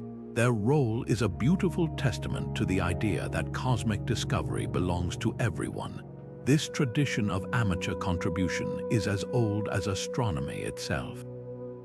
William Herschel, the discoverer of the planet Uranus in 1781, was a musician by trade whose hobby was building telescopes and scanning the heavens. His monumental find, which effectively doubled the size of the known solar system, was made from his own garden in Bath, England. This spirit of discovery continued into the modern era with observers like David Levy, who co-discovered the famous Shoemaker-Levy 9 comet that spectacularly crashed into Jupiter in 1994, providing humanity with its first front-row seat to a cosmic collision. These individuals, and thousands like them, specialize in a form of astronomy that large professional facilities often cannot sustain: wide-field, continuous monitoring of the entire sky. While a major telescope might be booked for years to look at specific, pre-selected targets, an amateur with a smaller scope can sweep vast areas every single night, making them the perfect early warning system for transient events. The sudden appearance of a new comet, the brilliant flash of a supernova in a distant galaxy, or the subtle dimming of a variable star. In the 21st century, this collaborative spirit has exploded onto the digital frontier, creating a new paradigm known as citizen science. Online platforms like Zooniverse have democratized discovery to an unprecedented degree, allowing anyone with an internet connection to sift through real astronomical data from the comfort of their home. The most stunning example of this power is the discovery of the green pea galaxies. These small, intensely greenish, and incredibly energetic galaxies were not found by a sophisticated algorithm. They were spotted by volunteers participating in the Galaxy Zoo project, who noticed these oddities while classifying millions of galaxy images from the Sloan Digital Sky Survey. Their curiosity flagged these peculiar objects, which professional astronomers then followed up on, leading to the identification of a new class of galaxy that provides a crucial window into how the early universe was reionized. This was a breakthrough made possible by the unique pattern recognition abilities of the human brain, a capability that even the most advanced artificial intelligence still struggles to match. The impact of this global network of observers was put on spectacular display during the Great Dimming of Betelgeuse.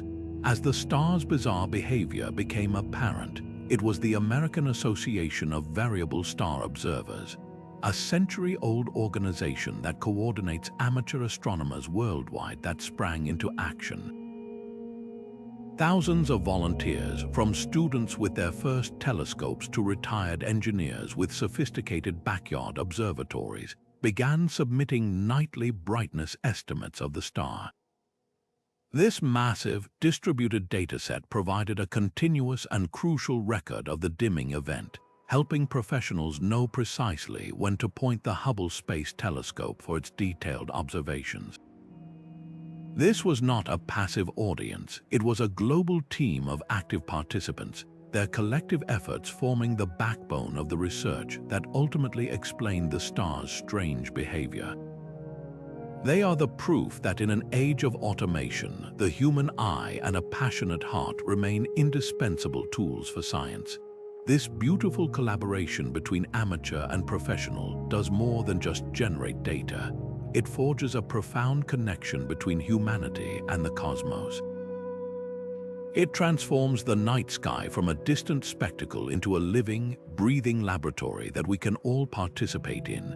Every time a volunteer classifies a galaxy on their laptop or a hobbyist measures the brightness of a star, they are not just a spectator, they are a co-explorer, adding a single data point to our grand collective map of the universe. This shared inquiry builds a global community united not by nationality or creed, but by a common sense of wonder and a shared desire to understand our place in the cosmos. It reshapes our cosmic perspective by reminding us that the universe is not a remote exhibit behind glass, but an open book, inviting every one of us to look up, contribute, and help write the next chapter in its incredible story. As we reflect on these 40 journeys into the surreal, from that single, tantalizing wow signal to the universe rewriting vistas of the James Webb Space Telescope, a profound pattern emerges. This is not merely a collection of isolated facts or bizarre anomalies. It is a continuous, unfolding narrative of human curiosity meeting cosmic mystery. Each discovery, whether a whisper from the depths of space or a colossal structure hidden in plain sight, serves as a dual revelation. It simultaneously answers a question we were smart enough to ask, and in the very same breath, reveals a dozen new questions we were not yet wise enough to even imagine. This is the beautiful, humbling engine of science, not a march toward a final answer, but an endless expansion of the frontier of our wonder. These cosmic mysteries collectively teach us a vital lesson about our place in the grand scheme. We are not passive residents of a static, clockwork universe. We are active participants in a dynamic, evolving, and often violent cosmic story. The atoms in our bodies were forged in the hearts of long-dead stars and scattered across the galaxy by cataclysmic explosions. The gravity of invisible dark matter shapes our galactic home, while the repulsive force of dark energy dictates the ultimate fate of everything we see. We are literally made of the universe, and we are now awakening to the ability to understand it. This perspective transforms the night sky from a distant painting into a living, breathing entity, a chronicle of our own origins and a map of possibilities yet to be explored. Let this journey be more than a passing moment of awe. Let it be an invitation to look up at the stars not with a sense of finality, but with a spirit of relentless inquiry. To appreciate not just what we know, but the vast, thrilling expanse of what we have yet to learn. The greatest discovery of all may be that the universe is not a puzzle to be solved, but a story to be continued, and each one of us has a role to play in its telling. Share your thoughts in the comments below on which discovery reshaped your perspective the most, and subscribe to join us as we continue to explore the infinite wonders waiting